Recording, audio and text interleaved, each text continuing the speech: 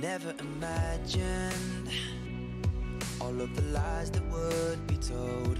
Feel like you never know someone until you need the most. Show your true colors, and they were black and dark and smoke. A devil in hiding, a heart all frozen cold like stone. And I thought we'd go much further, but the cards are on the floor, and the hope so quickly faded. I can't take much more, and I'm questioning decisions. Where did I go wrong? But I come to the conclusion you were broke from the start. And I'd have died for you, died for you, and I'd have lied for you, lied for you. I guess that I was a game to you. No.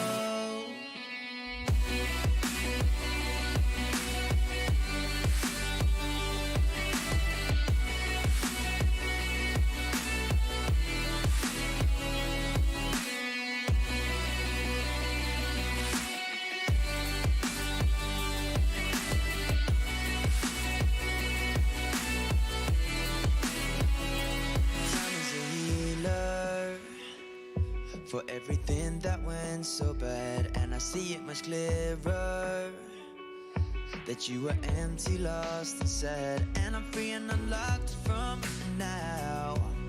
The spell that I was under, I've learned my lesson. Always avoid the rain and thunder of lost souls.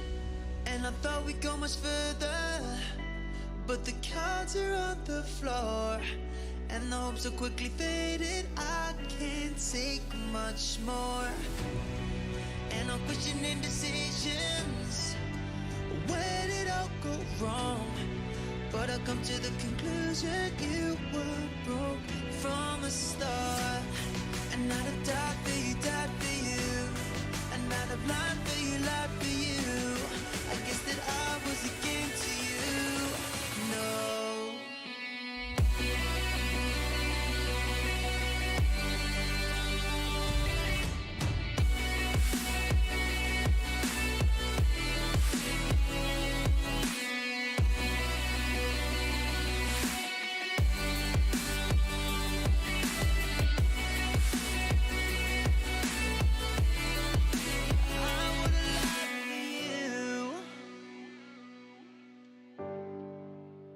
Was a game to you. I guess that I was a game to you. I guess I was a game to you. I would have died for you. It's wonderful when you smile. Yeah. I think I'm lost in your eyes. Yeah. Our love is strong, more than a mystery. The flame still burns. That's our mystery. 'Cause I feel sad when you are far, when you are not here. I have nothing. I have nothing. You give me hope, you give me light. Just never leave me. I have nothing. I have nothing. I have nothing. I have nothing. I have nothing. I have nothing.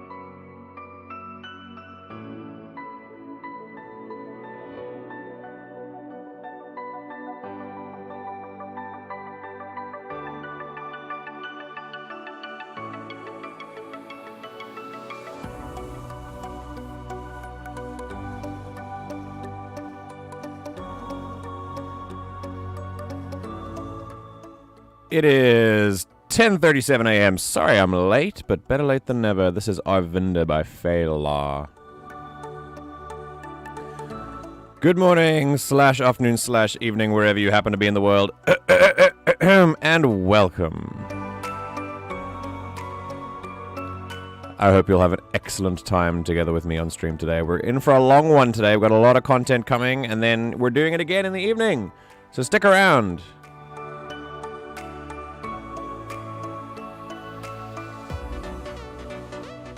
We're looking at some reading stuff, then some music analysis, maybe some video games afterwards, depending on if my friends who voted for video games can reply to my message in general chat. But anyway, it should be a fun one. Here we go.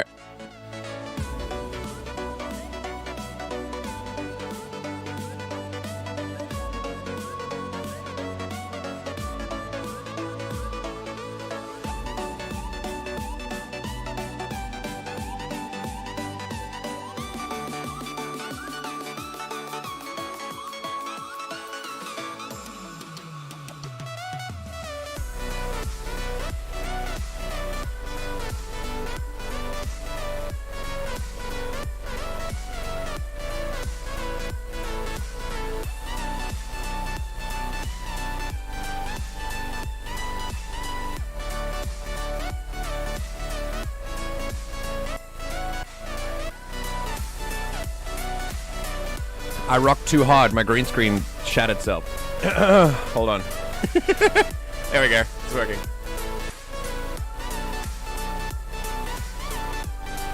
I'm in a spaceship. Look, it's great.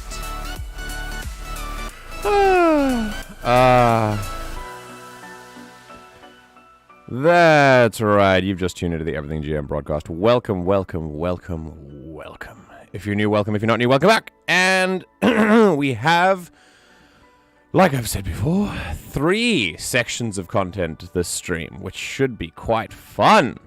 I'm playing. I know in the streaming polls, I do say that video games are gonna take like. I do say that, you know, things are going to take precedence based on whether we did them last stream or whatever, because I'd like to do the things that we haven't done in a while next so that we keep a variety of content going. But with the kind of series that we've got going with the Outer Wilds, I've kind of been breaking that when it comes to video game school. I hope everyone is okay with that. Like I said, I like to kind of democratize some elements of this. As the facilitator of content, that doesn't mean that I'm like necessarily like a dictator as well. I know that many people are like, my page is a dictatorship, and I get that. Like, I also reserve the right to, like, you know, Clorox comment sections and things. But I do like to give people who watch some say in what goes on, because we're all in this together. We're all in this together. So what I think what I'm doing is kind of I'm basically gonna finish the Outer Wilds, and then we'll see what happens. But for now, I'm not sure. It depends on if friends are going to reply to my messages in chat. There we go. Okay. Got it. All right, then we're not gonna play Outer Wilds, and instead we're gonna do some. Maybe we'll do some Outer Worlds, because it's been a while, or we can play a completely new game. So honestly, it's really up to you guys. I'm gonna show you my Steam library, and then we can choose a game, because or my Epic library, because I recently did pick up a few games, not like for cost, but like Epic releases some free games every now and then, and I have a huge library, and there's so many games I haven't got around to yet, and I'd like to try that. So maybe we could do that, or we could just continue with the Outer Worlds, because that's been a while. So yeah, right. I have 4 slices of loose ham, a yogurt, and Pepsi. That sounds like a damn good meal to me. And the ham is in my tum. Yum yum in my tum-tum. This slaps harder than a professional slapping competition. Incredible. 3, yeah. It's true. It's true. This is how democracy dies with a really cool video game. You are correct. Because, I mean, it is cool for me too. But I also know that, like, I know that I'll say goodbye to them when the game is finished. to Sylvan Duddles, because they'll go on and do their own things. They're here to watch me experience Outer Wilds, so I appreciate that they're here, but I'm not fooling myself. So yeah, I think once the Outer, I'll focus on Outer Wilds once it's done, and then we can focus on some other games as well. But since they're not here, we can do some other stuff as well. Let's play The Mandalorian Dead Redemption. What? God, that would be incredible. That would be absolutely amazing. Wow. I would pay so much money for that game. Again though, like I said, hold on, because a Ubisoft subsidiary is creating a Star Wars open world RPG. Just wait. They're doing it, like, as we speak. It's coming. It might even be announced at Celebration this year, and I'll be able to let you know, because I'm gonna be there. Basically Red Dead 2, but you're Din Djarin pre The Mandalorian. Yeah. You've actually mentioned this before, and I agree. This would be amazing. It would be pretty freaking cool to do. Alright. For now, though, I honestly do think it's time for meditation, because we did get good votes for that today. So that is what we're going to do. How is everyone doing, by the way? I know Alex is here, but I see two others. How's life? Please explain. How was your day? If you're on the western side of the world and this is evening for you, did your day go okay? That's why you're on Turf Island? I'm not on Turf Island. I thought you were there. Aren't you from the UK? I'm in Korea. Korea is like all sorts of discrimination island. Like, they don't have a single anti-discrimination law in place at all. It's great. Like left-wing, like far left kind of activism and beliefs are not just frowned upon, but sometimes literally punished. So, because it scares them too much of North Korea. You're coming to Turf Island. Ah, yes, I am. I am indeed. I am indeed on my way to Turf Island. I'm not sure if I'm going to enjoy my time there, but Star Wars Celebration is going to be great. Oh, man. I'm staying with my family as well, so it's going to be really cool. In fact,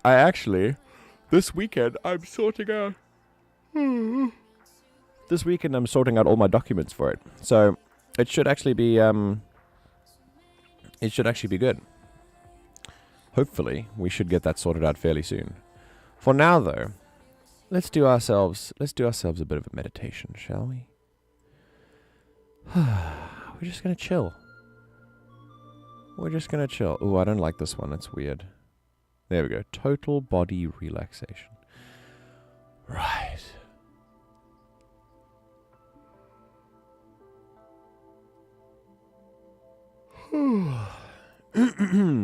All right. Here we go. Wherever you are right now, wherever you find yourself,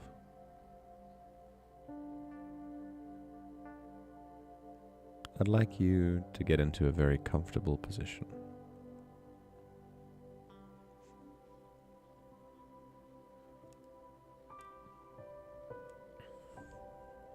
One in which you could possibly fall asleep. And like we always do, from this moment until I tell you to wake up, you will be aware of every breath.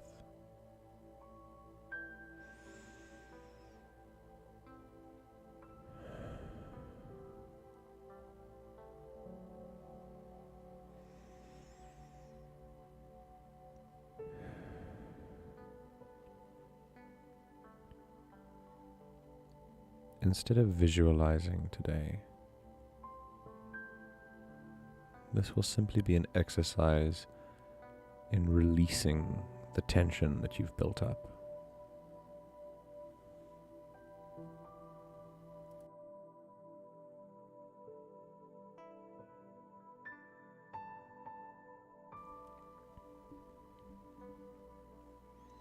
Tension builds in many places. And so we're just going to take some time to take our senses inward and focus your perception on all of the muscles that exist in your body. When you think you've found all of them, keep digging. There are so many that exist that we don't pay attention to at all, but even they harbor tension as the day goes on. All the way down to your toes, the very tips of your fingers, all muscles. They're all there.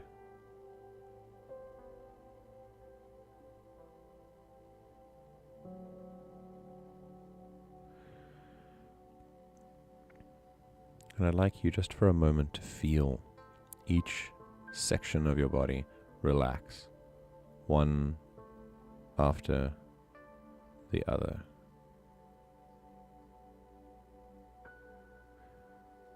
And you should start to feel like you're melting,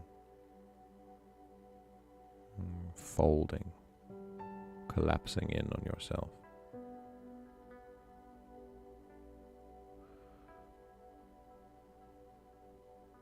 If you don't feel that, that's fine.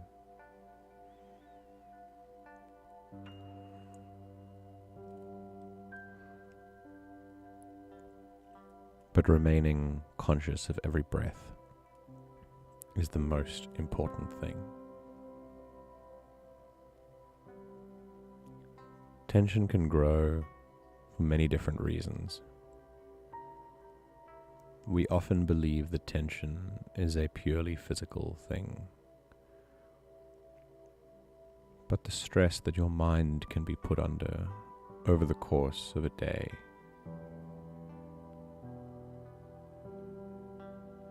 can have shockingly adverse effects on the body. They can cause weight loss, weight gain, sleep deprivation, sleep apnea, muscle tension. Almost every medical problem that relies on your body being under some sort of tension can be traced back to mental or emotional stress. Mental health is physical health.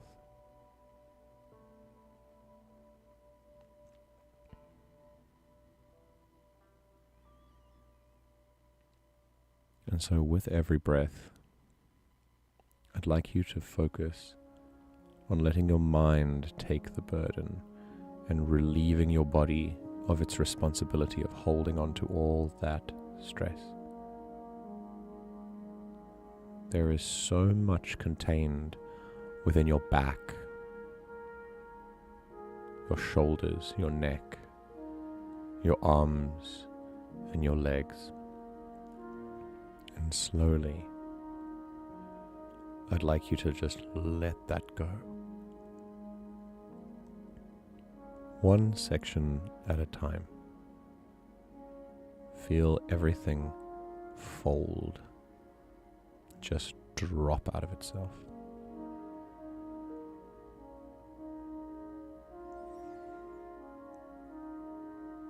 Legs,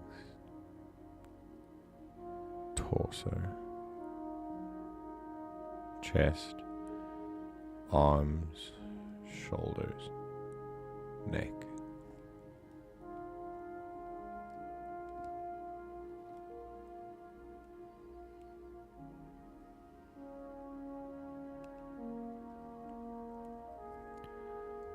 And finally, one of the most important of all, your face. Bring your tongue from the top of your mouth. Let it rest on the bottom. Unclench your jaw. Raise and lower your eyebrows. Move your cheeks. Just stretch your face a little bit.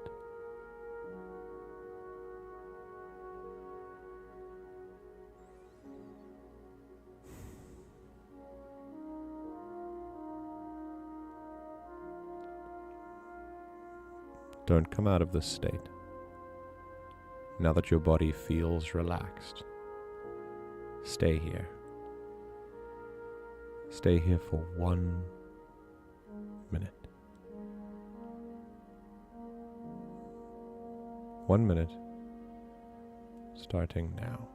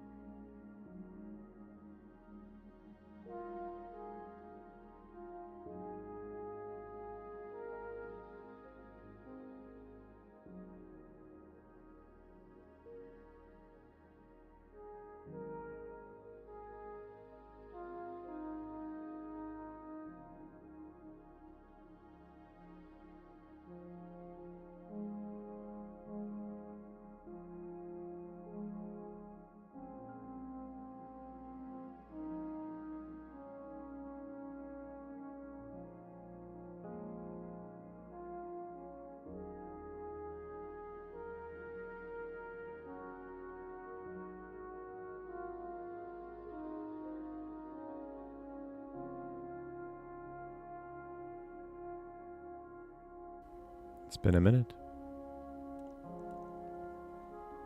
How did you do? Were you too fast or too slow? Were you just about right?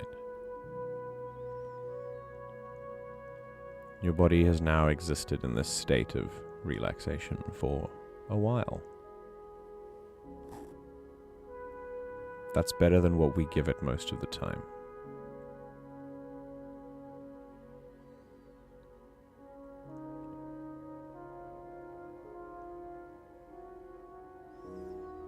And so after every breath, when you come out of this state, don't reapply the tension. Let your body stay in this position for as long as you can. Give your mind the responsibility of holding on to the tasks that it has. And whenever you're able to visualize this, whenever you can remember, just redo this. Your body will thank you.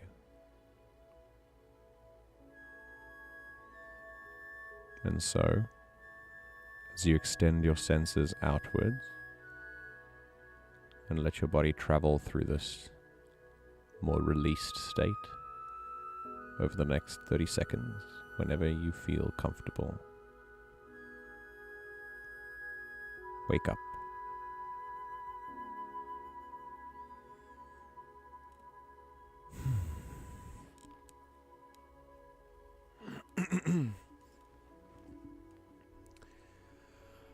Whoa, okay. I feel better. Something a little bit, something super nice about just like, just doing that, right? Just flopping out your body. It's great. It's good fun. Welcome back. All right, get yourself moving. If you can click your neck, do it, because it's fun. Also, have a look, like, my hair, like, sits much easier here, and then this side, it's just super frayy over here. I'm not sure why, but it's okay. Yeah. We can just, I'll just tie it. Let me tie it around here. There we go. Now, wait, I can do the thing. I can have a beard. This is the closest to a beard that I've ever had. Because I can't grow a proper beard. I grow patches still. At the ripe old age of 27. Alex, I've done some pretty good work on a transcription I'm working on and watched some really good TV. Excellent. Good to hear it. Finished the first season of 60s Doctor Who. Nice. Sandman episode 5. Very good TV. I have always wanted to watch Sandman since it came out. It looks really, really It looks really freaking good. It really does. Let's see. My hair looks horrible right now. I can't wait to get it chopped. How long is your hair? 'Cause my hair, it's curly, so it's longer than it looks. Like it'll, if it was straight, it would probably come down to about like just below the nipple. And but because it's here, it kind of bunches up like that. And I had it longer than this. I had it cut like a little while ago. It's now almost kind of grown out to its length. How long is your hair? Sandman is real good. I've been told. I mean, Neil Gaiman is amazing. So anything he writes, I'm going to be automatically inclined to read or consume. Okay. I am going to take a second, and we're going to do some reading first. I want to do some reading. I just realized your hair reminds me of Weird Al. Really? That's so interesting. Actually, that's true. Without the sometimes he has a beard, sometimes he doesn't. But I don't. His hair is like a little less curly than mine. Like his kind of stretches out a little bit more. But I can see it. I can see it. It used to be down by my backside, give or take, but I've taken it up to around my shoulders, ready to get chopped properly. Oh my goodness, that's long. Wow, wow, wow. The only thing I've seen of Neil Gaiman's I didn't like was the second episode of Doctor Who he wrote in 2016 was real bad. Again, look, my obsession is Star Wars, not Doctor Who. So I'm not sure about like I'm afraid I can't really kind of speak on the goodness or badness of Doctor Who episodes, but I'll take your word for it. But I have been told many times by many people who know me that I would enjoy Doctor Who. Maybe one day I'll get around to it. He wrote it as 2 45-minute episodes, but was forced to squish it into one. Ugh. See, then that's not his fault then, you know? So, yeah. Alrighty. Let's do this, shall we? We're going to do some reading. Where we last left off, we were in a very, very concerning part of the Star Wars galaxy. And this, to me... Oh, hold on a sec. Just a second. I've got to fix things.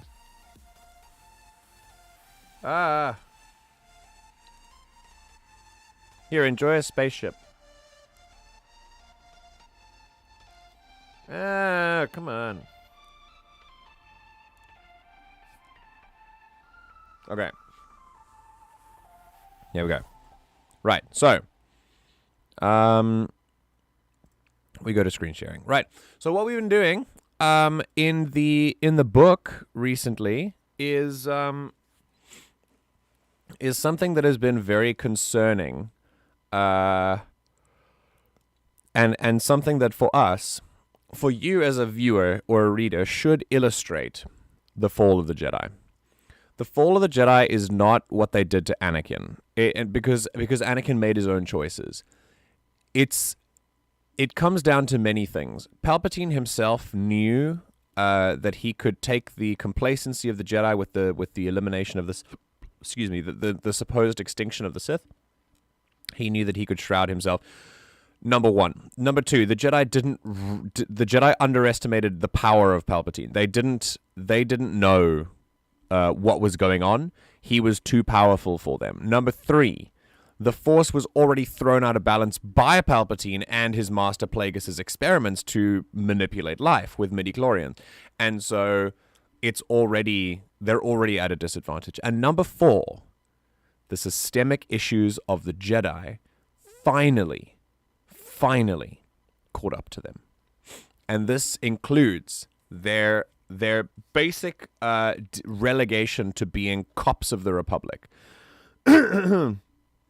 To go and do the bidding of the Republic and the Senators. That's one of the many reasons why Dooku left became one of the Lost 20. It's one of the many reasons Qui-Gon didn't get a seat on the council, because he knew about all of this stuff. It's one of the reasons Ahsoka left. She was betrayed by their dogmaticism as well. It's the idea that the Jedi, over the thousands of years that they had held peace and kept it in their grasp, they became too... they not only became too involved with the Republic as essentially the Republic's police force, which, as we know, a police force in general is not is not usually good from our real world experience. But essentially, they were a law enforcement agency for a capitalist power, and that does not gel with the philosophy of a Jedi, and so slowly that philosophy was eroded. Consider then also the fact that this is their first war, their first all-out war in centuries. The High Republic did not have all-out war, and so many of them are just not warriors at all. They've forgotten how to do it, and so when it comes to this war, it makes them jaded. It creates a bitterness, and it creates an espionage element within the Jedi, and it lets them, it gives them a chance to enter into these shady dealings and things like that. Master Mace Windu, Mace Windu has just asked Obi-Wan. He's just spoken to Obi-Wan about the suspicion they have of the Supreme Chancellor of the Republic. Even though he is the Sith Lord, that's true. But the Jedi are so close to this, they have no idea how close they are. But we have the benefit of knowing that Palpatine is a Sith Lord. They have no idea. They are basing this on assumptions and the darkness that clouds everything. They are performing treason. But without, like, it's a dark time for the Jedi, arguably the darkest time for the Jedi, because this is the time where they damage themselves almost irreparably. As Luke said in The Last Jedi when he taught Rey about this, the Force does not belong to the Jedi. And I think what may have happened over the thousands of years the Jedi had consolidated power without real competition, except from the obvious bad guys, the Sith, the Jedi kind of had become the monopoly on the Force. Where, and I'm sure that many Jedi believed that without the Jedi there could be no balance to the Force. And many people believe that too. Many people believe that without the Jedi there will be no balance to the Force. And that's just not true. The real fact of the matter is, without the Sith, there would be, without the Sith, there'll be balance. The Sith are the ones who disrupt that balance. The Jedi, unfortunately, are the ones who monopolized the idea of balance as one thing that they inherently held. The Force will exist without the Jedi. And what we're seeing here with this secret conversation that we don't see in the movie, which is very interesting, between Mace Windu and Obi-Wan Kenobi, is essentially how the mighty have fallen. And Obi-Wan ends with, yeah, things change indeed. And then we'll go to Anakin and Padme, because, we are going to... This is going to be cringy as hell, I already know. But here we go, alright. He written it as 2 45-minute episodes. Oh, we did that already. Not his fault. It was the format of the series he written it for, and on Stephen Moffat for not communicating that format properly. Fair enough. Space Cops of the Day Sword. Taters! Hello, Taters! Good evening. How are you today? And also Sheev. But Last Jedi. Yes. Luke was correct in The Last Jedi when he said, to say if the Jedi dies, the light dies is fantasy. That is true. Like, he's correct. When he turns his back on what he did, it's not that philosophy. He turns his back on the fear that he had that sent him to this island, and he turns his back on the notion that he did the right thing by leaving. Like, that was what Luke learned to then pass on to Rey in The Rise of Skywalker. His lessons to Rey are 100% correct. That the Jedi do not own the light. The Force exists without the Jedi.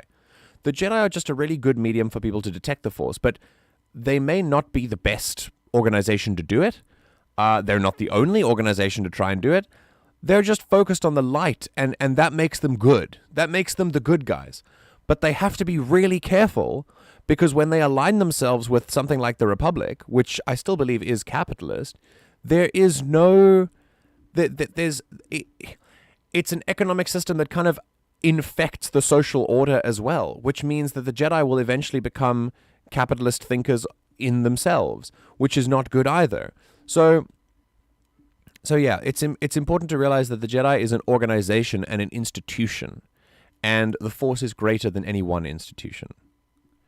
And Luke was completely correct in that assessment.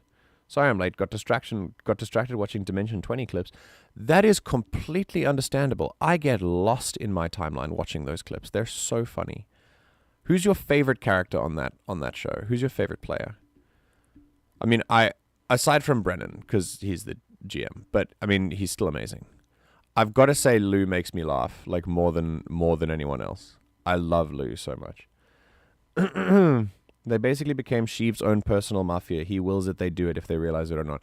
That is essentially, tragically, what happened. Even if they had suspicions with him or his aides or his assistants, they knew, or they were so beholden to the Republic that if he said jump, they said how high. That's how it worked. Me typing Brennan Lee Mulligan. Everyone loves Brennan. We all know that. We all know if you could choose Brennan, it'd be Brennan. That's why I said except for Brennan.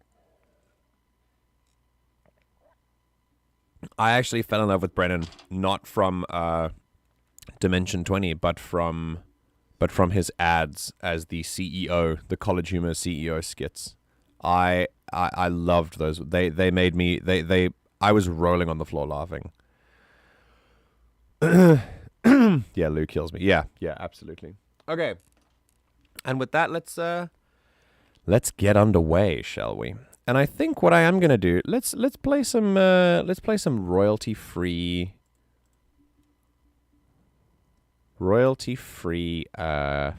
fantasy. We can look at some playlists. Fantasy, royalty-free, lighthearted D&D. Let's do royalty-free, lighthearted D&D. And if anything else happens here, if the stream goes away, let me know, because then I'm using copyrighted music. Let's see. And I loved Abria when she was on Critical Role. Oh, wait. Wow, didn't she play the druid? The light druid that they met in the wastes in Jorhaus? I'm so sure.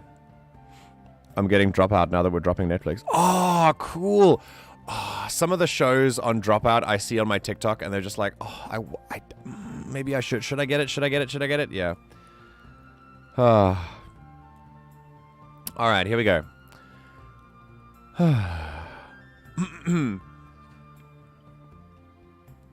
Anakin's heart. Hold on. Let's get something a little bit. No. I want some like gentle stuff. I need some gentle fantasy. Come on, give me. Ooh, I like this. Okay, cool. Anakin's heart pounded in his throat, but he kept smiling and nodding and shaking hands and trying desperately to work his way towards a familiar golden-domed protocol droid who hung back beyond the crowd of senators, right arm lifted in a small, tentative wave at R2-D2. She wasn't here. Why wasn't she here? Something must have happened. He knew deep in his guts that something had happened to her. An accident, or she was sick, or she'd been caught in one of the vast number of buildings hit by debris from the battle today. She might be trapped somewhere right now, might be wounded, might be smothering, calling out his name, might be feeling the approach of flames. Stop it, he told himself. She's not hurt. If anything had happened to her, he would know. Even from the far side of the outer room, he would know. So why wasn't she here? Had something... Okay, this is like... The intensity with which Anakin, like, not loves, but possesses Padme is like heavy for me. Like when I watch episode 2 and I see that scene where he talks about how he can't breathe, like I'm reminded of when I was first awakened to like love, like emotions of love and affection and infatuation that I felt, because those are the first times you feel those feelings. And he never let those go because he was never taught how to evolve and mature them. And so because he never matured those feelings, they stay there in those super deep, intense versions of themselves that just drag everyone down around him constantly. That I would be exhausted. It's exhausting. He, like, one paragraph of him thinking about her and he's already like, what if she's dying? What if she's like fallen under a building and trapped? What if she's burning alive? And it's just like, oh boy, just like take it down a few pegs, you know? Just relax. You're married. Like yeah, and that comes from not processing your emotions correctly. This is a cautionary tale. Anakin is one of the biggest cautionary tales in media history. It's a cautionary tale about not letting your emotions get the better of you, about how to mature them, how to process them. Anyway, she was on the Exandria Unlimited 4-episode Calamity arc. Okay. He doesn't love her, he's infatuated. Yeah, it's obsession. He's obsessed with her. And the real tragedy is that I think she loves him. I think Padme loved Anakin very much. And I do think I agree with her in the sense that there is good in him. Because he tried his best to be a good person. But his emotions were so immature in their development that he had no way of like processing them at all. And that is one of the main reasons that led to the dark side, is that he instead of just letting his love for Padme be enough, I do believe he loved her and cared about her in his way, but more than that, he let that turn into possessing her and obsessing over her. And I mean, guys, don't obsess over people, all right? Celebrities, the people you love, your family, like, don't. Obsession is not a good thing, all right? It's just, having, like, a special interest is one thing. Like, I'm obsessed with Star Wars, and that's okay. And sometimes it's fine, but we have to be accountable for our obsessions and make sure that they're not hurting people. This obsession is harmful, and it's or hurting ourselves, because this obsession that Anakin has is harmful to Padme, first of all, but then also harmful to himself. Absolutely, I think she did. Yeah, she did love him. But she should never have been with him that long. There are many things that happen in the Clone Wars animated series that are a major red flag for me. I would have left, like 100%. Or at least I would have, to be honest, I say that confidently, but I have kind of a track record of not leaving when I should have left, so maybe I wouldn't have. But I do think that I do think that, like, I would have at least gone, excuse me, that's a very big no. I'm gonna not do that. And Padme's pretty fierce in the Clone Wars, but she still let him get away with a ton of stuff. Anakin is still in the are you an angel phase with her and his ability to open himself emotionally. Absolutely. He never left. He never left that emotional intensity and carries it through into Vader. And in Obi-Wan Kenobi, we can see him. We can see him act on his emotions constantly. He is the Emperor's fist. He is the terror in the galaxy. But he is also someone who acts on emotion. Darth Vader is not a calm individual. He kills people on a whim, and he stops at nothing to locate his son as soon as he realizes that Luke's his son. He burns the galaxy for it. He kills like half his Imperial command just so that he can find Luke. He's acting on emotion again. He never got out of that. Even into his old age, right up until his death, his emotions are what caused him to right the wrongs that his emotions caused. It's all just a cautionary tale. It's all just develop your emotions, process them properly. That's it. All right, here we go. Oh, wait a minute. I'm kind of surprised Obi-Wan never intervened. He obviously knew about them and what Anakin is like, yet never did a thing. This is where a lot of people can mistakenly blame the Jedi or Obi-Wan for Anakin's downfall. There are things in lore that we call decisive factors and contributing factors. And there's a very, very, I mean, you can probably tell the difference. There's a very, very important distinction between the two. The Jedi's corruption, Obi-Wan's lack of intervening, Qui-Gon's death, the Clone Wars, Ahsoka's leaving the Order, Palpatine, very obviously. Those are all contributing factors. Anakin himself and his inability to reason with himself, his inability to mature his emotions and process them properly, that is the decisive factor. That is a decisive factor that led to his path down the dark side. Everything else is contributing. Obi-Wan's lack of intervention comes from the fact that Obi-Wan was not a very good master for Anakin. Obi-Wan was an amazing man and a great Jedi and a really, really good, compassionate person. But he didn't know how to reach Anakin. And remember that Anakin himself reacted irrationally to a lot of things, especially when confronted about Padme. Obi-Wan tried to confront Anakin about Padme in the Clone Wars arc, but he didn't want to breach it entirely because remember, if Anakin is found to be attached, he gets into trouble. And they have that kind of thing hanging over him all the time. So Obi-Wan is trying to navigate a minefield while also never feeling like the right master for Anakin. He never did. He never felt like he was a master to Anakin. In episode 1, in The Phantom Menace, he never even... This is a bit upbeat, to be honest. In The Phantom Menace, he never even wanted to be Anakin's master. He was only doing it because Qui-Gon made him promise to do it. He made a promise to his master that he would train Anakin. He didn't feel ready for it at all. He was like literally a knight just after Qui-Gon died, and then immediately he's a master and he's training Anakin. Not cool. Not cool at all. The Jedi broke tons of rules to make sure that Anakin was not only trained, but that he was trained by Obi-Wan, because Obi-Wan made a promise to Qui-Gon, and then that Anakin was put on the council and all the other mistakes that they made regarding him. They should never have put Obi-Wan with Anakin. They should have made him train under another Jedi. After Qui-Gon died, it should have been another Jedi. Obi-Wan was not prepared, and he knew that. Obi-Wan felt that himself.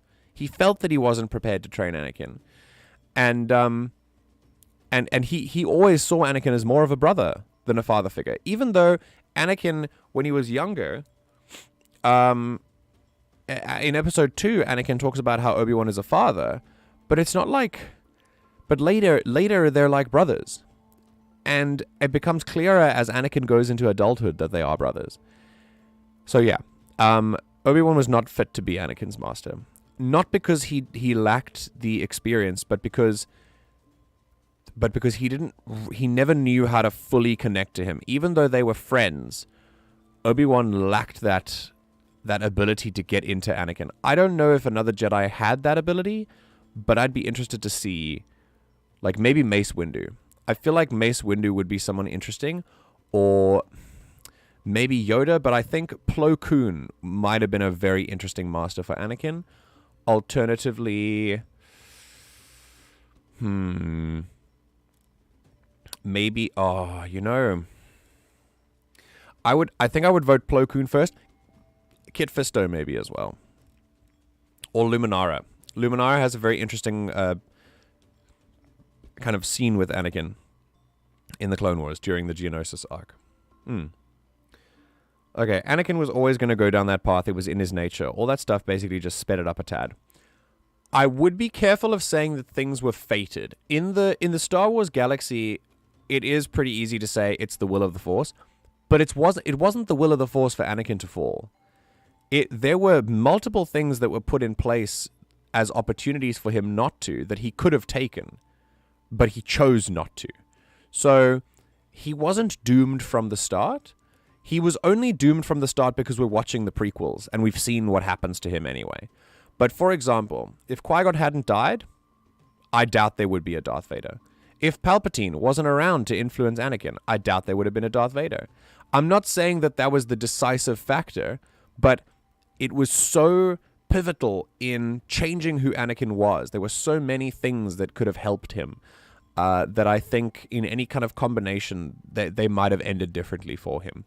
But Anakin made choices. That's the most important thing. And his choices, not what was fated all along, but his choices led to his downfall. The "you were like a brother" line sums up why he wasn't a good Jedi Master for Annie. Absolutely. And I will also say there is a line in the Cinema Wins analysis of Episode 2 that is absolutely amazing, and it is exactly how I feel about it. Obi-Wan is like the B... It's like the B student training the A+ student. Obi-Wan doesn't even feel prepared as a Jedi to train someone with Anakin's power. And he also doesn't want to do the thing that teachers do when you teach a really smart kid. One of the best things you can do is get out of their way and let them like discover things. But not with Anakin, because he's so powerful and he's so emotional. Like, if you get out of his way, he's going to go, commit another Sand People massacre, So yeah, it's like a parent saying they want to be friends with their kids. That is absolutely true. Absolutely true. And Obi-Wan had a brother in Anakin. And Anakin, honestly, in some ways had a brother in Obi-Wan, but Anakin wanted a father in Obi-Wan. And when he couldn't find one in Obi-Wan, he went to Palpatine. And Palpatine was like, yeah, I'll be your dad, sure. And that was how he got his hooks into him. But Anakin, when he was a kid, he was looking for a father figure. And he found a brother in Obi-Wan. And teachers cannot be friends. They are teachers. That is the difference. Parents cannot be friends. There is a specific role that a parent plays that will never... that should never cross over into being a friend. A friend is someone... No, it's not about age. It's not necessarily about age, because I'm friends with lots of people who are like much older than me, or much younger than me. It's about the role you play in their lives, and parents are teachers first and foremost. They are mentors and guides. They are not friends. Plo Koon would probably be the best for Anakin. He understands attachment while being able to keep distance. That's why I saw Plo Koon first. Yeah, especially Plo Koon with his clones. Amazing. Anakin never learned how to detach. He was still attached to his mom, so it was inevitable he'd end up attached to someone else somewhere. Absolutely. And that is why the Jedi first refused to train him, because he was too old. Because they take kids young because they don't have time to form attachments to their loved ones yet. Because they're trying to teach them that as a Jedi, all the galaxy should be your loved one. That's it. You should defend everyone equally. And he wanted a father figure, and an old man became his daddy. Yes. The clones were exactly what I was thinking with Plo. Yeah, exactly. Plo Koon instilled in his clones incredible loyalty, because they knew that he would defend them to his last breath, but he was also not attached to them.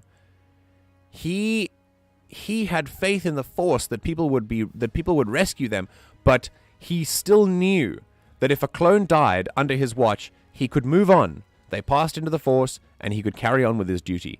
That is what Anakin never learned to do. That not to me line, exactly. Right, and that's in like one of the first episodes ever with Rising. It's the Malevolence arc, Rising Malevolence. And it's when they're there and they go, we're clones, sir. We're meant to be expendable. And he goes, not to me. And I'm like, Plo, daddy. Anyway, let's keep going. We've only done one paragraph, guys.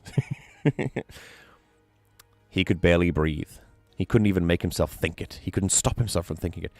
Had something changed for her in how she felt? I don't know if I can do this. He managed to disengage himself from Tundra Dalmea's clammy grip and insistent invitations to visit his family's deep water estate on Mon Calamari. He slid past the Malastarian Senator Ask Ak with an apologetic shrug. He had a different senator on his mind.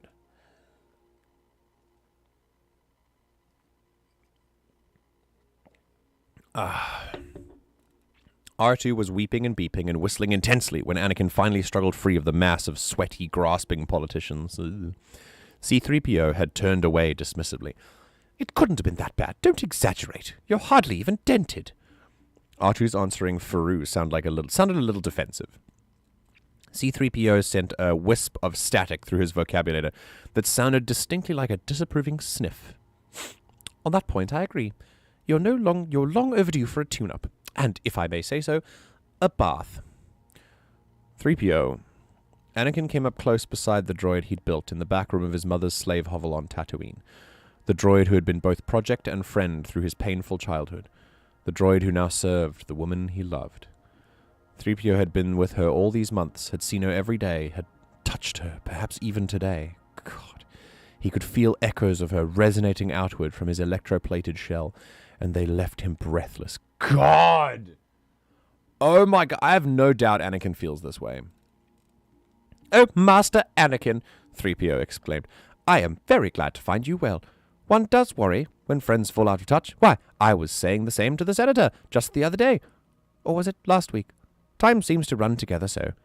Do you think you might have the opportunity to adjust my internal calendar settings while you... 3PO, have you seen her? Anakin was trying so hard not to shout that his voice came out a strangled croak. Where is she? Why isn't she here? Oh, well, certainly. Officially, Senator Amidala is extremely busy, C-3PO said imperturbably. Oof. She has been sequestered all day in the Naboo embassy, reviewing the new Security Act, preparing for tomorrow's debate. Anakin couldn't breathe. She wasn't here? Hadn't come to meet him over some debate? The Senate. He hated the Senate. Hated everything about it. A red haze gathered inside his head. Those self-righteous, narrow-minded, grubby little squabblers. He'd be doing the galaxy a favor if he would go over there right now and just... Wait, he murmured, blinking. Did you say... officially? Oh, yes, Master Anakin. 3PO sounded entirely virtuous. That is my official answer to all queries regarding the Senator's whereabouts, all afternoon. The red haze evaporated, leaving only sunlight and dizzyingly fresh air. Anakin smiled. And unofficially? The protocol droid leaned close with an exaggeratedly conspiratorial whisper. Unofficially, she's waiting in the hallway. It felt like being struck by lightning, but in a good way. In the best way any man has ever felt since roughly the birth of the universe. I hate it. I hate it. It gives me a pit in my stomach. Because can you imagine trying to live up to that expectation of yourself? Can you imagine if someone else felt this way about you? It would make you feel so uncomfortable all the time. Because you know that wherever you are, they are either feeling so rage-filled that they want to go do a murder in the Senate Hall, or they want to be struck by universe-birthing lightning. That's the scale. There is no middle ground with Anakin's feelings. And this is so incredibly, effectively described now in this novelization that it makes me... It makes me cringe inside. My stomach is turning because it feels sinister. It feels, I'll tell you, it feels predatory. That's what it feels like. It doesn't feel like a relationship. It feels like symbiosis. It's really, really, really unhealthy. Please, if you find yourself feeling like this more than the first time you feel emotions, you really check yourself. It really should kind of balance itself out, you know? It is okay to feel butterflies and it's okay to be in love. Being in love is a wonderful, wonderful feeling. This is not love. This is not what love feels like. It feels like lots of different things, but it's not this. There are so many other definitions for love and how love feels because it feels different for every person. This is not love. This is obsession. This is predatory behavior. Not good. Not good. If you feel like this about someone, this intense, I will tell you right now, I'll tell you not just where this position doesn't come from, but where it does. This does not come from love. This comes from anxiety. This is the reason we talk about butterflies in your stomach. A lot of people will say things like in sort of popular kind of relationship advice and stuff like that. They'll say things like, you should feel, butterflies in your stomach. And if you don't feel butterflies when you're around them or whatever, then maybe not the right one for you. No. Butterflies, the more intense butterflies are, the more intense your anxiety is. You are getting an anxiety response from being around that person. And so it's more important, rather than going, oh, well, I must be in love. It's more important to analyze, why am I feeling like this? Why do I have an anxiety response when I'm around this person? Because it comes from they are giving you attention and they are giving you validation. So you fear them not being there, because then that validation will be missing. That butterfly feeling you get is anxiety for, what if they leave? What if they don't? What if they stop giving me the things they're giving me? What if they sort of don't provide the things that they're currently providing for me? What if I scare them off? What if I do this? What if I do that? It comes from worry and anxiety. And if you let that fester, it will turn into obsession, because you will become obsessed with the drive to constantly crave that attention and validation the other person is giving you. And not once have I ever spoken about how this feeling is related to what you can do for the other person, because that is what a relationship should also be. It's about what you bring to the table and what they bring to the table and how you make it work and build that portion of your life together. It is not this. It's not this. This is the wrong kind of feeling to be having. If you ever find yourself feeling things like this, you should question why. Oh, goodness. Good God, Anakin. Yeah, I mean, tell me about it. Did he really just say he wanted to do a terrorism just because his wife was doing her job? Exactly.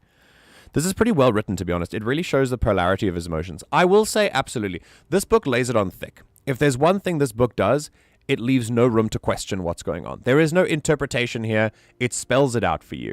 It's a very easy read. I mean, not in the sense that, like, I'm exhausted after reading just the Anakin paragraph, but it's an easy read. In terms of, like, there's not much in the way of interpretation. I'm going to see if these novelizations are on Audible, because, God, I need to listen to all of these. They are, actually. But, you could also listen to this one. It does. It truly does make you feel uncomfortable, and it puts a lot of pressure on you as a person. You feel like you're walking on a ledge. Absolutely. Because as soon as you misstep, Anakin's going to rage and go do a murder on a senator. It's just weird. At any moment, you could trip and fall off their pedestal, and that intensity directed at you will shift to the other side of the spectrum. Exactly. And here's the problem. Obsession turns predatory, and predatory turns abusive. And that is when we see Anakin force choking her right at the end of the movie. That's why he does it.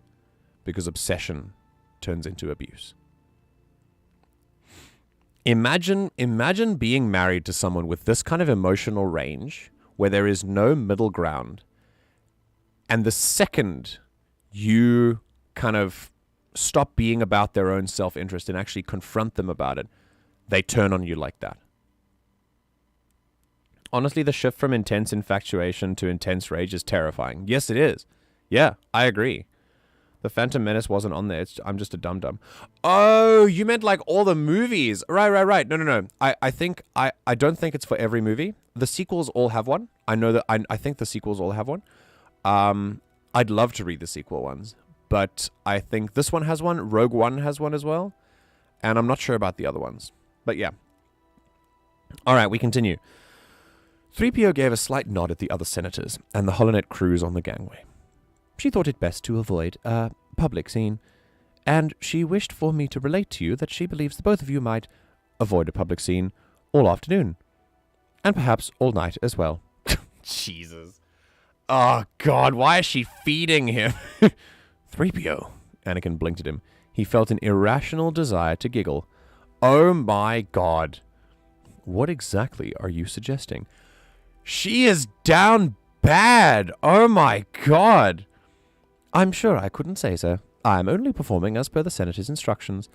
3PO is like, also kind of, he's like, I don't know if he's always been super innocent in the movies and like super oblivious. So I imagine even when Padme is telling him, hey, 3PO, tell Anakin that I want to bone him all day today. And he's just like, fine, sure, I'll go. What do you mean by that? Like, you're going to have like, are you going to have like fried chicken or something? And just, you know, like, is that what you call it? Anakin shook his head in wonder, while his smile grew to a grin, grin he thought might split open his cheeks. You are amazing. Which cheeks, though, Anakin? Thank you, Master Anakin, though credit for that is due largely... C-3PO made an elegantly gracious bow. To my creator. Anakin could only go on grinning.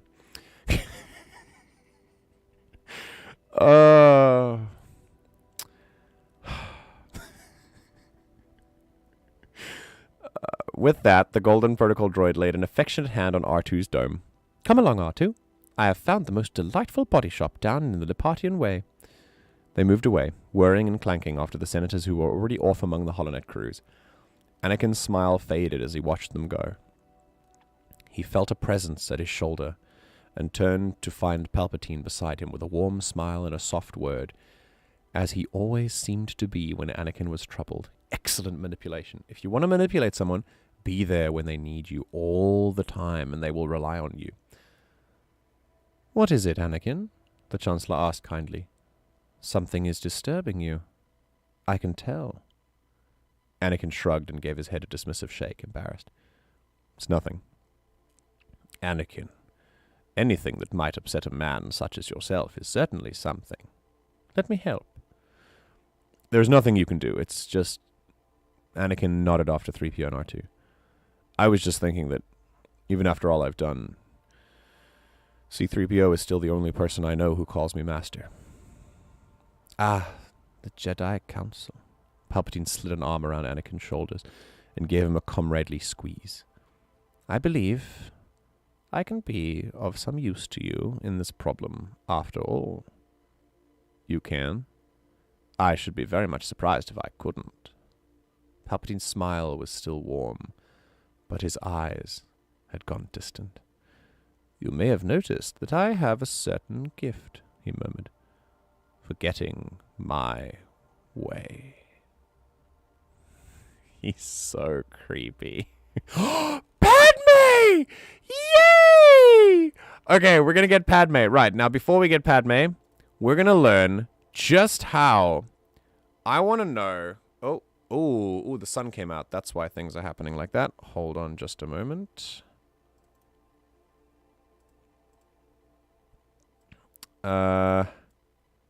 Let's see. We're just going to rekey this quickly because the sun just came out. Baby, lock the door and turn the lights down low. That's what Anakin is thinking, for sure. Yeah, I've been in that relationship. I was young. I've been Anakin. I've been Anakin. And I hate that. It makes me reading this, not in the sense that I was abusive, but reading this I was so intense. I was so intense. And reading this makes me think, oh God, I was like this, wasn't I? And it makes me cringe. I cringe. Yeah, I've grown out of this. Does 3PO even understand? Yeah, he definitely...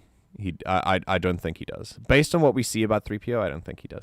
Cue the Brooklyn 99 bone meme. Bone! How dare you, Detective Santiago? What? No, it's not. It's not Santiago. It's Diaz. How dare you, Detective Diaz? Bone! Never speak to me in that way again. I joined the stream, read grin he thought might split open his cheeks, and had the entire wrong idea. Yeah, that's what I told you. Told you. Anakin split his cheeks open for Padme. Yeah, Star Wars is known for its pegging. Yeah. I don't know what MJ's into. Many things. Many things. Time for a detailed description of Anakin Padme's eating. Diaz, I am your superior officer. Bone! I love Brooklyn Nine-Nine. It's great. We leave the propaganda alone. It has some funny moments. Here we go. Now we're going to find out whether Padme actually feels the same way, because now it's going to be her POV. And I'm very interested because I feel like she loves him too, but I feel like it's going to feel different. Because remember, we have to remember that Padme and Anakin have not seen each other in months, and there's been a war. So even if you were like, it should be intense. This is the time for emotional intensity. This is the time to be in love. This is the time to do to bone all day. This is because your husband is returning from war. Like it's a trope as old as time, and it is also a time for intense emotions. And yet still Anakin's feel a little bit weird, but we're going to now see if Padme's intensity is the same as his or is a little bit different. My money's on different. Let's see. Is this the weekly 1142 Obi-Wan X Anakin X Reader fanfic reading? Yes. This is my reading of the Star Wars Episode 3 novelization. We've now killed Count Dooku and escaped General Grievous. And it's weird that we're only like a third of the way through. Or I suppose it is the first act of the movie, which is like the escape. But we haven't even met Padme yet. We're about to meet Padme, and we're still a third through. So I don't know what he's going to skip over. But he really loves to like lay it on thick. These narrations are very, very in-depth and detailed. I hope the high ground quote is there. I hope if it isn't, it's just bad. I don't make the rules. I agree. I'll stop reading if the high ground quote isn't here. Count Dooku dies. You were here for it. I'm so sorry for spoiling you. All right, here we go. From the shadow of a great pillar, stretching up into the reddening afternoon that leaked through the vaulted roof of transparent steel over the atrium of the Senate office building, she watched senators clustering in through the archway from the Chancellor's landing platform. And then she saw the Chancellor himself and C-3PO. And yes, that was R2-D2.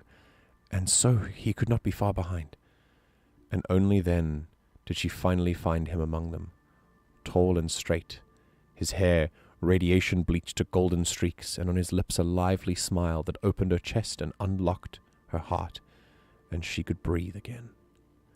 See, I don't know if I'm biased because I love Padme, but it's a lot subtler, you know? It's like, yeah, this is how you're supposed to feel. There should be this, he's safe, he's alive, like, because he's been at war. Like, that's more reasonable to be that intense, you know? Through the swirl of holonet reporters and the chatter of senators and the gently comforting tones of Palpatine's most polished, reassuringly paternal voice, she did not move, not so much as to lift a hand or turn her head. She was silent and still, only letting herself breathe, feeling the beat of her heart, and she could have stood there forever, in the shadows, and had her fondest dreams all fulfilled simply by watching him be alive. But when he moved away from the group, pacing in soft conversation with Bail Organa of Alderaan, and she heard Bail saying something about the end of Count Dooku and the end of a war, and finally an end to Palpatine's police state tactics, her breath caught again, and she held it, because she knew the next thing she heard would be his voice. Is that Anakin? Yeah. I wish that were so, he said. But the fighting will continue until General Grievous's spare parts. The Chancellor is very clear on this, and I believe the Senate and the Jedi Council will both agree.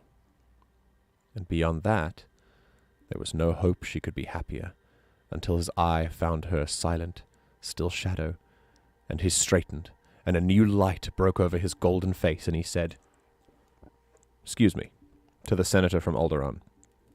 And a moment later, He came to her in the shadows, and they were in each other's arms. Their lips met, and the universe became, one last time, perfect. Oh, that's tragic. Oh my God. This is her best moment. This is their last good moment. Oh my God. This is incredible. It's downhill from here. By the way, Hayden Christensen is an incredible actor, and he plays Anakin incredibly well, including his range of intensity. His like intent. This scene in the movie is expertly done. The way that he processes emotions on his face, incredible, absolutely incredible. Oh my God, Star Wars spoilers. This is a reasonable person describing her husband. I agree. Like this is fine. This is being in love. This is love because you haven't seen him for months. Not like I'm gonna burn down the Senate so that you don't have to go to Senate meetings anymore. That's not what love is. Split open cheeks with grievous spare parts. Thank you. Here we go. This is Padme Amidala. She is an astonishingly accomplished young woman who in her short life has been already the youngest ever elected queen of her planet, a daring partisan guerrilla, and a measured, articulate, and persuasive voice of reason in the Republic Senate. But she is, at this moment, none of these things. She can still play at them. She pretends to be a senator. She still wields the moral authority of a former queen, and she is not shy about using her reputation for fierce physical courage to her advantage in political debate, but her inmost reality, the most fundamental, unbreakable core of her being, is something entirely different. She is Anakin Skywalker's wife.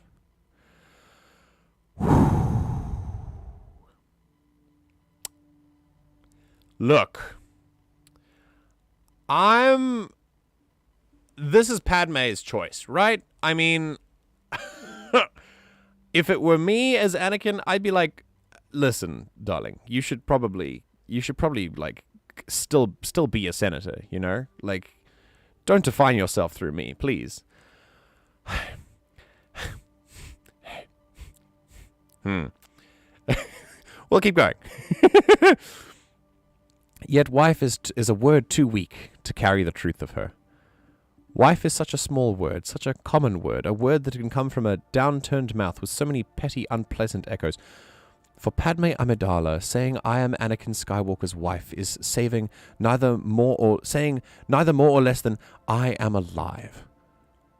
Her life before Anakin belonged to someone else, some lesser being to be pitied, some poor, impoverished spirit who could never suspect how profoundly life should be lived.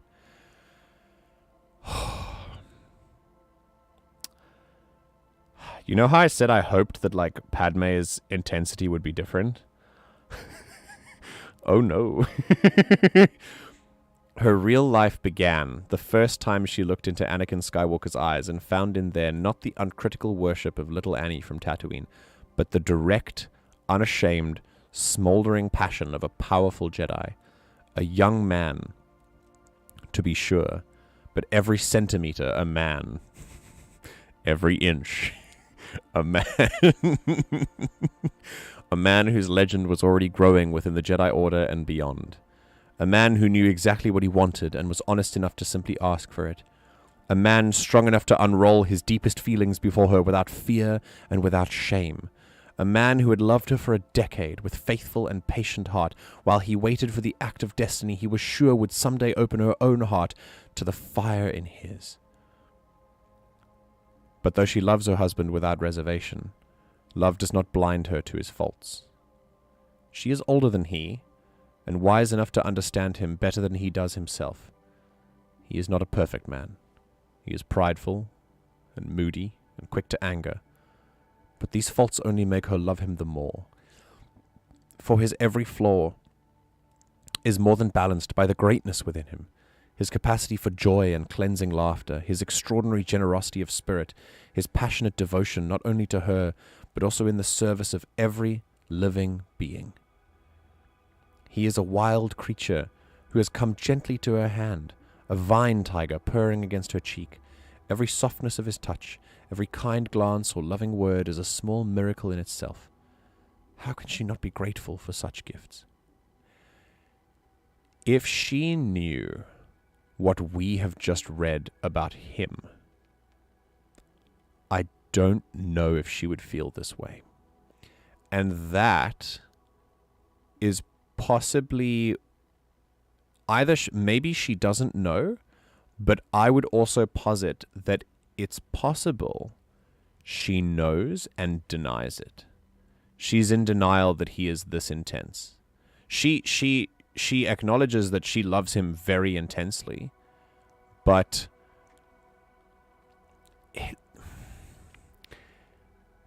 it's like at least her love feels more real. First of all, this was a little bit like this one, like I'm wife first and foremost. Like this was a little bit rocky, and then we kind of went, okay, I can see his flaws, and we're like, okay, we're back. We kind of saved it a little bit.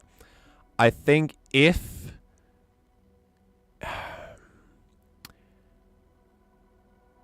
she really allowed herself to come to terms with like how intense he is, I don't think that she would perhaps feel the same way. I think she might feel differently about his passion and how she loves it. And I think also that the reason why she doesn't really question this right now is that she's around him. And this is very important. If you've ever been in this kind of relationship before, you probably know what I'm talking about. Whether you are the person who has been Anakin or Padme in this situation, it's very difficult to realize how to pinpoint the reason for your like unhappiness or the reason for your like why do I feel like really heavy or whatever. It's difficult to feel that way when you're still in the relationship. When you get out of the relationship, which she tragically never gets a chance to do, you then can look back with hindsight and think, oh God, that was incredibly cringy. Like, why was he so intense, you know? That may be what I'm getting from her here. But I still... Yeah. Yeah. It's intense. It's intense. For sure. For sure. It's for sure intense. Not as intense as Anakin, but it's intense. Alright, here we go. You added that with there? You added that with there? What? People read what they want to read. Okay, so that's true too, but this is my interpretation. So feel free to interpret another one. So like this is a group activity, so you can absolutely give your own opinion of it. And if you think I'm reading too much into it, that's perfectly fair. That's a completely understandable take to have. I am going into it as sort of analytically as I can, particularly because I know this movie and this universe so well. But yeah, no, you. Oh, okay, it was a joke thing. I thought you were. Okay. Right, yeah. I've noticed your Anakin is more Matt Lanter than Hayden Christensen. That's true. Hayden's Anakin is very interesting. My voice tone color doesn't do it. I do Matt Lanter's one much better. You, that ain't it, fam. Yeah, defining yourself by your husband. If it's your choice, yes. But I feel like her choice is manipulated by Anakin's intensity. That's the thing. Yep. Nope. Every word she says just keep getting worse. Anakin like raging fire. Padme like smoldering fire. What? She has a thing for people with terrible anger control. Yep. No, Padme, girl, run. Those are the red flags. You're not supposed to make a scarf out of them. That really just sounds like a toxic relationship. It does. It does. And the tragic part is, it is. It is a toxic relationship. Why is it a toxic relationship? Because of what a much more level-headed Padme said in episode 2. They are living a lie. Lies poison relationships. Basing relationships on lies poison them. It's very similar as if you, like,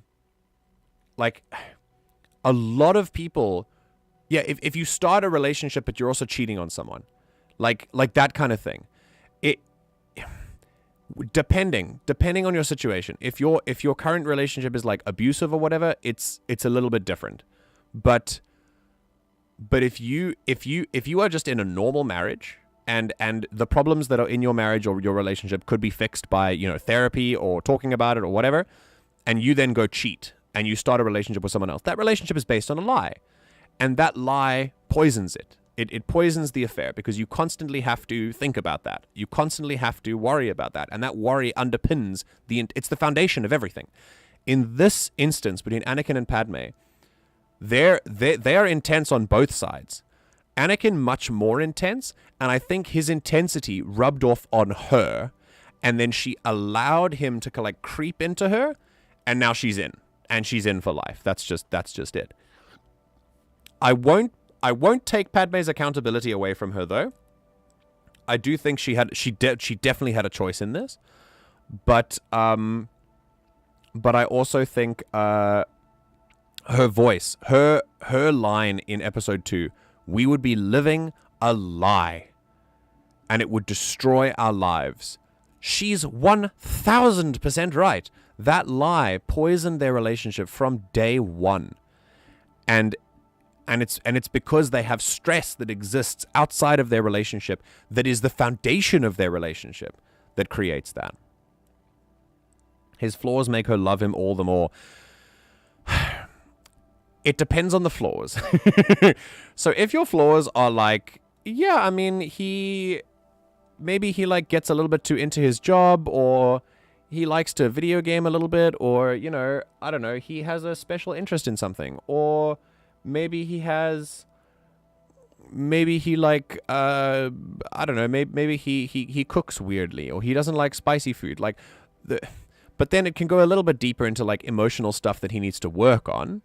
And those flaws, like you should accept your partner's flaws. That's very true. But it's different when they're like red flags, you know? It's different when they're not flaws. They're like run fast, run far kind of flaws, you know? They're like, I'm going to murder the whole Senate so that you don't have to go to another meeting and we can just bone all day. That's the kind of flaw that you should go, no. Yeah, the quotes and the joke thing. I apologize. Padme, get the divorce and run to the outer rim and hide. While you're out there, send Yoda a text about this.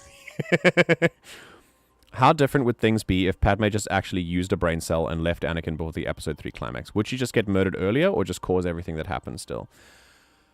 That's an interesting what if. I'm gonna we'll get back to the book. This is a very interesting what if. If Anakin and Padme were not in a relationship, a lot of things change, but we have to understand the character of Anakin. Anakin's love for Padme is not it's an obsessive love. It's not a good love. It's not an innocent love. It's an obsessive love, and it's a love based on lies. His love is true for her, but their relationship is based on lies. So it's not set up to be a good relationship anyway. If in episode 3, she still wanted to be with him. Let this be a hint as to what might happen if she left him before the big climax. When she came out of the ship and was like, Anakin, I don't know what's going on. Like you've killed children, you know, like this is, I don't really know what's going on, but I still want to be with you. I still want to like run away. Like, let's just run away, leave everything behind. I don't want you to die. So let's just go away. We can forget this ever happened and we can live out our lives. And in response to that, he says, you're against me now, aren't you? And then he force chokes her. Obviously, Obi-Wan has something to do with it as well. And then he force chokes her. That should give you an idea of how he would react should she decide to leave him before that climax. I don't know that he would go full Vader early. And I think it would definitely put a wrench in Palpatine's plan. But I don't know if it would ultimately change. Because Anakin's obsession over Padme is not about Padme. It's about Anakin. It's a selfish obsession. And that's something that we have to understand. Obsession is about possessing someone. It's not about what they want. Anakin is not interested in what Padme wants. He's interested in burning the universe down for her so that he can be with her. It's not a selfless love that he has. And I mean, he would because yeah, like you know what I'm talking about, right? And however, so I do still think that there's a possibility that he would have perhaps drawn on the dark side, and a lot of his intensity is kind of smacks of predatory, and like I've said before, smacks of predatory, smacks of abusive, and so I think I don't see him. I haven't eliminated the possibility that he might get that way with her, if she decided to leave. However, if she survived that encounter, and if she managed to break away from that relationship, I think Anakin would. I have faith that Anakin would be better. I think he would have. I think he would have been better. I know Padme would have been better. She would be alive, but I think that Anakin would. I like to think that Anakin would have developed something. Because Padme is the one thing that, like, his possession of Padme turned him to the dark side. That is it's his attachment. He refused to let her go, and that's what turned him to the dark side. So remove that, and maybe you remove the dark side? But yeah, it depends. It's a very interesting question. Very interesting. I don't have all the answers. And it's an interesting thing to think about. I also find it fascinating that she basically said, I don't care about the last day or two, let's go, and took that as, I hate you, I'm divorcing you, you monster. Yes. That's exactly, that's what the dark side does. That's when the dark side of the Force comes into it, because by that point, Anakin is already down the dark path, and the dark side will corrupt everything. And so in that sense, we're actually delving more into the fantasy territory of things. However, it's still an allegory for real life, because people do this all the time. Like, someone did this today, probably, somewhere in the world. He dwelled in this intense infatuation so long it became an obsession. If they weren't together, then maybe he would have been close to the teachings of the Jedi. Yes, we're on the same page again, lol. I feel like Anakin might have grown and matured more if they weren't together. I agree. I like to think so. The optimist in me says maybe. But then again, Anakin, maybe he would have just chosen his attachment to something else then. That's also possible. I don't know, Arg, what do you think? Since you posed the question. And while you're typing, let's keep reading. This is why she will not allow their marriage to become public knowledge. Her husband needs to be a Jedi. Saving people is what he was born for. To take that away from him would cripple every good thing in his troubled heart. Now she holds him in their infinite kiss with both arms tight around his neck, because there is a cold dread in the center of her heart that whispers this kiss is not infinite at all, that it's only a pause in the headlong rush of the universe, and when it ends, she will have to face the future. And she's terrified, because while he has been away, everything has changed. Today, here in the hallway of the Senate office building, she brings him news of a gift they have given each other, a gift of joy and of terror. This gift is the edge of a knife that has already cut their past from their future. For these long years, they've held each other only in secret, only in moments stolen from the business of the Republic and the war. Their love has been the perfect refuge, A long, quiet afternoon, warm and sunny, sealed away from fear and doubt, from duty and from danger. But now she carries within her a planetary terminator that will end their warm afternoon forever and leave them blind in the oncoming night. She is more now than Anakin Skywalker's wife. She is the mother of Anakin Skywalker's unborn child. I'm gonna go up here and say she's an astonishingly accomplished young woman. I'm just gonna stay here in this paragraph. This is great. I'm not gonna go further from this. We're just gonna stop here, and we're just gonna enjoy this moment.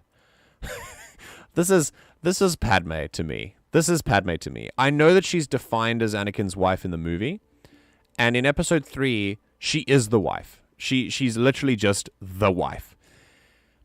And I get that she, in her intensity towards Anakin, she became this. And again, as we don't take away accountability from Anakin, we must also not take away accountability from Padme. She took these red flags and she was just like, screw it, let's do it. Because she wanted a world away from the shittiness of politics, the shittiness of the Senate. And Anakin reminded her of like a simpler time, right? A simpler life. And so she made this choice. She abandoned all this and she became Anakin Skywalker's wife. A mistake, in my opinion, but she made it. I'd really rather she didn't, though. Because I love her character until this point. It's not that I don't love her character now. She's a really, really, really interesting character.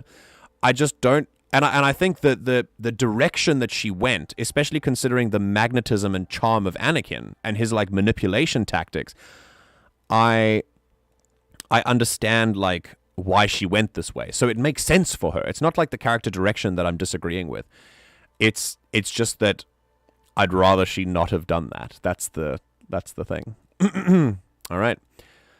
After an all too brief eternity, the kiss finally ended. She clung to him, just breathing in the presence of him after so long, murmuring love against his broad, strong chest while he murmured love into the coils of her softly scented hair. God. Sometime later, she found words again. God, what is this? Anakin. Oh, my Anakin. I can't believe you're home. They told me. She almost choked on the memory. There were whispers that you'd been killed. I couldn't. Every day. Never believe stories like that, he whispered. Never. I will always come back to you, Padme. I've lived a year for every hour that you were away. It's been a lifetime. 2. This is a bit intimate for you, chat. I think I'll go away for a bit and read it in private and then come back. She reached up to the burn scar high on his cheek. You were hurt. Nothing serious, he said with a half a smile. Just an unfriendly reminder to keep up with my lightsaber practice. 5 months. It was almost a moan. Oh, God! 5 months. How could they do that to us? He rested his cheek lightly on the crown of her head. If the Chancellor hadn't been kidnapped, I'd still be out there. I'm almost. It's terrible to say it, but I'm grateful. I'm glad he was kidnapped. It's like it was all arranged just to bring me home again. His arms were so strong and so warm, and his hand touched her hair in the softest caress, as though he was afraid she were as fragile as a dream. And he bent down for another kiss. A new kiss. A kiss that would wipe away every dark dream and all the days and hours and minutes of unbearable dread. But only steps away. The main vault of the atrium still held senators and holonet crews, and the knowledge of the price Anakin would pay when their love became known made her turn her face aside and put her hands on his chest to hold him away. Anakin, not here. It's too risky. No, here. Exactly here. He drew her against him again, effortlessly overpowering her half-hearted resistance. I'm tired of the deception, of the sneaking and lying. We have nothing to be ashamed of. We love each other, and we're merry, just like trillions of beings across the galaxy. This is something we should shout, not whisper. No, Anakin, not like all those others. They are not Jedi, we can't let our love force you out of the Order. Force me out of the Order? He smiled down at her fondly. Was that a pun? Anakin. He could still make her angry without even trying. Listen to me. We have a duty to the Republic, both of us, but yours is so much more important. You are the face of the Jedi, Anakin. Even after these years of war, many people still love the Jedi, and it's mostly because they love you. Do you understand that? They love the story of you. You're like something out of a bedtime tale, the secret prince, hidden among the peasants, growing up without ever a clue of his special destiny, except for you it's all true. Sometimes I think that the only reason the people of the Republic still believe we can win the war is because you're fighting it for them. And it always comes back to politics for you, Anakin said. His smile had gone now. I'm barely even home, and you're already trying to talk me into going back to the war. This isn't about politics, Anakin. It's about you.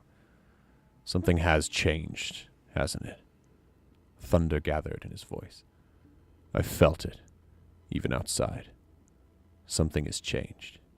She lowered her head. Everything has changed. Oh, that's her, sorry. Everything has changed. What is it? What? He took her by the shoulders now, his hands hard and irresistibly powerful. There's someone else. I can feel it in the Force. There's someone coming between us. Not the way you think, she said. Anakin, listen. Who is it? Who? Stop it, Anakin, stop. You'll hurt us. His hands sprang open, as though she'd burned them. He took an unsteady step backward, his face suddenly ashen. Padme, I would never. I'm so sorry. He leaned on the pillar and brought a hand weakly to his eyes. The hero with no fear. What a joke. Padme, I can't lose you. I can't. You're all I live for. Wait. He lifted his head, frowning quizzically. Did you say us? She reached for him, and he came to meet her hand. Rising rears burned her eyes, and her lip trembled. Annie, I'm pregnant. She watched him as everything their child would mean cycled through his mind, and her heart caught when she saw first of all the wild, almost explosive joy that dawned over his face, because that meant that whatever he'd gone through on the outer rim, he was still her Annie. It meant that the war that had scarred his face had not scarred his spirit. And she watched that joy fade as he began to understand that their marriage could not stay hidden much longer, that even the voluminous robes she wore could not conceal a pregnancy forever, that he would be cast out in disgrace from the Jedi Order, that she would be relieved of her post and recalled to Naboo, that the very celebrity that had made him so important to the war would turn against them both, making the freshest possible meat for an entire galaxy full of scandal-mongers. And she watched him decide that he didn't care. That is, he said slowly, that wild spark returning to his eyes. Wonderful. Padme, that's wonderful. How long have you known? She shook her head. What are we going to do? We're going to be happy. That's what we're going to do. And we're going to be together. Oh, wait, shit, that's her. And we're going to be together. All three of us. But no. He laid a gentle finger on her lips, smiling down at her. No buts. No worries. You worry too much as it is. I have to, she said, smiling through the tears in her eyes. Because you never worry at all. Anakin lurched upright in bed, gasping, staring blindly into alien darkness. That's a big time skip. Very interesting. Oh boy. Alrighty. Let's, Alright, here we go. Oh god, there's a lot of chat to catch up on. Okay, here we go. It's kind of a miracle Ahsoka turned out as a functioning human, basically being raised by Anakin for 5 years. Not human, I can't remember her speech. She's a Togruta. But, yes. So she's, yeah, but still, as a functioning member of the galaxy after being raised by Anakin for 5 years, absolutely. You can see that in the future times we see Ahsoka, she has survived past Anakin's influence. Anakin causes death and destruction wherever he goes. But the people who manage to escape him, the earlier they can escape him, the better they do. Because he is a toxic person and he manipulates people. He causes the intense trauma that he caused Obi-Wan is because Obi-Wan and Anakin were closer than Anakin and Ahsoka ever were. Ahsoka was raised by Anakin for not even 3 years. From the age of when she was 14 when she became his Padawan, and she ended the Clone Wars when she was about 17. But she left Anakin when she was about 16. So she's only spent 2 years with him. So it's not that surprising, but he is a pretty magnetic personality. She believed in the good in Anakin, which was still there, granted. Anakin is not a two-dimensional character, but she allowed herself to be influenced by other people too. And in the Clone Wars, you can see that especially. She lets herself be influenced and guided by mental figures in her life that were not just Anakin. And that serves her very well. So you see her with Jocasta Nu, you see her with Terra Nube, you see her with Yoda and Plo Koon particularly, who picked her as a Padawan. I love their relationship, by the way. It's so cute. With Obi-Wan even, with Padme, they were great friends. There were many, many mentor figures in her life outside of Anakin in those 2 years. So even though Anakin was very magnetic for her and he was her master, and she takes a lot of the good from him, she never took any of the bad because of all the other mentor figures she had. And when she left Anakin's influence, she was much better off for it, and she could let those positive influences keep her going. Yeah, I love Ahsoka. She's such an interesting character to analyze. Okay, I think he might have grown attached to Obi, and he could have had a different opportunity to confront that and maybe deal with it. That's a good point. If we're talking about, like, if Padme left him, he would have found an attachment to the next greatest person, and that would have been Obi-Wan. That's interesting, yeah. Honestly, keeping in mind I haven't delved into Star Wars content in a few years now, so from memory, if she tried before the climax or anywhere within that Episode 3 timeline, she would die. I have to, like depressingly enough, I kind of agree. I think it's likely that he would have gone full dark, especially in that timeline. But during the war, like if she left him in the war, he would have just had to keep fighting the war. Although maybe he would have turned to the dark side on the Outer Rim and ended the war a little bit sooner. I too believe that Anakin would have been a better person should he had just not have had a romantic relationship with Padme. I agree. Not just because it was Padme, but because of how his emotions, like, he just needs therapy. Sure, he could find another obsession, but Padme is also someone that had actual hawk eyes on him since Episode 1, which is a bit weird in my opinion. But I could be wrong because, like I said, it's been a few years. Padme definitely deserved better, though. Listen, I mean, you're right. I do think Padme was definitely into him from Episode 1 as well. And she was 14 when he was 9 years old. So it's a little bit weird. It is a little bit weird. And we can't take that away from Padme. I'm not going to go so far as to say things like grooming or anything, because I don't think that that's what she was doing. But she was a lot older than him when they met. He was infatuated with her, and then she allowed that. And because she didn't shut that down, it just festered for 10 years. And it was never, and it festered within her as well. Like, she knew. Because she was also thinking about him. And it's wild. I think that their relationship was not meant to be. And it's such a shame because there was love there on some level. But I do think, I don't think that they should ever have been in one. Because love alone does not make a successful relationship. The only thing she does in the months outside of being Anakin's wife is, this is how democracy dies, which is infuriating because Clone Wars proves that she's such an interesting character, but nah, Anakin's wife is all she is, apparently. Yeah, no, I don't enjoy how she was, like, I don't enjoy the path she chose going into episode 3. I don't enjoy that she abandoned all of her senatorial duties because she understands. However, there are some very interesting political scenes in episode 3 that are deleted scenes that you should go watch with Padme and the 2,000 senators who signed the bill that then became rebels. Those, like Mon Mothma and Bail Organa and all of those guys with Padme, they became, I think they were 2,000. They were scheming without Anakin, by the way, and she was hiding things from Anakin. There are deleted scenes that show Padme as more than Anakin's wife, and I'm so sad they were taken out of the film. You can watch them. They're fully filmed, so you can definitely go watch them. Softly scented, so she washed her hair.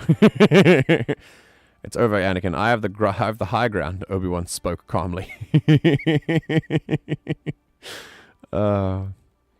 Listen, I've read a lot of fanfic. This is... Yeah, yes, exactly. I agree. Oh, God, if I have to hear about Anakin ERP. Listen, I was getting there, right? I thought I was gonna...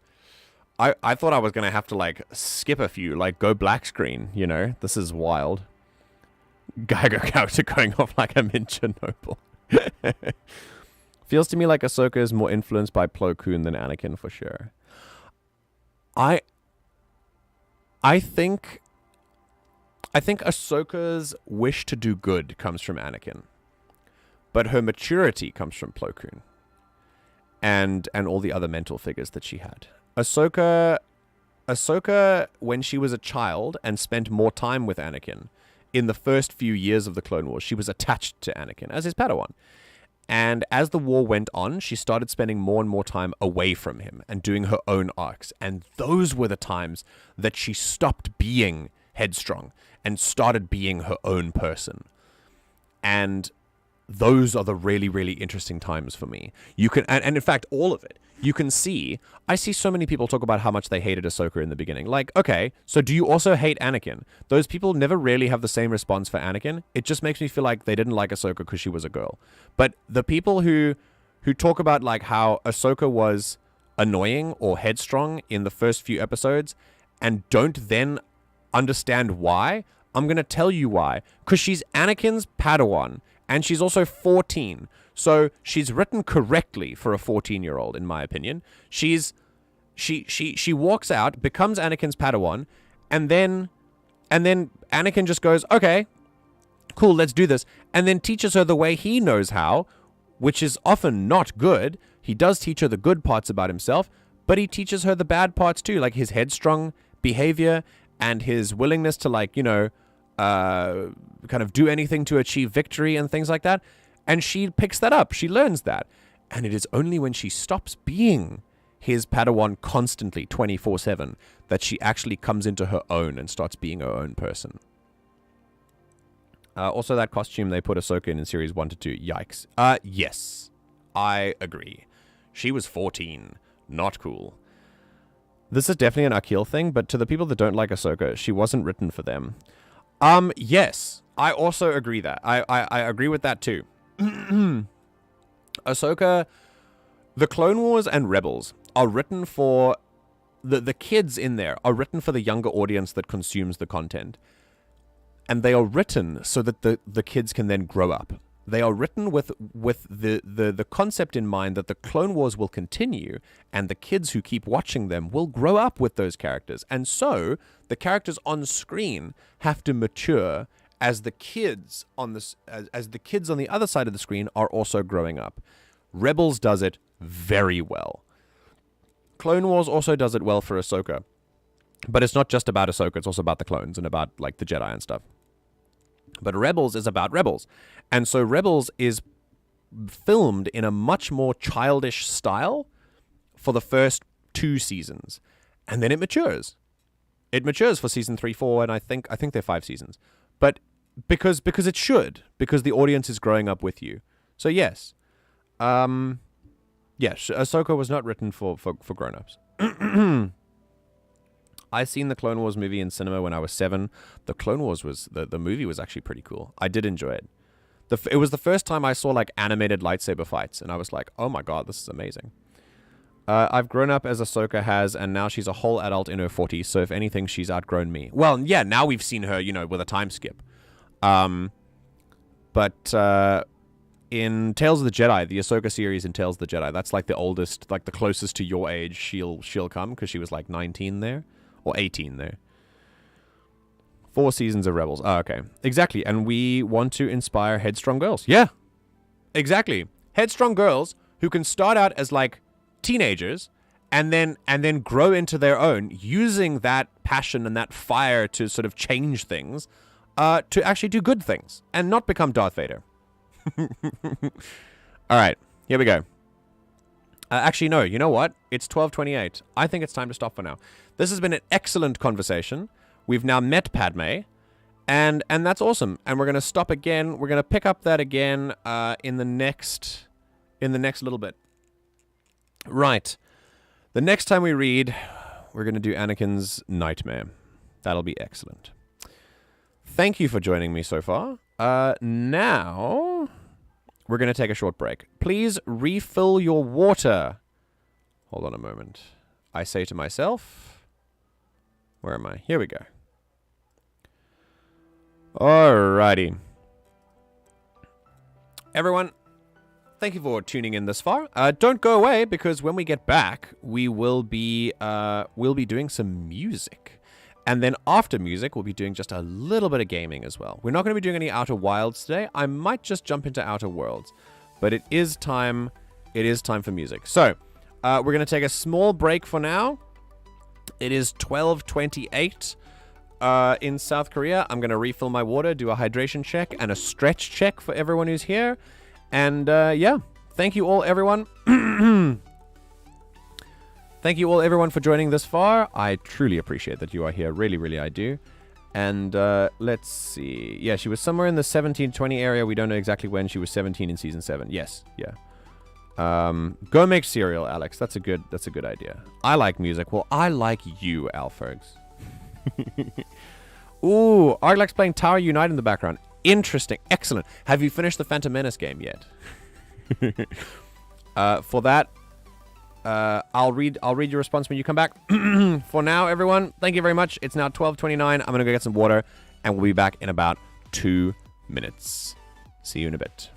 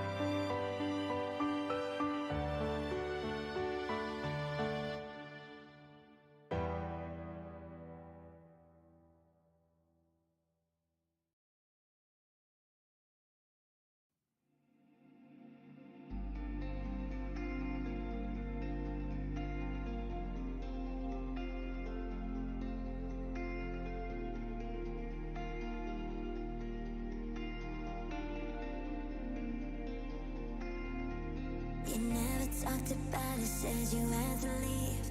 It was over within minutes and I couldn't speak. Like that you're gone, something went wrong. Choked up, you made me feel so small. Now I just need an answer. Why'd you have to go? Please bring me some closure, cause I just need to know. If I wait for you, no one compares to you. I built a life around you. I want you close. How do I move on without your love? I need you close, cause I can't let you go. This is Let You Go. Let You Go by Lockbox and E-Holes. 12:33. Welcome back.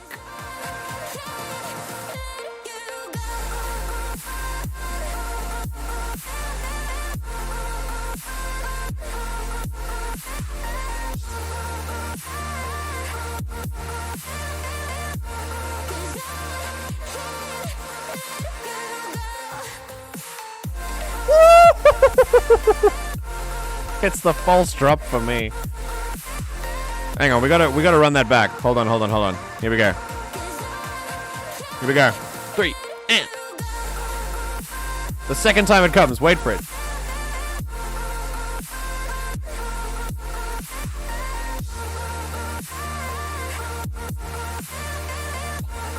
Three, 4, 3, and go. And. Ah! I love it when music does that. I love it when that happens. Welcome back. Welcome back to the Everything GM broadcast with me, the Everything GM. Off-topic news. I got Half-Life 1 to run in Tower Unite's PS2. Excuse me. It actually works well. Arglac has done something amazing. For those of you who have not been following along in the Discord, there's a game called Tower Unite, which Arglac introduced us all to as a friend group. And we played it for a while and then kind of stopped. But it's basically a life simulator. Like, you get to put in your own little character and, like, you get to play whatever character you want to look like. And then you can just walk around a big tower. And there's just a bunch of games. And it's just basically like living together. Like, you just exist in a virtual space together. It's like VR chat, but without VR, and better in every way. And it kind of, it just released, you can, like, have your own house and, like, whatever. And it just released a new thing where they now have emulators. So you can put a video game console in your house, connect it to your TV, and then play a game inside Tower Unite. Like, this is all electronically done. And you can, like, physically put a disc inside the console and it will run the game inside Tower Unite. It is incredible how it works. Yeah. In the meantime, before that, you could use a TV to, like, watch actual TV. Like, you could watch YouTube, listen to music, things like that. And it would all sync up to, like, everyone's thing. But, yeah. So now what they're doing is you can literally plug in your PS2 in Tower Unite and just play something on the PS2. It's so cool. I have acquired Serial. Good. The Sims, but less terrible. No, The Sims is like you design your house. Like, you can design your house in Tower Unite as well, but it's not like you don't live with a family of people. Like, you are the character. You move around. It's a first person thing. It's really, really cool. They're also adding VR support, and you'll be able to play these games in the VR as well. Oh my god. Then why play VR chat at all if they're just going to subsume VR chat's entire business model? That's actually unfathomable that is a thing that's possible. Yeah. It's a virtual space where you can do real things. It's weird. It is very weird to think about. Okay. Here we go. Yeah, if you check Art Media, we've got the thing. In fact, I'm going to show you right now. Oh, nope. I can't open MP4s in browser, unfortunately. But yeah. Okay. Oh boy. Right, we're going to listen to some music. I have no idea what music I'm going to listen to today. Let's look at music stream requests.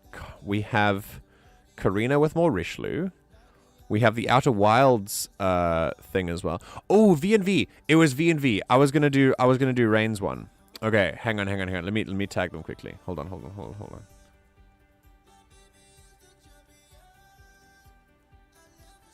What's it called?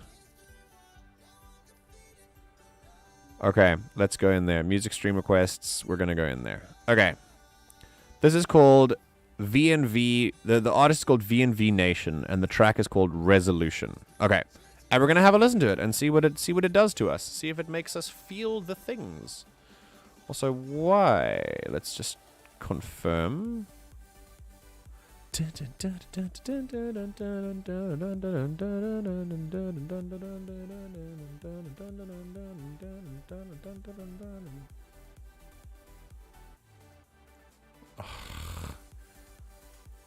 One day I'll have a better place. I'm moving soon. Like, I haven't decided on a house yet, but I'm moving soon. It should be in like a few weeks. I remember someone built a working computer in Minecraft. Yeah, I heard that as well. Like, it's incredible. The things that people can do these days, it actually scares me. I could load up a video and watch Doctor Who within the video game and then tune into this very stream from within a video game. Yeah, exactly. Did you hear the Shadow of the Colossus music yet? I listened to that one track that you put up, but I didn't put up I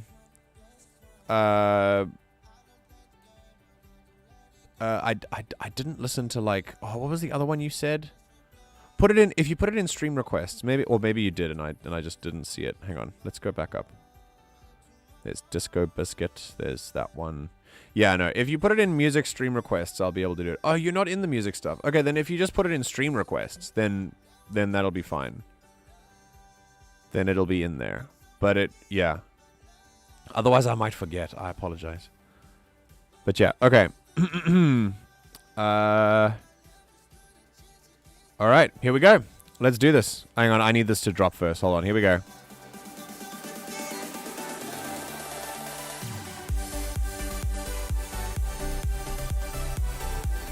Okay, cool. Just a nice solid drop. Here we go. This is Resolution by VNV Nation. And I've never listened to this before. This is the first time I've listened to this group. So never heard their music before. I have no idea. Welcome back, Taters. I don't even know what genre they do. I just know that this cover art is really cool. I mean, look at that. Wait, it's all black. There we go. Look at that. It's freaking great. Okay, so we're about to see. Here we go. I always like this. By the way, this stuff here, I don't know if you want to know what, like, I don't know if you want to know, like, what, how should I put this? What this means. This is not a volume indicator. This is a replayed indicator. This little bar that like appears at the top when you hover over the bar on YouTube, it tells you how many people have like replayed this stuff. And it's really cool. It's like it's a cool indication of a good soundtrack if you can do this. If your most replayed part is here, and then it tracks all the way to the end, that means that people are listening to your track all the way to the end. I have a notification. I have a comment on a video. Excellent. It is. It is indeed.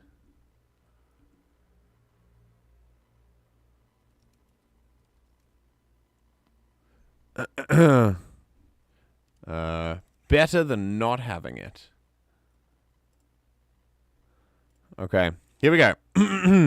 Thanks, Alphax. I appreciate the comment. The replay meter is really fascinating, which moments people replay. Yeah, it is interesting to see like who replays what and things like that. There's another site that uses that feature. My friend thought it was volume, and I had to tell him. I originally thought it was volume, and then I hovered over the thing the whole way, and it says most people. It's like, there's like a most replayed section. Watching you respond to my comment was surreal. It's because I noticed you.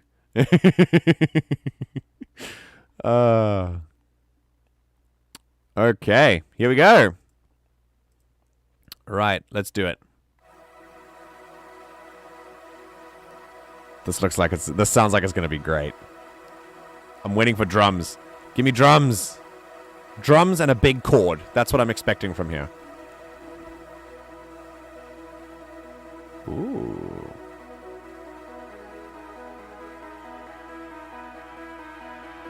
This is awesome. Wait for it. Oh! Oh! Come on, break! Oh, that bass that came in.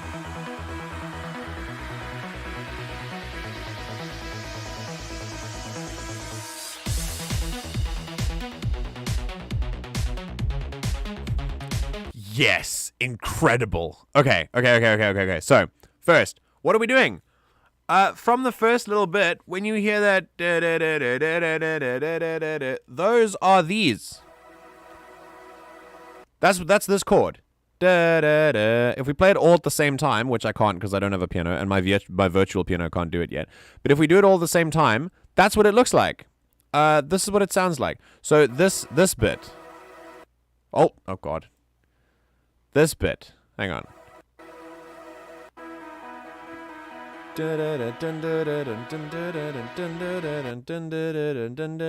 That's what this sounds like. It's playing all those notes at one time. And then slowly, it's kind of like, you know what it feels like? Have you ever been at a red light with other cars? Of course you have. And you can see that when the other cars in the turning lane have their turning indicators on, and you look outside the window and you see like that the turning indicators like sync up at some points and then like don't sync at other points. You can like watch that how the speed changes and things. I feel like I've just described one of the most relatable human moments ever. But I feel like everyone's done that. But yeah, when this is what that feels like to me. It's all synced up and then slowly it just does this. It just goes and it does that. So we've got the full chord. And see when you can hear. When can you hear the notes start to break? Like after how long?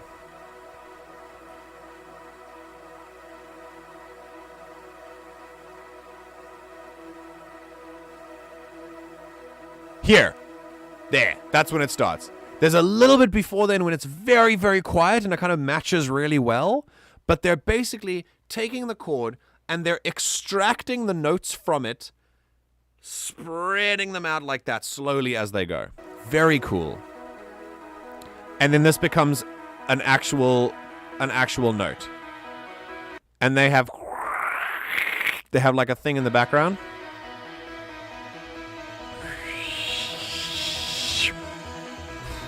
And then the bass fades in. This is very cool. The really nice thing about synth like progressive stuff is that, I presume this is progressive, is that you can bring in, like, instead of bringing in an instrument that like suddenly bang bang bang bang bang, it like comes in a sort of jarring way, and like in sections, like, okay, the drums are in, which the drums come in suddenly as well, but this is coming in like in a fade-in way, which is really cool. Like you can hear the bass on the edge of your consciousness and then it's here. You can hear it. It's still there. And then slowly it comes into the foreground. And now we have all of these things coming up at once. And it's like really awesome. And then there's a pause. And then it goes into the drums.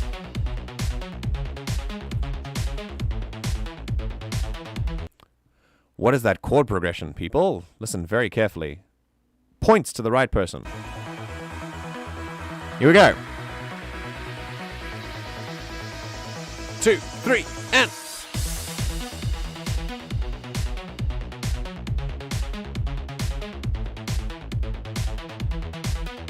Keep listening.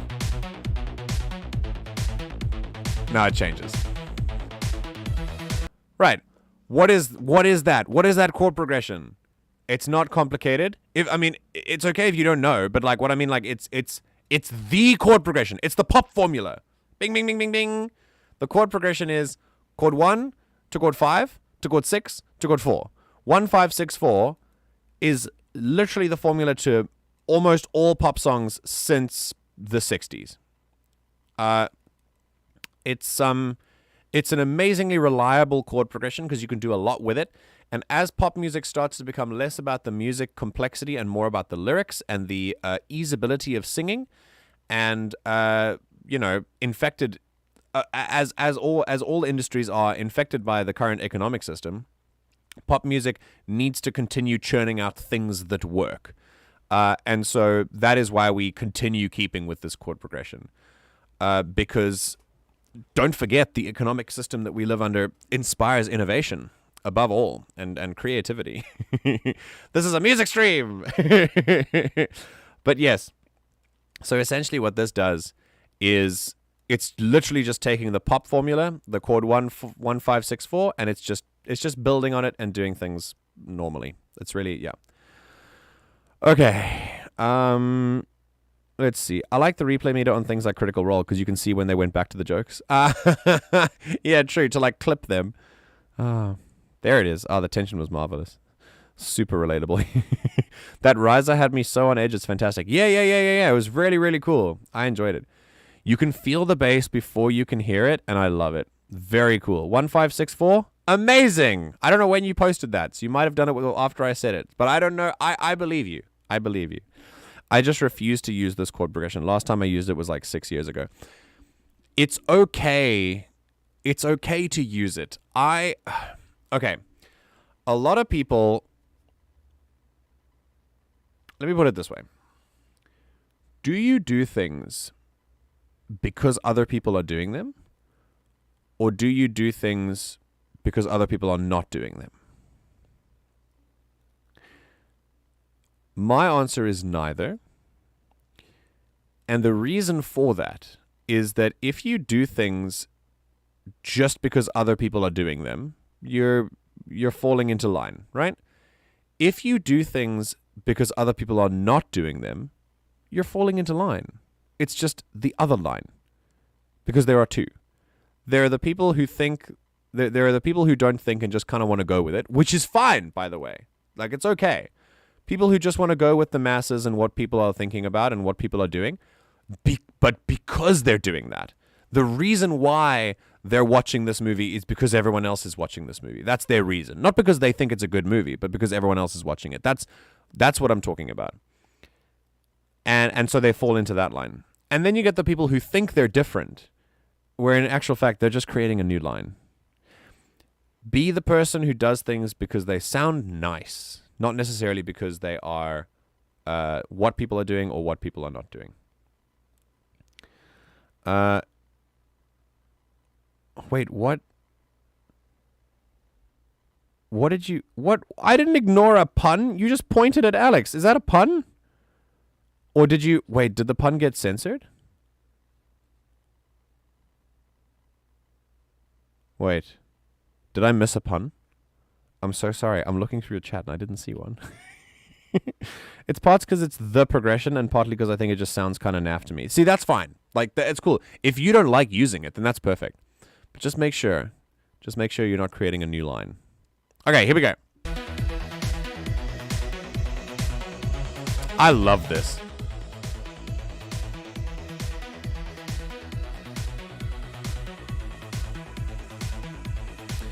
Okay, in electronic music, you can really do cool things with effects. So notice what is happening here. Try and break it down and notice how they're creating this different effect in you, right? Because it's not just the same beat all the time. The beat stays the same, but it's not the same music. Listen. Listen to what's happening at the top.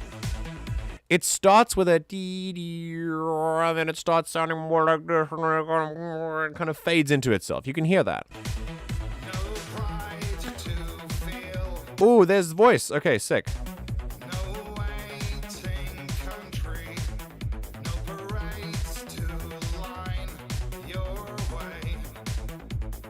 Very cool. This is like this gives me Chumbawamba vibes. Do you know what Chumbawamba is? It's the I get knocked down, but I get up again. Then you're ever going to keep me down. I don't know what it is about it, but like it's I think it's the tone color of the voice that's singing right now, and then also like the background behind it. It feels like 80s, you know, like 80s 90s. That's what it feels like.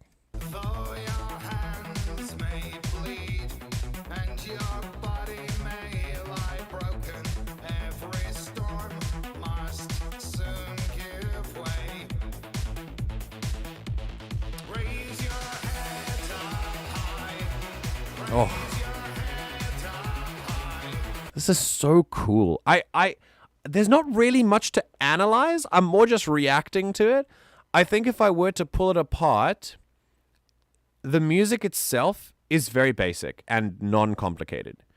It would be very easy to notate this. To determine what the notes are to this and to transcribe it would be very easy. It would be more difficult, and the complexity, the thing that I do want to analyze here, the complexity comes with how they are changing their synths and how they're messing with the effects to create something that is nice. So, for example, immediately the da-da-da-da-da-da-da, right, in the chorus, that is at the same time as the voice to kind of bring together the power that the music has. Before the voice came in, we had the melody on its own, the melody and the synths. And then when the voice came in, the synth melody came away because the voice is now the focus. So it's all about what is the focus. We take these away because we want the focus to move to something different. And then once the sort of chorus, I think, comes in, then we've got both. We have the music, melody, and the voice.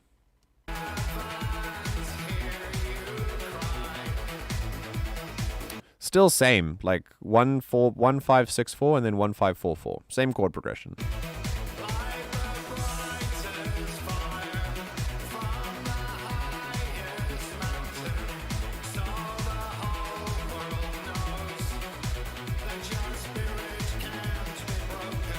Right.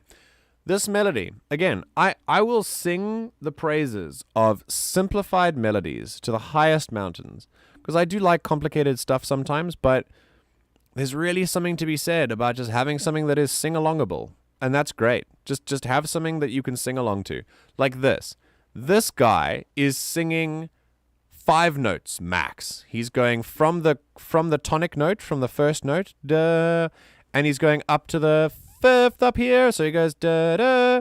And he basically does a lot of stuff within the first 3 notes. He does da da da da da da da da da da da da da da da. That's just, it's 4 notes. He's just singing 4 notes, and he's doing such cool stuff over it. That is simplicity, and I'm a fan of it. I'm a fan of simplicity.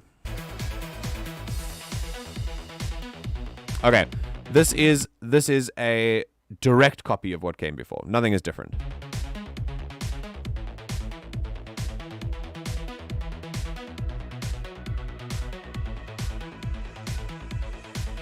And voice again. 3 1 2 3 1 3 2 1 1 2 3 1 2 3 1 3 notes. The entire melody is derived around 3 notes, and he doesn't sing anything else. You don't need to make complicated melodies, people. To make a good song, it doesn't require complications. It's all good. One day you'll find the signs in every motion. And why is it like this? Because he wants us to focus on the lyrics. These things have purpose. It's simple because the lyrics are there. We're trying to focus on the message of the song, right? What is the message of the song? I don't know. I'm pulling apart the music. I haven't had time to focus on the lyrics. Let's have a look at them, rather. We haven't done this in a while. Since they very obviously want us to focus on the song, let's do that. Also, what is my... Something is happening. Hang on. There we go. Close your eyes so you might see. I will hold you still every second of every hour. Let your actions speak your will. Very cool. Love it, love it. Still the same thing, and every now and then he sings a 5. There we go, there's 5. Okay, it's basically just second verse comes in and it's the same as always. Okay. It's parts because it's the oh, you said points to whoever gets this. Oh.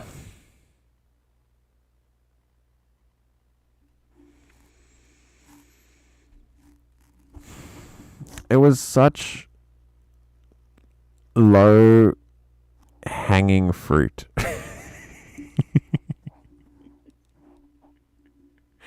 I'm sorry. That was mean.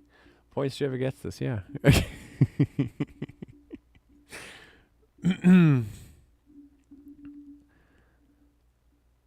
Bad puns are how I roll. I don't bother rolling my eyes anymore. I have a dad, okay? Like my dad my dad is like the king of puns. In fact, all dads are. I'm sure your dad is the king of puns too. I feel like all dads who like are around to be dads have just this natural kind of storage of puns that they will just bring out on a whim. It's wild. They all read the same handbook. But that also means that I'm immune. I'm immune to the eye roll. I just break inside depending on how bad it is. Podius and IRPs in a pod. Where is Podius? They came in like once. And then I never saw them again. Also, it doesn't really work within orchestral context, which I wrote more. That's true. There are too many parallel fifths that would sound wonky in orchestra lines. That is also true. For those of you who want to know, parallel fifths are when you move up and down in fifths like that. Not good for orchestra mostly as a general rule, depending on the kind of vibe you're trying to create. But yeah.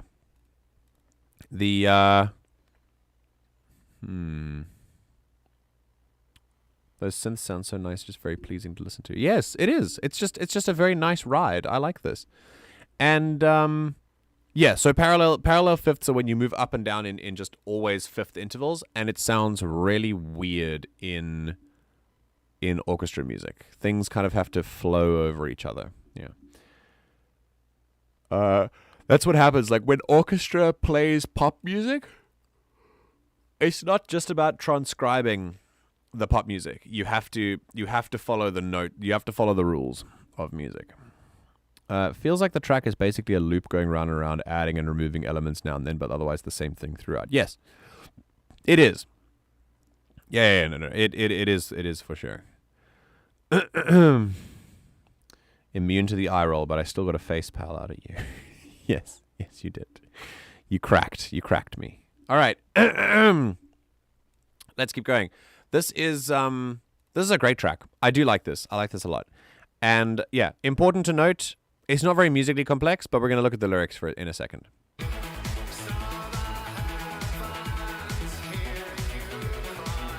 Oh, we got a note 4 in there. Interesting.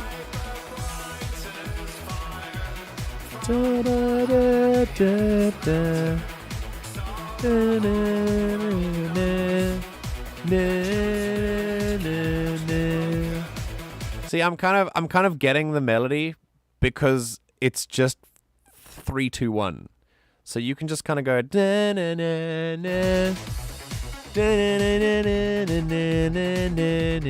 and that's like cool. It works because it's part of the chord progression. Now we get a bridge. So this is chord 6 and it's just consistently on chord 6. Rising. There's a riser there. A different level of percussion comes in.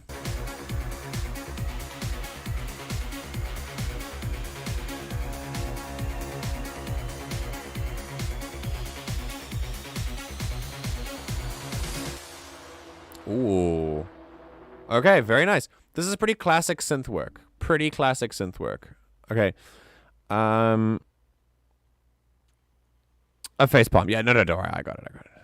Yeah, I mean, I can always write lines that avoid the fifths with voice leading and such, but is it worth it for such a naff progression? It depends. How good of a composer are you? Can you make it sound less naff? Also, please just... Oh, this is going to be an issue. Ugh.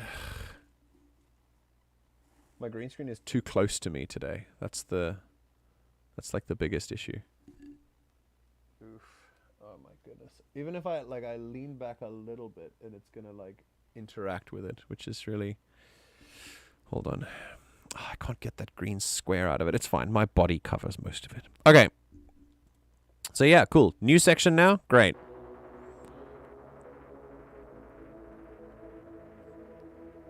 Ooh, notice that. Notice that. Notice that. So there's a...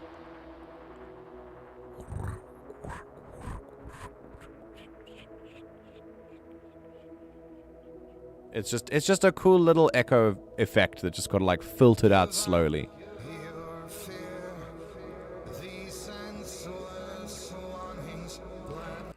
So the same thing is happening. Same chords, same music, same melody. They've just put a big ol' mute on all of it. It's like playing with a muted trumpet. If you don't know what muted instruments sound like, they're really cool. They make a big difference. And they can change the vibe entirely. And the vibe that he's changing here is because he's going, focus on my voice more than you have been the last little bit, because this part is important. And there's no drums either.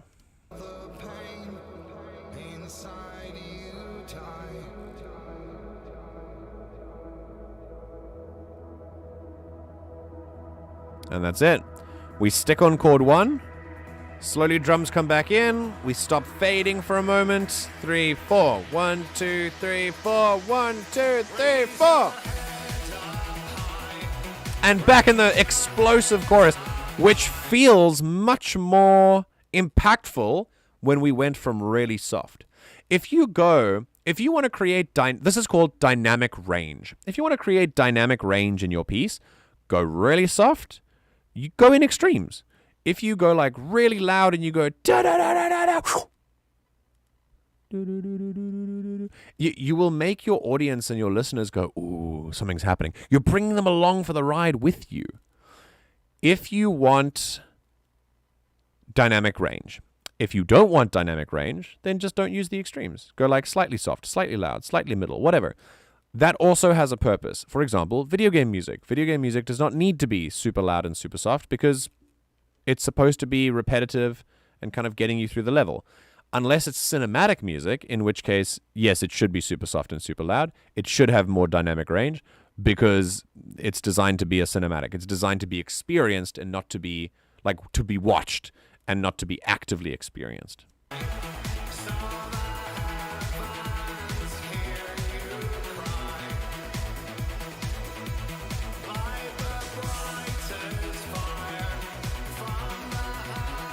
Ooh, something new came in there. We added a new instrument. Listen right on the top and see if you can hear it.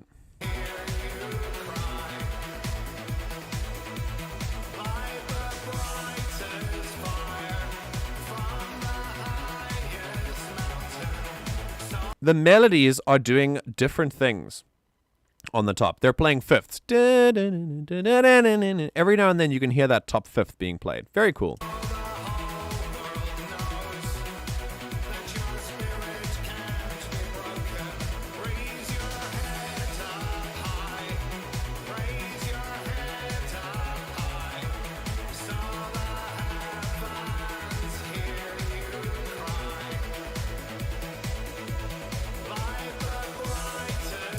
And we're just keeping going.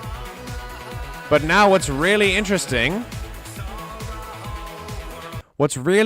is he's repeating the same thing again. It's like when you start repeating things in music, in this sense, it becomes an anthem.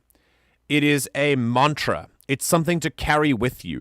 The more often they repeat it, the more often they want it to stick in your brain. Now, sometimes for many pop music, for many pop pieces, the reason why they want it to stick in your brain is so that you like sing it everywhere and give them free marketing.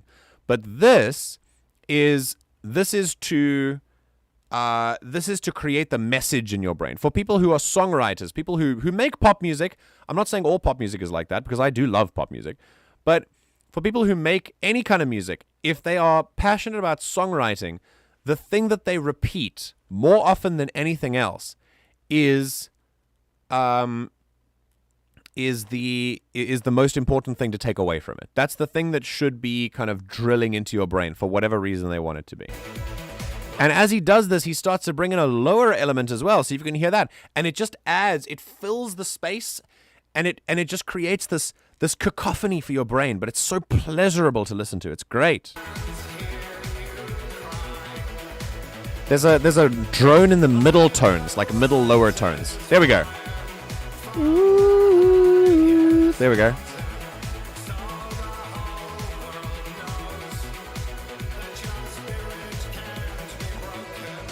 Oh. Okay. And then we're back here. And to the end of the song, we're just gonna vibe out. Very nice little kind of coming in at the bottom.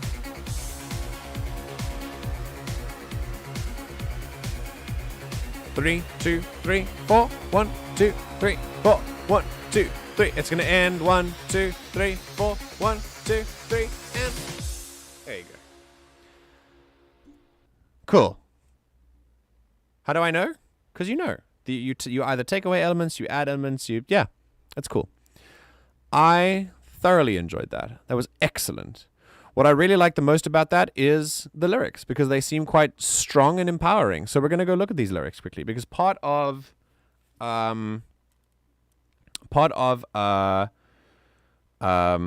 music analysis is also lyrical analysis. So we're going to look at those just for a second.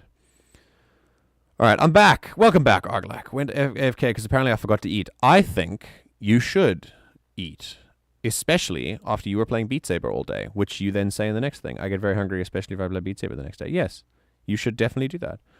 Green screen is doing the thing again. Thank you, Taters. I think this kind of thing I notice, and I think we're gonna try and bring it out. Let's see if we can make a different color. Let's go that color. Key out that bit, yeah. And then we put that to 65, see what that does. It will never get out all of this, like, because this is the darkest part of my screen. So there's no light that's coming from here. So I'm gonna need to buy like a few lights if I'm gonna create that full color, which I will buy once I get into my new place. Everything is kind of gonna do that when I get into my new place. Okay. I'd have still made this chorus even bigger. So if you go into the middle of any chorus, you can tell which chorus it is, but that impact is pretty sweet. Yes. Okay. That's a good, that's a cool bit of feedback. You can see that when they bring into the chorus is the same chorus. What would be a nice technique to do when you're composing is to make sure each chorus has a little bit of variation, a little bit more or less in some of them.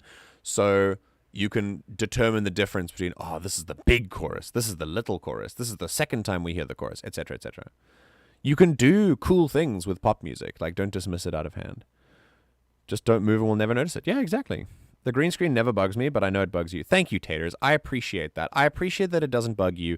It bugs me because I would like to be as, like, professional as possible. And it doesn't look nice to me to have, like, I mean, this patch of green I can't do anything about, so it's fine. But when it's like up above and around me and stuff, like, it's just weird to be me in a sea of green. I would rather go onto Discord in my own call, blur out my background, and just have a square of me rather. Like, I'd rather do that. But I did buy the green screen, so I want to use it. One thing I quite like is making the second chorus a tiny bit smaller than the first, and then the third chorus absolutely massive. That's a good tactic, because what that does is gives your listener a wow in the first little bit, keeps their attention. The second chorus is like a development on the first, but in the wrong direction, so that you can create that dynamic range for the explosive third chorus. Very cool. Very, very cool. Okay, I like this. This was Resolution by V&V Nation. Hydration check, please, everyone.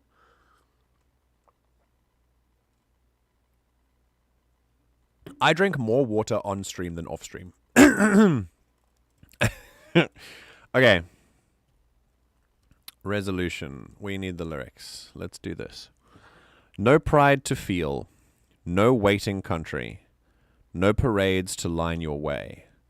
Though your hands may bleed, and your body may lie broken, every storm must soon give away. Okay. No pride to feel, no waiting country, no parades to line your way. Now this, this feels like a This feels like a war song, to be honest. You know what I love? There's a British band called Bastille. I saw them live. I went to Busan, another city in Korea, and went to a rock festival there, and Bastille was playing.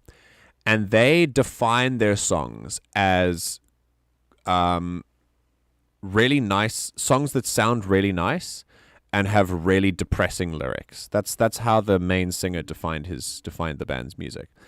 And I love Bastille. Absolutely love them. And if you really give them a listen, they are really not just like a pop band. It's they put such effort into their lyrics, and they make sure their sort of processing and the processing of their music, the sound processing is very, very good as well. It's just an excellent. They mix really, really well. They're a wonderful band. They're really, really, really nice, and they do this. This is a very cheerful, like upbeat song. And to me, it seems like a song about someone who died at war and who's going to die fighting a war, and they don't know why, and it's just the tragedy of most people who join the military. And it's kind of why I'm anti-military in concept. It's 4 a.m. Do I want to sleep or make tea and stay up through the day? Both seem tempting. You should absolutely go to sleep, Alex. This is not a debate. I'm telling you, I'm your father. Go to sleep. Also, I love Bastille. Yes, me too. Honestly, great band. And seeing them live was incredible. Incredibly good. Should give a listen to AWOL Nation. I love AWOL Nation too. I fell in love with Sail when I first listened to the first thing I listened to AWOL Nation was Sail. Most of their songs are very different from the other. Yes, it's true. The Everything Daddy has spoken. Yes. Yes. Thank you for giving me my new Discord name. Incredible. Come on. Gimme.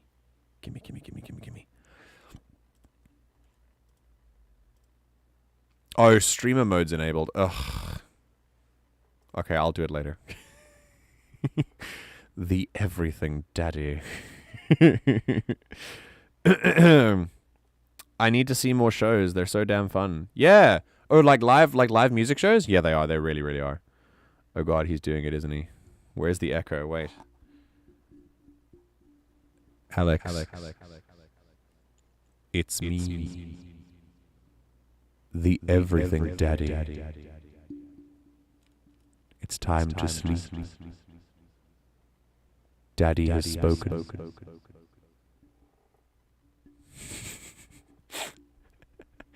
I hated Sail when it first came out.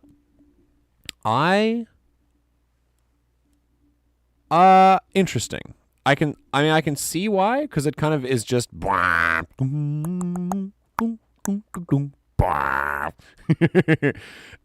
it can I don't know. When I heard it, I think the first time I heard it was I was in like a pretty badass mood. Like I'd watched an episode of the originals and I was feeling like a badass.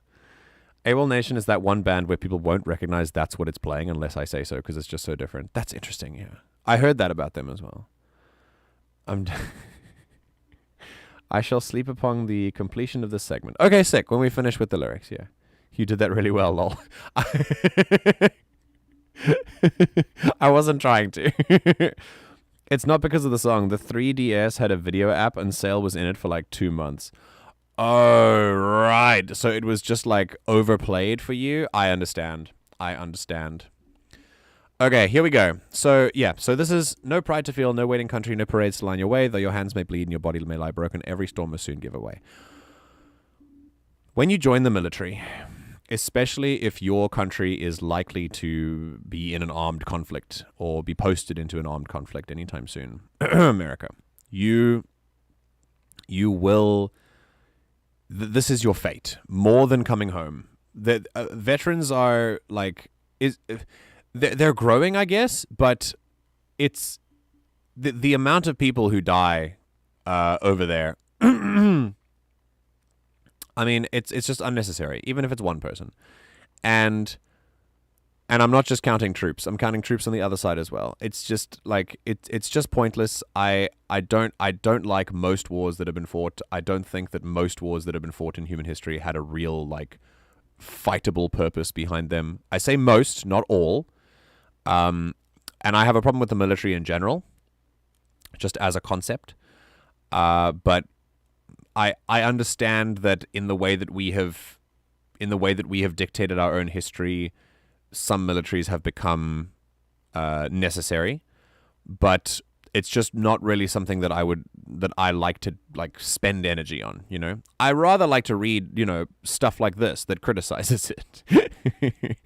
This is no pride to feel, no wedding country. So what happens if you are someone who goes to the military, who signs on and then dies? Do you feel the national pride as you die? Your hands may bleed, your body may lie broken, and there's no pride. There's no national pride here. There are no parades. There's no there's no cheering to like welcome you. You are sitting and dying, and that's the harsh reality of it. But this is a keep going song, it feels like, especially the chorus. Raise your head up high, so the heavens hear your cry. Light the brightest fire from the highest mountains so the whole world knows that your spirit can't be broken. It's like let's keep reading. The rage you feel will consume you and destroy you. Let this rage inside you die. One day you'll find the signs in every motion. Close your eyes so you might see. I will hold you still every second of every hour. Let your actions speak your will. Raise your head up high. Give up your fear, these senseless longings. Let this pain inside you die. Raise your head up high, raise your head up high. Okay. It's about continuing. It's about keeping going, but keeping going with maturity. A lot of people join their country's military out of negative emotions, most likely anger against this concept of a foreign enemy that is going to come in and destroy your way of life. That is, and there's a reason why they do that. It's not, if you have felt that, it's not all your fault for feeling that way, because the propaganda machine runs deep, and military propaganda is some of the best in the world, especially in America. And the sort of recruiters and the adverts and the propaganda that militaries release to get people to join the military is based very, very much on not just national pride, but also stop other people from killing our national pride and from coming in to like kill your families. And they inspire this anger within you that this song now talks about. It says, let this rage inside you die. Why did you do this? You joined up in the military based on rage against this foreign enemy that's coming in to destroy your way of life, and now you're dying on the ground. You've got to get up. You've got to get up because your spirit is more resilient than this, but you get up without rage. You can't be doing this with rage in your heart because that's the wrong way to go about it. And that's a very interesting take. Yeah, I'm a fan of this song. This was good. This was very, very good to listen to. MJ AWOL Nation acapella. Let's go. Jealous Buffoon. Oh, I know Jealous Buffoon. Yeah. I think you actually said that's your favorite song as well. Okay, the sun came up again. Let's just let's fix that.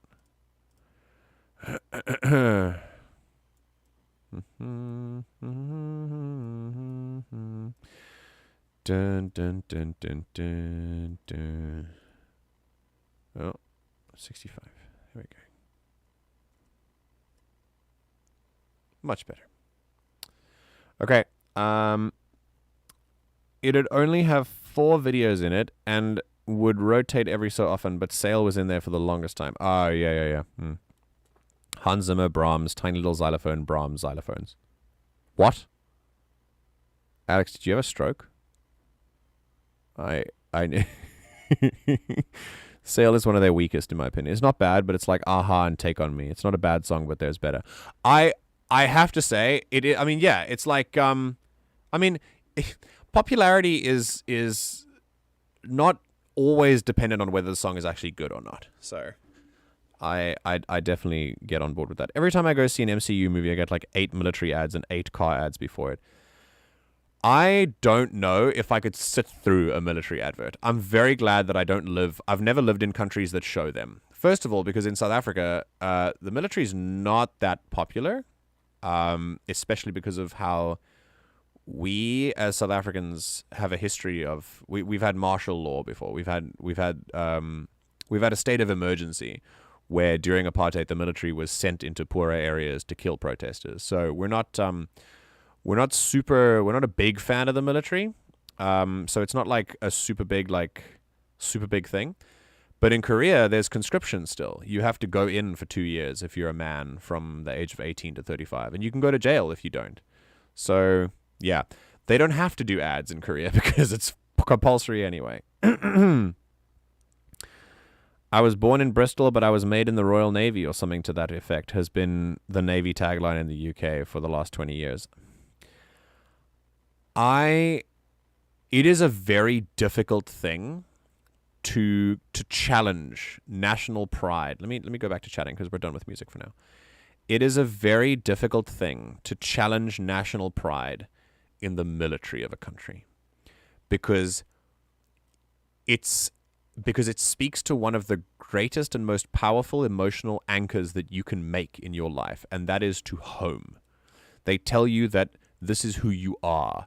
This is your home. And they tie this to your deepest core of who you are, the core of your being. And they make that about the military and national pride.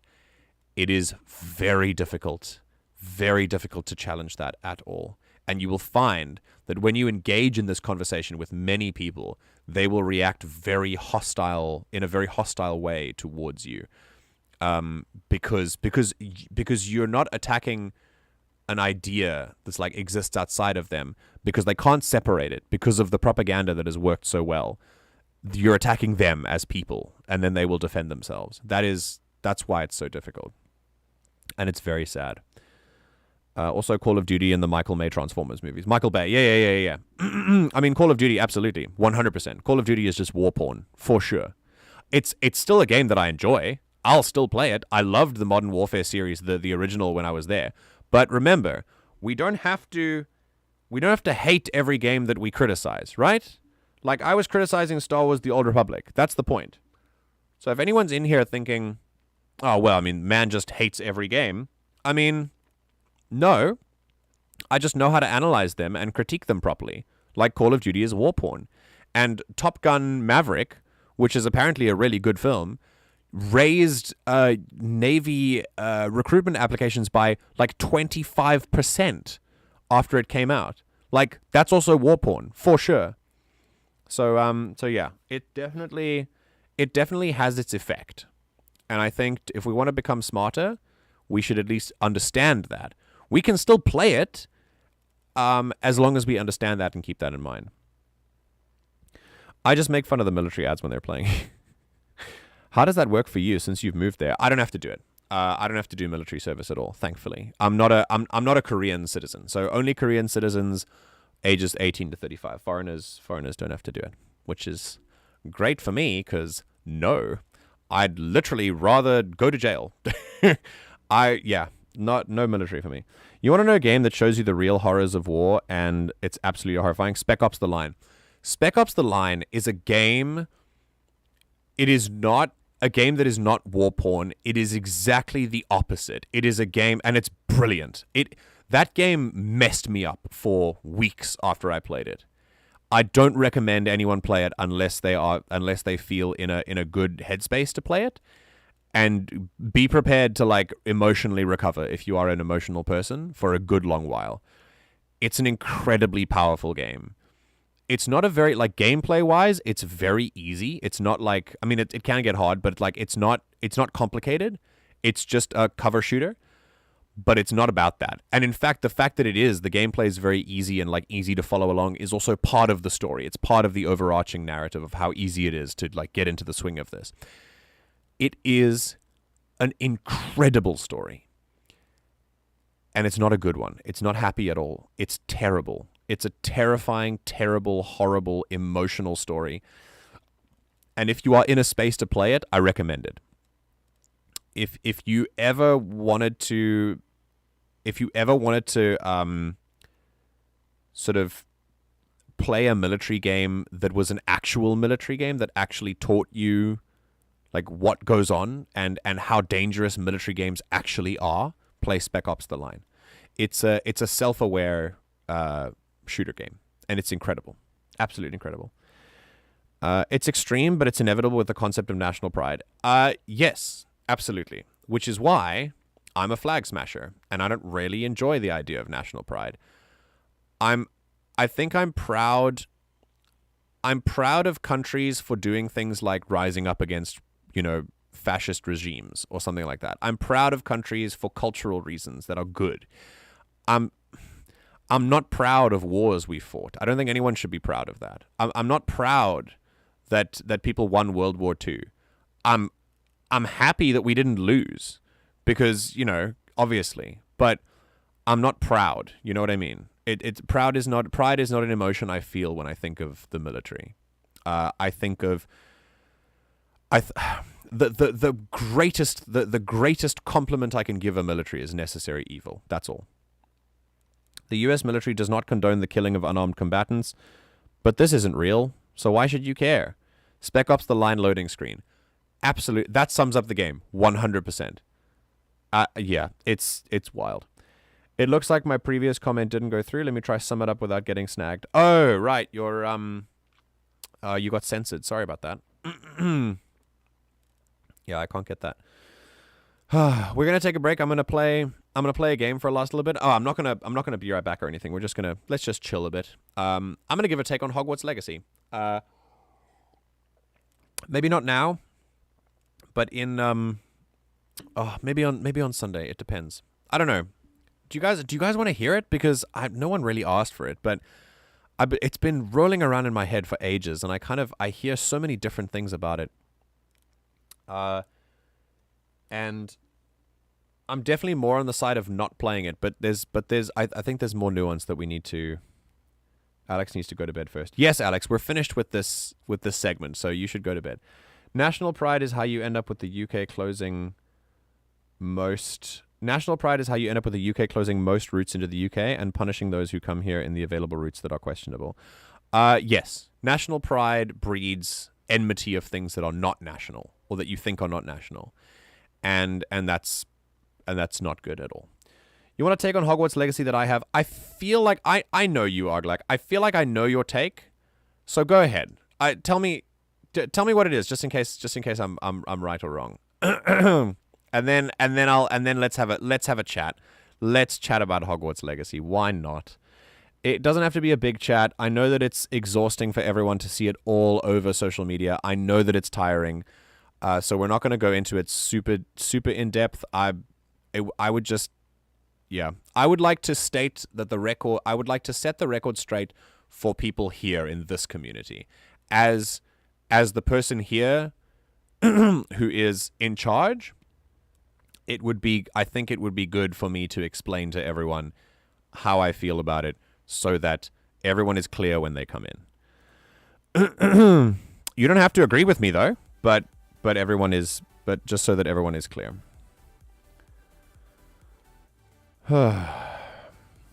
We can put some slightly softer music in. Okay. It spiraled out of control. Spreading hate is not how we fight off hate. That streamer situation was horrible. No one should attack someone for playing a video game. Okay. My take is basically the game looks abysmal, and without the IP, it would just be another game. The game looks like a mere mobile game from 2016, and its story is routed in hatred. In short, game bad. Right. Okay. All right, so I want you just for a second to put yourself in the shoes of, let's say a black person, right? Starting off strong. And let's say you're a black person, you live in America. And every day, not only is your not only did you grow up in different material conditions from the people around you, because you had a different spawn point, and because there's a lot of history there that has created these problems for you, but you're also terrorized every day by the law enforcement system that is intended to protect you, right? And they routinely come into your neighborhoods and kill you, like literally. I mean, this is just documented stuff. I'm not saying anything controversial. This is just fact, right? And then you tell someone about it and you say, "Hi, can we stop this, please?" And you go through the right channels.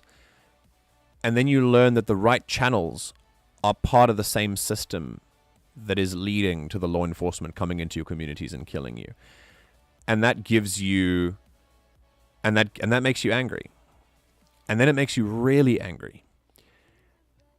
And you keep asking because people keep telling you if you don't ask, you won't get it. And if you don't ask correctly, then they're just going to call you violent or savage or whatever. So you ask again, and it still doesn't work, and nothing happens again and again and again. And then you run out of ways to ask. And so then you protest. Because that is the only way, after years, by the way, decades. This is not just like a flash in the pan, like this is the first resort. This is your last resort. And then, after decades of this, where generations have come and gone, and it's still there, and it hasn't really changed, then you protest. And people say, these people are destroying things. This is not good. Why didn't they just ask? And we're back to square one. And so the problem is once again placed on your shoulders, despite the fact that you tried the good way. And yet, even as you try the bad way, still nothing is changing. And so things need to keep escalating. Now, am I an advocate for bullying and cyberbullying of any kind? No. In my fourth year of law school, in my final year actually, I wrote my thesis on cyberbullying and how, as a result of things like cyberbullying, people, I think it was 21% of people who have been, no, it was more than that, of people who have been exposed to exposed to any form of cyberbullying, especially the younger you are, the worse it is, have had dark thoughts and ideations of that kind. And so, yes, of course, that's not okay. But the reason I've told this story of this black person living in America is because now substitute that for a trans person, and the same, or any kind of gender non-conforming person, and the same things. That there is an intersection between that kind of discrimination that you feel, that even though the nature of it may be different, the fact that it's discrimination remains the same. And you have to deal with that every day, just by being you, right? And I know everyone probably knows all this, but I'm just making it clear that this is what I think about it. And having that weigh on you, and then you go online and you realize, in a realm where some really bad people can have safety in how anonymous they are, you realize just how shitty a place you could get to. And so what do you do as that person when you have all that anger and nothing works? You get really angry and you feel powerless.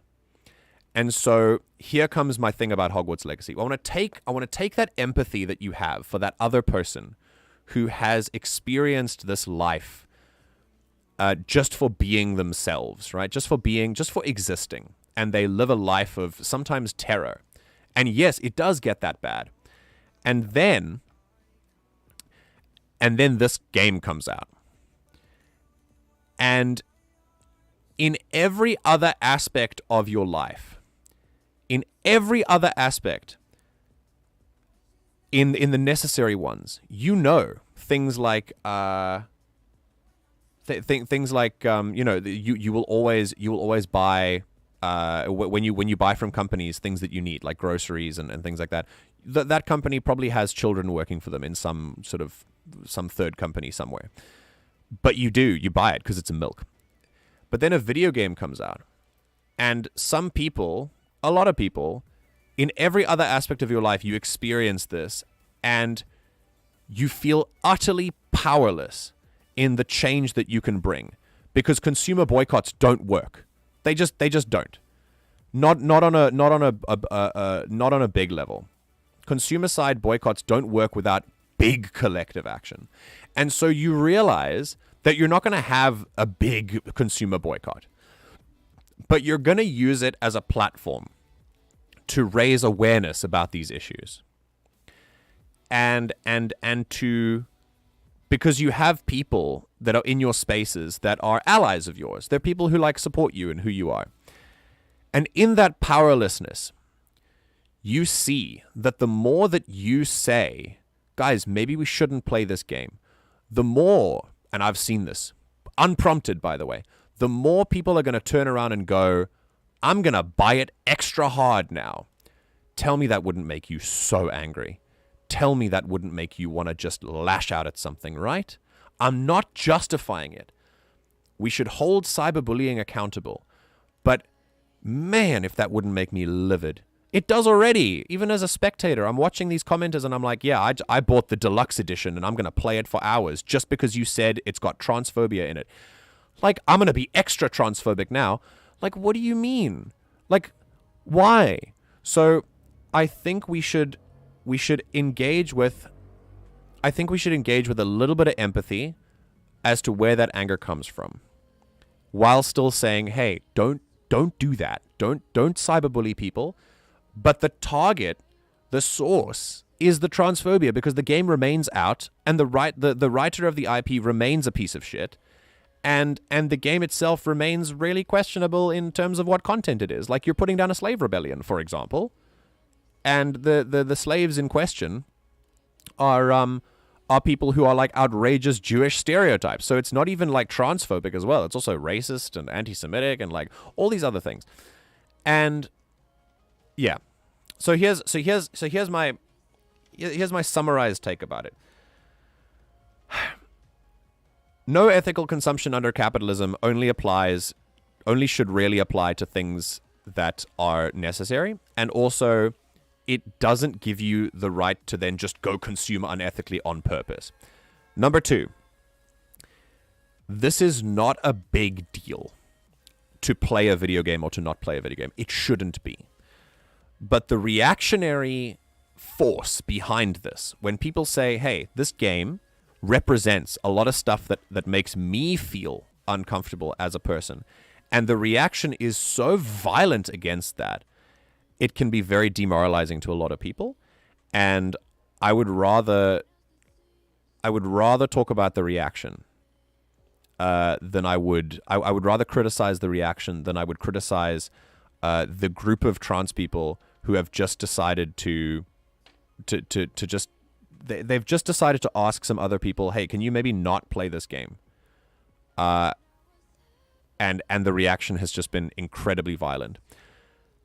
Number 3, online, when it comes to this stuff, especially Twitter and comment sections and things like that, can be a hellscape where nuance is dead and critique is gone. And everything that we know about how to be a functioning human just disappears out the window.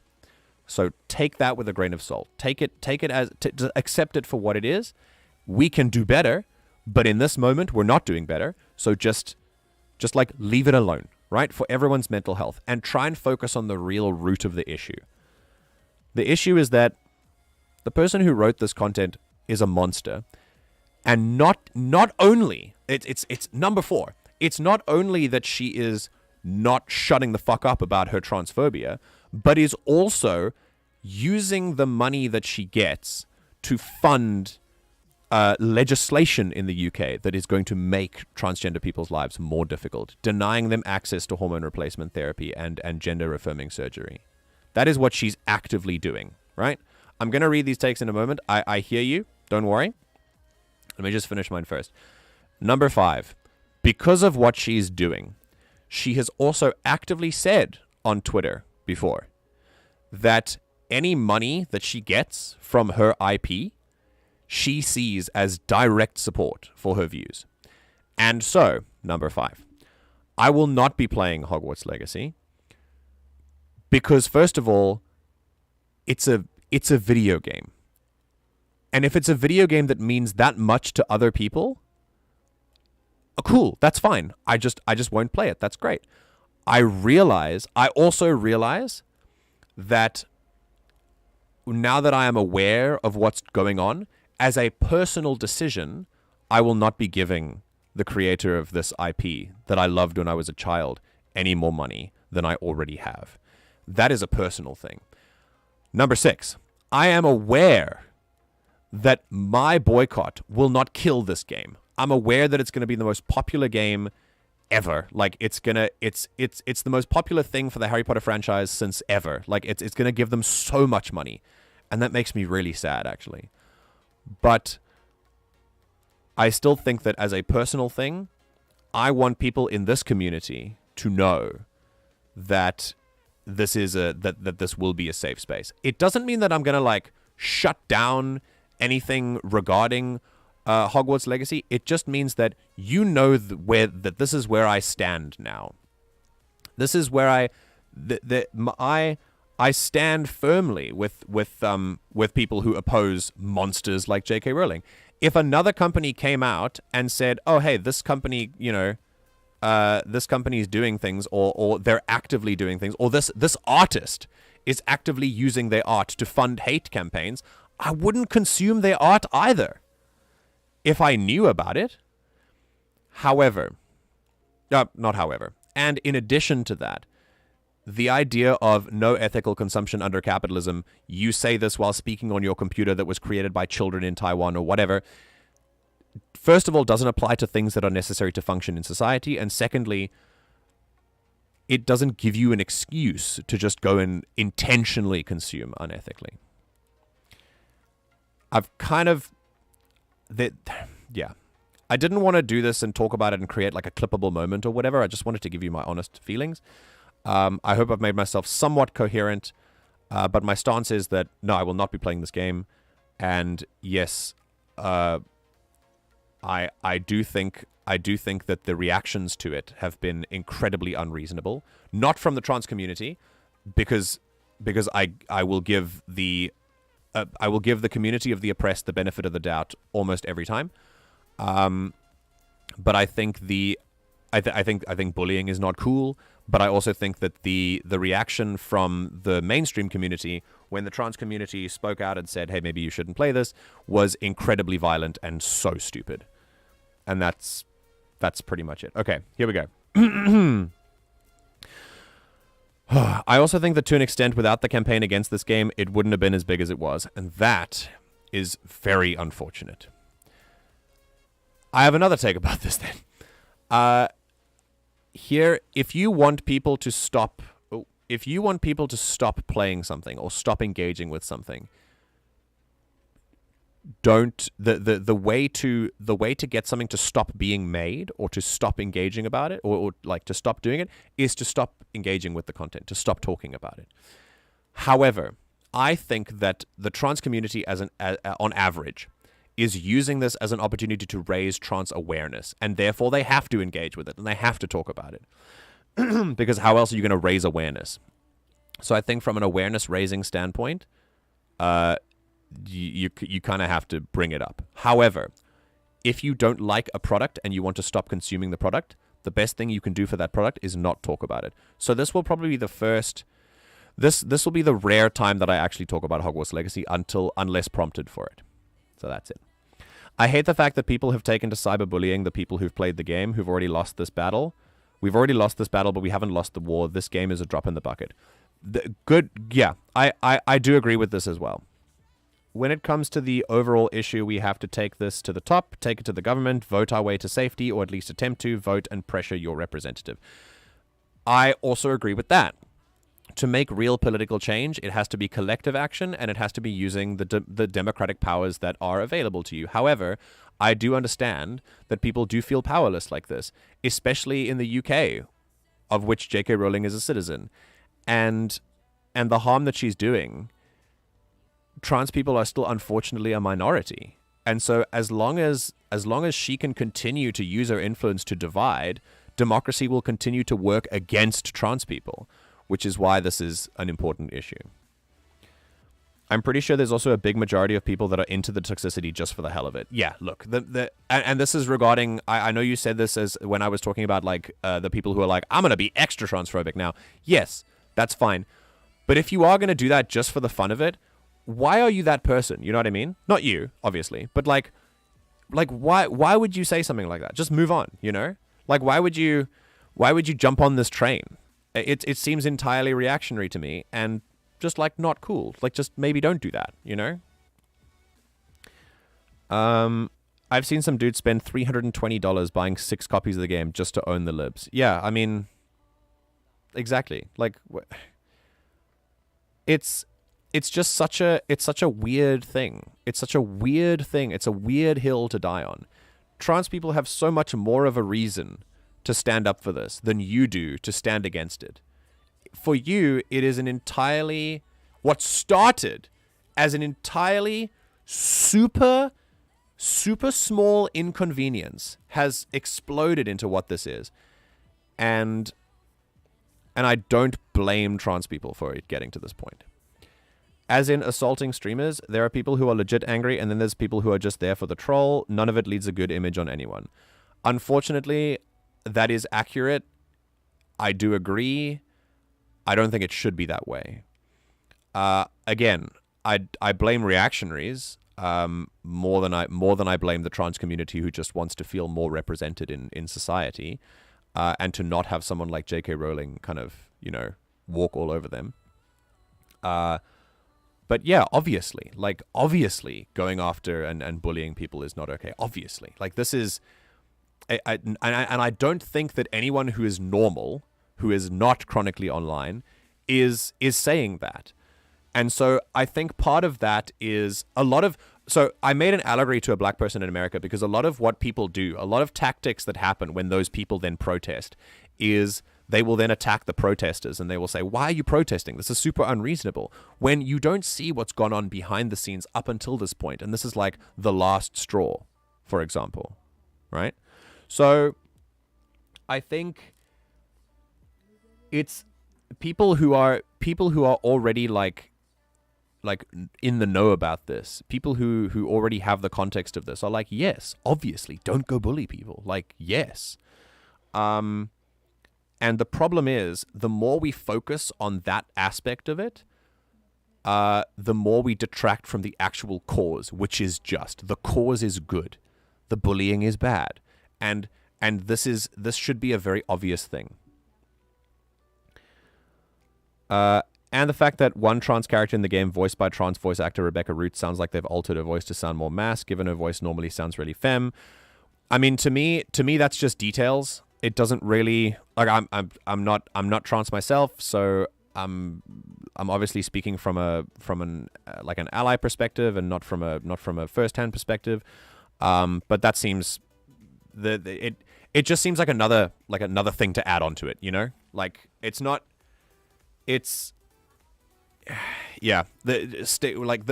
main cause remains the same. Like it's just more ammo, you know what I mean?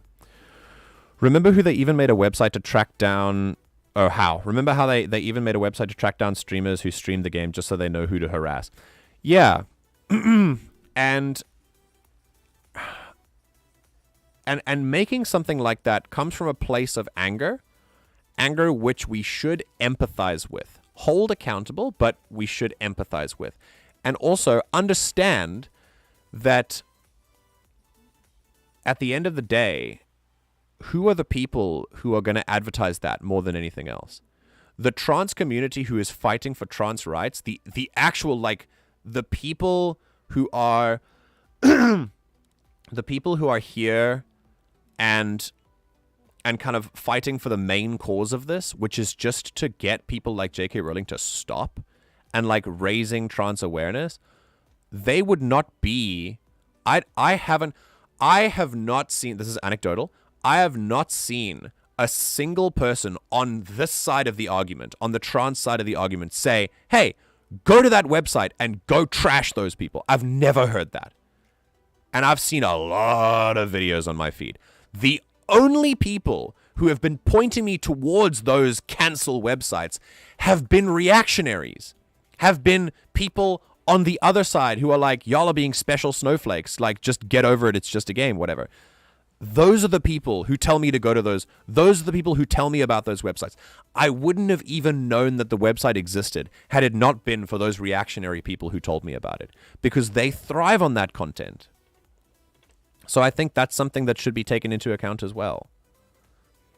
It spiraled hardcore. It did spiral, and it's unfortunate that it did.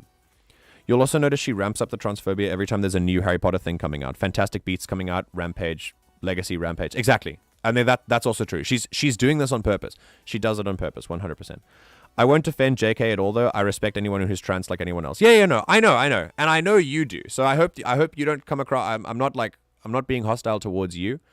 I think that it's important that we not let. There are many tactics that come out by reactionaries, especially right-wing reactionaries, that are designed to discredit the cause by taking some of the people and going, wow, well, these people now, they're getting mad over nothing. They're getting mad over a video game and whatever. And it's like, okay, but this is a tactic to detract from what the main cause is. What is the main cause? Why are they doing this? Why are they so angry? You've never really asked why. You just dismiss the action out of hand, and you let all your energy, not you, but people let all their energy go straight towards the act and not the reason for the act. And all it's done is just this. And when it comes to things that escalate, I will always side with the oppressed minority that escalated out of perceived necessity, rather than I will side with the people who already had all of the social power in the first place, who have a better position to escalate and to rage farm. It's really just a shitty situation in general, though. She knows that people attempting to debate her or dunk on her will make the algorithm think people want to see her, so push her more and therefore promote the new Harry Potter thing by default. She knows exactly what she's doing. She does. She's a complete monster. Take like 5 minutes, go look at her timeline. And actually don't. It's just, yeah. The NHS recently said that they basically ended trans healthcare because they simply don't have the funding. The waitlist is better part of a decade long for an initial appointment. It's insane. That is because of billionaires like J.K. Rowling. Now, again, I wanna make it clear. I know that other people who are watching here have gone quiet. I'm sorry if I'm making you uncomfortable with this conversation, and I understand the position that I'm coming from when I talk about it. So I hope that I'm gonna stop the conversation soon. But one thing is, I think those of us who want sort of more trans rights and trans protections and things like that, kind of, we understand that this is not going to end J.K. Rowling's career. This is just a point for us to. It was a point for people to ask people to test, almost like a test for, like, are you actually on board with this? Are you an ally? Are you supporting this? Or if you are faced with a minor inconvenience like not playing a video game, will you double down on that? Like, how much of an ally can you be? And I think, disappointingly, the trans community was reminded, tragically, just how many people are still against them, and just how much of an uphill battle this still is. Because when faced with an inconvenience like not playing a video game, many people doubled down and said, "Nah, I'm good." And that's the sad part to me, honestly. Arglak, I get what you mean entirely, and I do want to reiterate that that the spiraling of this is just infuriating and so frustrating to me. So yeah, so let's try and get away from the spiral. Having said what you said, let's try and get away from that and focus more on what it should be about, which is just trans issues. That's what it should be about. And unfortunately, it's just been a reminder of how uphill the battle has been for this community. I just don't have much of substance to add to this conversation, unfortunately. That's okay. I just want to make sure that everyone knows that I'm not trying to be hostile or anything. Yeah, I've been listening. I just don't have lots of spoons to give to this again. Not that I'm uncomfortable. Okay, that's fine. Okay. I don't want to be I don't also obviously not trying to talk over anyone. I'm pretty sure J.K. Rowling is one of the parties responsible for the Scottish Gender Recognition Reform Bill, which basically just made it easier for a trans person to be legally recognized, which the English government blocked because it conflicts with existing legislation, which it doesn't in any way. I'm not sure actually about the law behind it. Maybe I should educate myself a little bit more about it, but I don't. It doesn't surprise me that they did that. And these people, the governments are funded and lobbied by not just companies, but entities like J.K. Rowling. So it's such a difficult position to be in. Being in a position where you can be like, I'm not going to take on this person and like destroy them. Like there's no ways that my community is big enough to do this, right? But at the same time, I can't do nothing, I can't stand by and I have to raise awareness for this. And so that's what it's been about for me. Humanity moment. Humanity in the good sense or the bad sense? I feel like bad sense in that they realize that it's an uphill battle. But also I kind of think, this has not been a good moment for humanity, I think. This debacle and this drama has been a very frustrating mirror for me, that I see so many of us who would rather lash back at people who have already been given the short end of the stick in society. As a result of this bill, England has recently said they're thinking of not recognizing gender certificates from other countries. Yeah. I mean, and it continues. So if we don't do it, this will continue unopposed.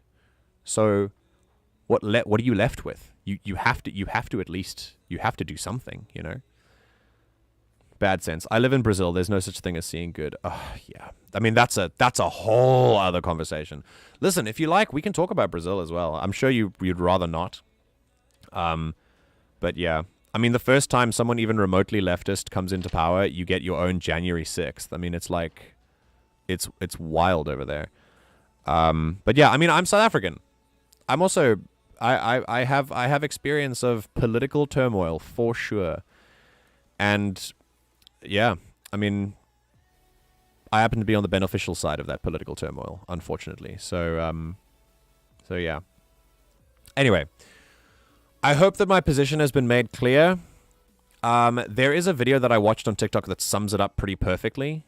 I definitely stand more. I of course stand with LGBTQ+. And my community, this community that we build, will be a safe space for those people. If it wasn't clear enough already, allow me to make it unequivocally clear now. And when it comes to Hogwarts Legacy, I just won't be playing it for those reasons. I don't wish to personally contribute to things that I am fully aware of will lead to these problems worsening. One fantastic thing that happened the other day, Posey Parker did a rally in Glasgow the other day, but not one could hear her over trans people singing the YMCA. I don't know who Posey Parker is, but that sounds pretty cool. All right. Everyone, it's 2 a.m. It's been 3.5 hours. I want to play a video game. And I feel like this has been a little bit heavy. I'm going to keep we are going into video game. Well, I want to finish the Outer Wilds before I play anything else, unless you guys have other games that you would like me to play. But yeah, for now, I think the Outer Wilds would be a good start. And since this is video game school and like teaching about capitalism and things, I think this time we're going to have a slightly chilled version of this. And definitely bedtime for Alex. Like, we said this an hour ago, Alex. I know we're talking about good issues, but yes. I loved Forever NPC's video on how he doesn't have a stake in the situation, but he has friends that do, and that's why. Yeah, so I think it's important to recognize that me, as a non-trans person, don't have an active stake in this, but because I have friends that like exactly like you've said, but because I have friends that have a stake in this, therefore I do. Because people that I care about this, so I care about it because I care about you. And that's how I think you should think about it. I'm good with whatever, but I like Outer Wilds and Skyrim. Oh yeah, look, Skyrim is its own thing. So if you want to if in the polls, because it's its own series and stuff. So if you want to because I specifically modded it for this. So if you would like to if we want to play Skyrim, we can do some Skyrim. Yeah. Alex, bedtime. And for the rest of you, I don't want to play the Outer Wilds because I promised Maya and Duddles that I would be that I would do it with them. But yeah, I'm just gonna fix my filter one more time, and then oh yeah, that's why, because I keyed out a color that was there. Let's do that. Yes, much better. Much better. Okay. Yeah, let me know. You guys, Skyrim or Outer Worlds or another game. I've got a few. We can do oh, you know what? There is a game called Dark and Darker, which looks like Escape from Tarkov, but medieval edition, and it's in its demo version. I got a demo for free that I can play. I wonder if maybe I should do that. Maybe we can chill a little bit since we've been talking about some heavy stuff now. Yeah, just prepping my bedtime sounds and such, and then I'm gonna go put myself on charge. Good idea. Okay. Maybe I should play this. Just give it a look. Let's you know what? Yeah, let's look at the demo. Let's play this demo together. Let's see what it's about. It's just a nice chilled Hunt is the only good Tarkov out there. Did Hunt come before Tarkov? I feel like Hunt Showdown came before Tarkov. Yeah, I voted for both Outer Worlds and Skyrim. Okay. All right. Well, I mean, yeah, you didn't vote for Skyrim, Taters. You didn't vote for Skyrim at all. On Saturday morning and evening stream. There's no Skyrim vote here, Taters. Why would you lie to me? Why did you lie? After me things. Okay. I would like to try and see what Dark and Darker is about. And if it's boring, then I'm going to play some Outer Worlds. MJ right now going, liar! The reading truly took a turn. Joke's on you, we're still reading the novelization. I've been Anakin this entire time. I totally did for tonight. Maybe I double tapped it. Oh, damn. That's unfortunate. Sometimes if you vote too quickly for things, they don't register. Especially if you're on phone. I don't know if that was a thing. But yeah, if you voted for Skyrim, then that's 2 votes for Skyrim. Well, I mean, 1 from you and 1 for me, because I vote for everything. And the people who wanted to do Outer Wilds are not here. So Anakin supports trans people. Pog. I feel like Anakin. I do feel like Anakin would be like the wrong kind of ally. Anakin feels like he if you want emotional power, you've got him. You've got it. He will burn down the galaxy. But also kind of toxic, you know?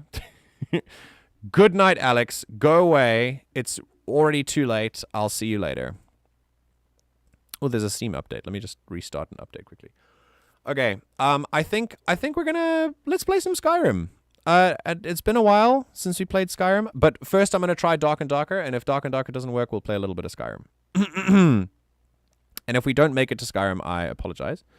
Because we've already been streaming and it's like 2 o'clock already, but we'll see.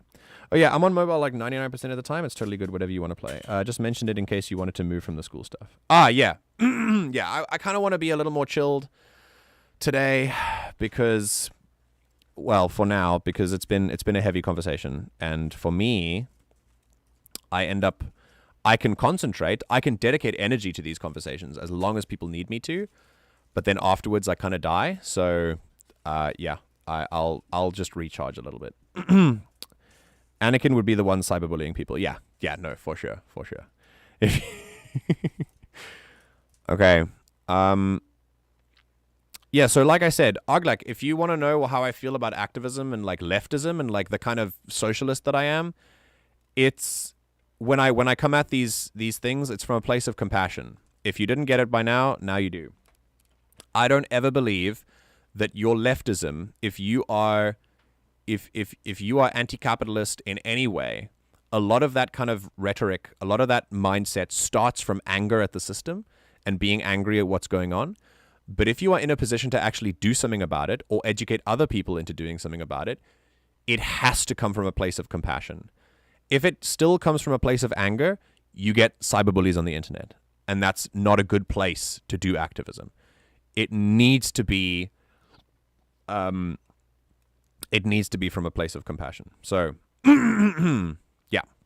Cool. All right, let's try this demo. And before we do, I'm going to go pee. So I'll be right back. Let's start up the demo so long. Play Dark and Darker. It's the first time. This might take a while to set up, but we'll see. At this point, I'm more like that meme that goes, I don't know how many it is, what it is I've got in me anymore. And that is an absolute byproduct of how we live, unfortunately, because it is everything, everywhere, all the time. It's like, I mean, the movie is everything, everywhere, all at once, but there's a song about the internet called "Welcome to the Internet" by a lovely comedian and artist called Bo Burnham, who talks about hold on, we're freezing a little bit while the game loads. Who talks about, can I interest you in everything all of the time? And that is the internet. And it's exhausting. Take time for yourself completely. Right, welcome to the Dark and Darker Alpha playtest. Okay, hell yeah. This is very, very, very, very loud. So just hold on a sec. We're going to game and see if it can detect a game. Yes, we can. Excellent. So yeah, Oglak, if you are feeling like this, I understand. I've also felt like that before. I do from time to time. It becomes exhausting. It's exhausting to worry about everything and think about everything all the time. The system forces you, and the system forces you into this kind of, into this state where you're just trying to survive. It forces you to spend all your mental energy on just getting through the day. And it leaves you with no time, or with even less time to focus on the things that can actually change and can make your life better. But it requires you to put even more mental energy than many people even have within them to begin with, to even try and focus on those issues. So I empathize. It really is why I love D&D and animating so much, you know? It's an outlet. It's an escape.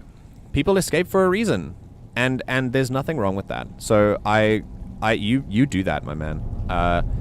And I will say that D&D is a really nice, it can be a really nice, healthy place to actually explore all of these feelings that we have in a less exhausting way. And it can be a really nice way to escape through, yeah.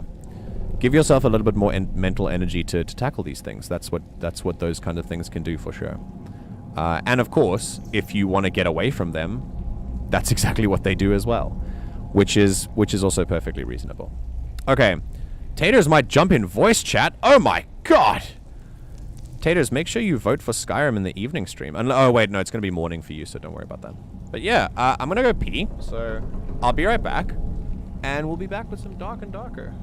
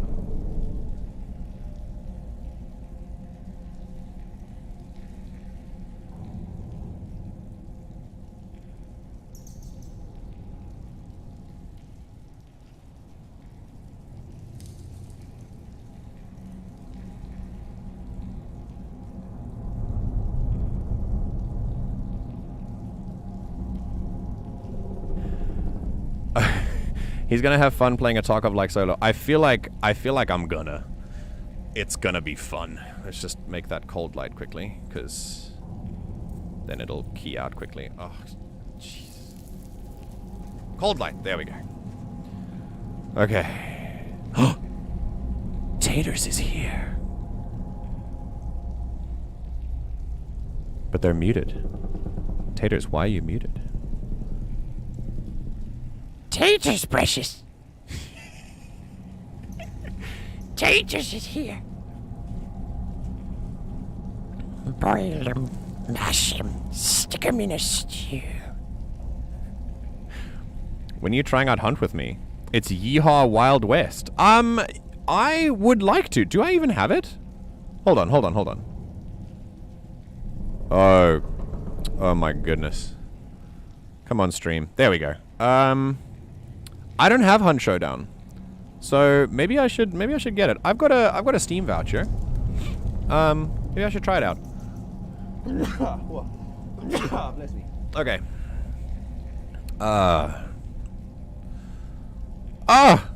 Taters! They've unmuted themselves. Nice. Oh god, my Yoda voice disappears, then my Smeagol voice disappears. This is incredibly embarrassing. I used to be able to do it really well. Good evening.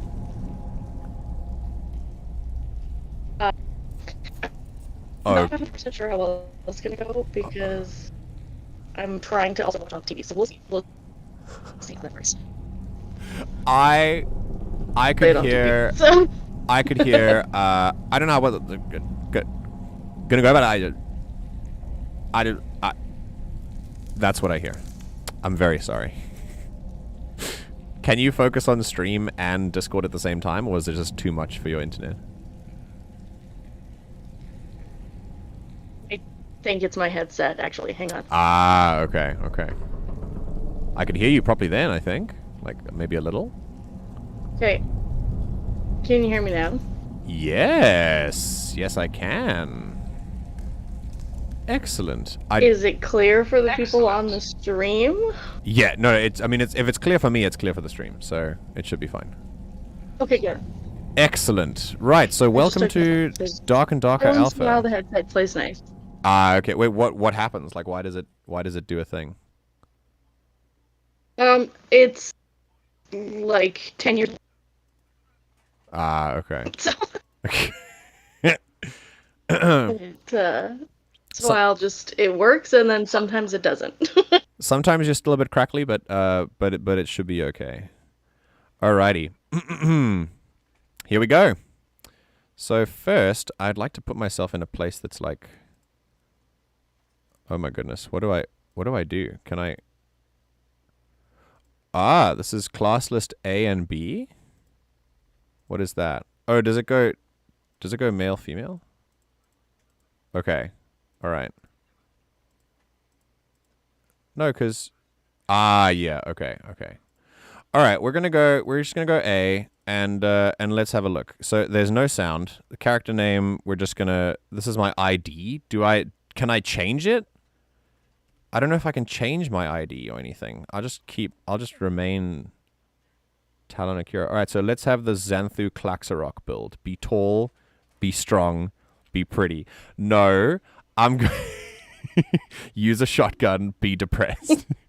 Xanthu is Arglak's lizard folk character in D&D, one of his mains. And we had a campaign together that was very, very emotionally powerful. Hold on. I'm going to see if I can stream this at the same time. And maybe you can watch the stream, but are you watching my... Ooh. I don't know if you... Do you want to watch a stream on Discord so you can get a live feed? Or are you fine with watching the stream and getting like a few seconds delay? Oh. Either we could try the Discord and see if it yeah, makes my laptop want to kill. let's see if it works. Okay, for now it should be fine. I have not seen a drop in things, so let's see. Okay. Right. I think we're probably gonna start with an archer, to be honest, because that's what I like to play when I play these things. But let's look at everything. So, fighter. This is a demo, so let's demo. A master of arms, adept in all areas of combat. The fighter's a jack of all trades, well-versed with a multitude of weapons and armaments. The fighter can hold his own against anyone. Weapon of choice, pretty much everything. Can equip most weapons and armor. Well-rounded attributes, has the ability to sprint. But is dependent on equipment and cannot cast any spells. Okay, cool. Then we've got the barbarian. God, that looks amazing. The barbarian is known for his hardy nature, fiery temper, and ability to endure immense pain. His rage and reckless abandon allow him to lead the charge into battle. Okay. Anything heavy duty. Extreme health, damage bonus with two-handed weapons, and magic resistance, but slow. Slow everything. Okay, so just big and slow. Right, so Xanthu's probably a barbarian. Rogue. Okay, stealthy. Master of deception, silently slip between the shadows. His dexterous hands enable him to quickly loot riches, pick locks, disable traps. Weapons, daggers. High movement speed, quick attack speed, quickly interact, can pick locks, can detect, and moves more silently, but low health, no damage, and low magic resistance. Oof. Glass cannon, essentially. Okay. Right, Ranger. Excellent survivalist. With a keen eye and quick hands, Ranger tracks his enemies, sets traps, ambushes unsuspecting prey. Okay, weapon of choice, any long-range weapons, quick with the bow, track enemy players, set traps, quickly start a campfire. Cannot equip most melee weapons, low damage with melee weapons. Okay. But I mean, Ranger's probably what I'm going to go with first. Or Wizard. Calls forth the immense powers of magic that suit his needs. Whether that means summoning a powerful fireball or temporarily vanishing into thin air, his incantations are a sight to behold. Weapon of choice, Wizard Staff or Spellbook. Cast powerful spells, meditate to self-refresh, and wield magical weapons. Slow interaction speed, low physical damage, and low health. Okay, and then Cleric. Soldier of Faith. The cleric uses his sacred bonds to his gods to call forth the protective powers of the light and to vanquish the forces of dark. A flanged mace. Very cool. Casts healing and protective spells. Able to equip some plate armor and bonus damage to the undead. Adept with many blunt weapons. And I'm going to open up my chat quickly. Slow attack speed, slow interaction speed, low damage. Right, I'm going for Ranger or Wizard. That's definitely my first one. And I think I'm going to go with Ranger first. Because... I think... Hold on, here we go. Waiting until people find the meta when they start jumping around like a dancer to hit you, then in Hunt Showdown you just got cowboy. I really am not, like, I hate playing games like the meta, you know? Not just because... I'm not just going to play things just because it's not the meta, but at the same time I think, like... I just can't... I don't enjoy I don't enjoy like the stuff that takes me out of the game, like jumping around and stuff. Just not a fan.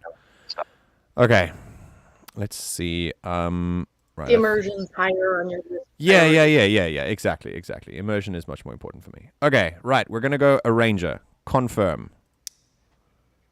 And this is me. Very cool.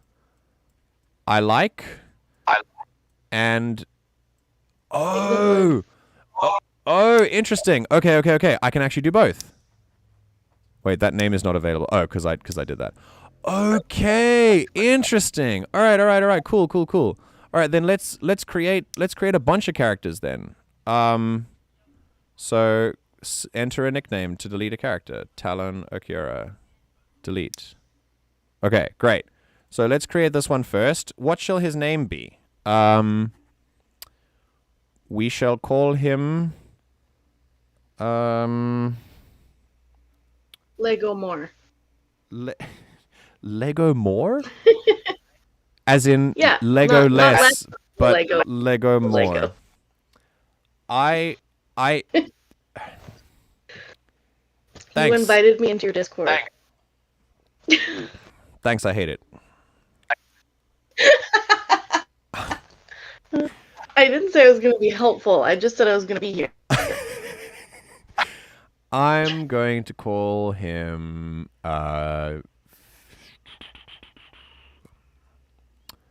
let's call him Phalanor. Why not? We're being serious about it. Hell yeah. Okay, I can do that. Let's make a mage. This will be oh my goodness. Can you like summon swords and stuff? That's super sick. Okay, awesome. This one will be Eleanor. Eleanor, yeah. I mean, if I've already got one called Phalanor. Yeah, they're twins. They're twins?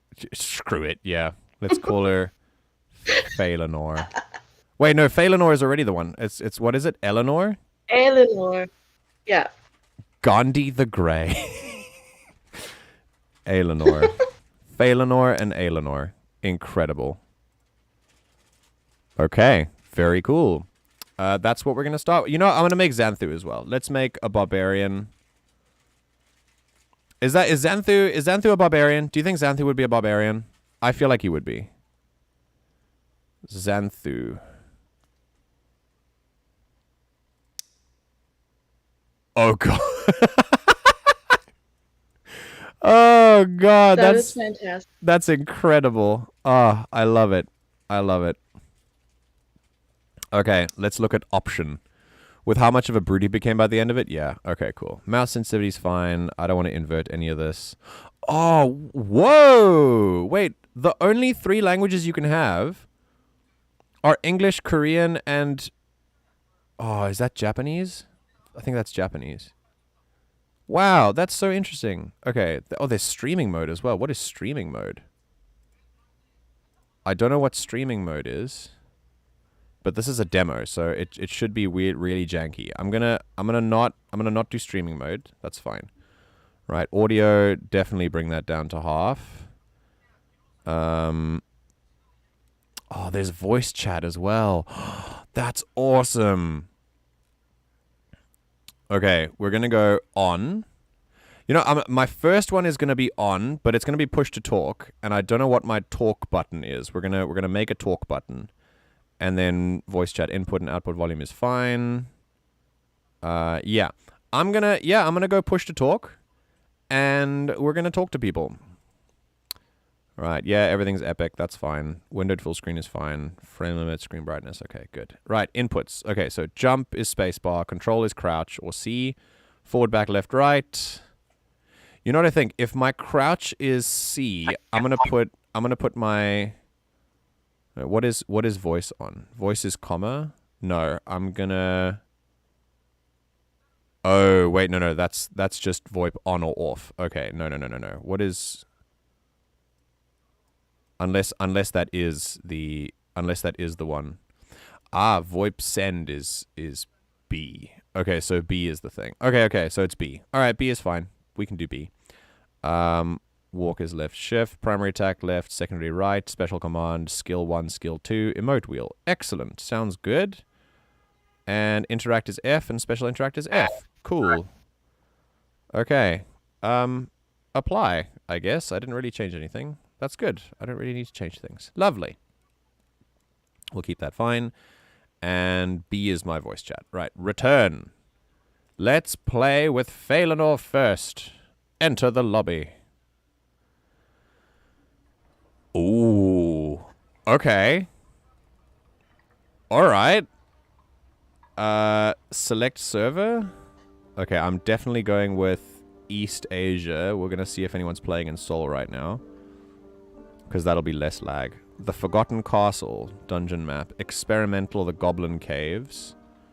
Or the Forgotten Castle High Roller. Okay, let's go the Forgotten Castle. That's fine. No entrance fee, common elite monsters. Yeah, I mean, this is just Tarkov. This is definitely Tarkov. Okay, High Roller leaderboard. Interesting. Right, then my class is... Ooh, okay, coming soon. I got perks and skills. Interesting. Ooh. Oh my goodness, this is very big. This is a lot of stuff. Okay. I've got skills. When attacking with a bow-type weapon, fire 5 arrows at a certain angle at the same time. That's awesome. Increases action speed by 50%. Hold 3 arrows in your shooting hand and fire them quickly in succession in a single action. Incredible. Okay, so what's what here? Tracking. Detect recent enemy footsteps. Level 5, level 10, level 15. Right. Projectile's flight speed is greatly increased. In addition, physical attack power increases. And forage food and recover 25 HP. Lovely. Right, I got some perks. Oh, sick. Okay. So this is my first perk. Ah, okay. And I can... Oh, look at that. Okay, so my skills go down here and my perks go up here. So I get 2 skills and 2 perks. Right, so I get forage food and recover 25 HP. Or true shot. I think I'm okay with true shot and forage food just for now. Let's keep the defaults for now. And then let's see. Trap expert, not really. Tracking. Spear can be used. Headshot damage increases by 15%. I quite enjoy this. I love sniping. Increase physical attack by 5%. When using a bow, change your default shooting animation so it shoots 15% faster. That's cool. When moving with the bowstring drawn, movement speed increases by 10%. Can hear enemy footsteps sounds from further away. Increase physical damage bonus by 5 when using a crossbow. I'm going to use the headshot damage, just in case. Let's see how hard it is to shoot people in the head. I dig the pants, but no shoes?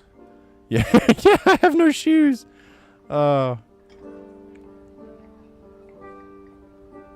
Okay. Just toes. Just toes, no big It's deal. just toes. Yeah. Okay, what's in my stash? Alright, this is Tarkov. I've got inventory. Very cool. I've got merchants. I can deal with merchants. I can trade. There's a gathering hall. Ah, this is finding groups. Okay. I can customize characters, items. Ooh, emotes! I can surrender, lobby action, campfire action. Okay, fine, and there's a shop too. Okay, ooh, you can have elves. That's awesome. And skeletons, and a blue torch. And you can do cheers things and cool stuff. Okay. It's literally the Tarkov entry. Yeah, it's a Tarkov clone. Absolutely. Okay, we're gonna try it. Let's do it. Here we go. Play. Level 1, Felanor. And we can class change, fame and karma. Fop doodles only. What are fop doodles? Excuse me? I was taking a drink. These are fop doodles. Oh, this is a tutorial. Alright, learn the moves. Who doesn't need a tutorial to learn how to fuck doodle? Yeah, I know how to. I'm a fop doodle pro. Oh, become a weapon master. I fop doodle all the time. I fop doodled last night. I'm not. Oh, it's the Achilles Thuln. Yeah. I didn't want to call him Achilles because the name is actually copyrighted. I got it from a book. Okay. It's holding. Okay, that's great. Oh, class skills are Q and E. Okay, so, alright, sick. Sheath weapons, that's awesome. Right, inventory, other controls. Okay, become a weapon master. Each weapon has its moveset and range. Practice and memorize. Can I practice? Is there a practice anywhere? No? Okay. Alright, let's go. Did you check your loadout? Practice. Once you enter the tavern, you can't leave early without losing your items. Are you sure you want to enter a match? I mean, I have no other items, game. This is the first one. Hey, there's a game. Okay, amazing.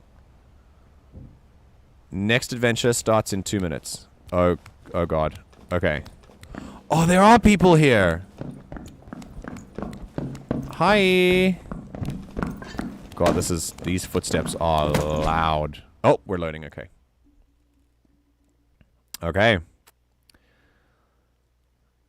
A portal closes as soon as someone passes through it. Sometimes better let an enemy open a portal and steal it. Yeah, okay, so it's Tarkov. We go in, we collect gear, we get out. And we go in with better gear. I don't really mind if people die. Like, it's totally fine. My character stays, so that's cool. Sell the loot you collect in the dungeon to the right merchant to build up your coffers. Okay. I'll do that. Oh, that was very loud. Okay, so the torch... Right, we can move around and, like, sneak and stuff. Oh, God. Okay, things are smooth so far. I kind of want to turn my mouse sensitivity down a little bit. Let's put that on 25, I think. I always have to turn the sensitivity down when I play. There is someone here as well. So someone's going to kill me immediately. I love the vote of confidence you have in yourself. Someone's literally here right now. Can I cancel it? I can cancel a shot, okay. Hello.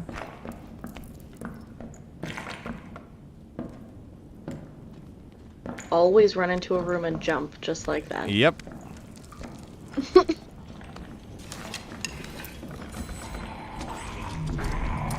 Oh no. Oh no. Run. Run. How do I run? I can't run. I can't sprint. No! They can. Oh, they're teams. Wait.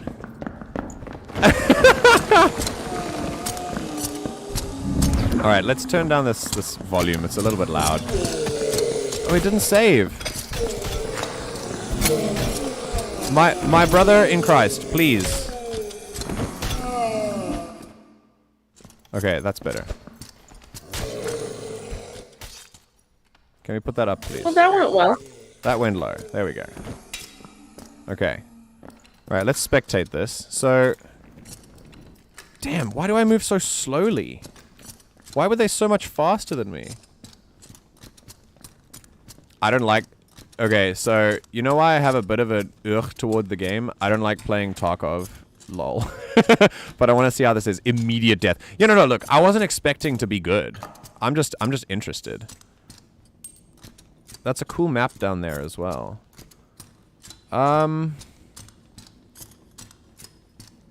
Yeah, Oh, they're a team. So, wait, so does that mean, like... Wait a minute. So teams can play? Okay. Exit to lobby. Don't worry, I wasn't expecting you to be good either. Listen, I mean, yeah, that's fine. I'm gonna try again. And also, I mean, the load times are nothing. That's pretty cool. Oh, wow. Like, we're already starting? Okay, amazing. How do I... Like, this is walking. So this is just as fast as I walk? Like, I just walk really slowly? Teams can play against solos. Same thing would happen in Tarkov. How is that fair? How can teams play against solos? That's not okay. I don't, like... No. That's so shitty, actually. Okay, here we go. Boom. Oh, I'm in the sewers. Oh! Hello. It's just Kool-Aid. Oh, that's a zombie. Oh, that's lots of zombies. Okay. Can I... God, how many arrows does it take? Oh god, there's no way out. I'm gonna die from zombies. No! No! No! Okay, well, a headshot doesn't kill them. That's very interesting. What's my, like... Should have checked my surroundings first. I want to know, like, if a headshot doesn't kill them, then what's gonna kill them? So strange. Maybe you need that spear. Maybe I need a spear, yeah. I mean, what are my... Hang on, what are my skills, quickly? Let's look at my... Oh, it says coming soon, so that's... Yeah, okay. What are my skills? This is Jank Lamau. If you want, I can just drop in and do some duos, but the ping would suck. Yeah, the ping would suck for you. I mean, you can if you want to, but I don't recommend. Forage food and recover health. I haven't survived enough to recover health, to be honest, so... Or find food. Or find food. So I think I'm just going to chill with that. And let's do...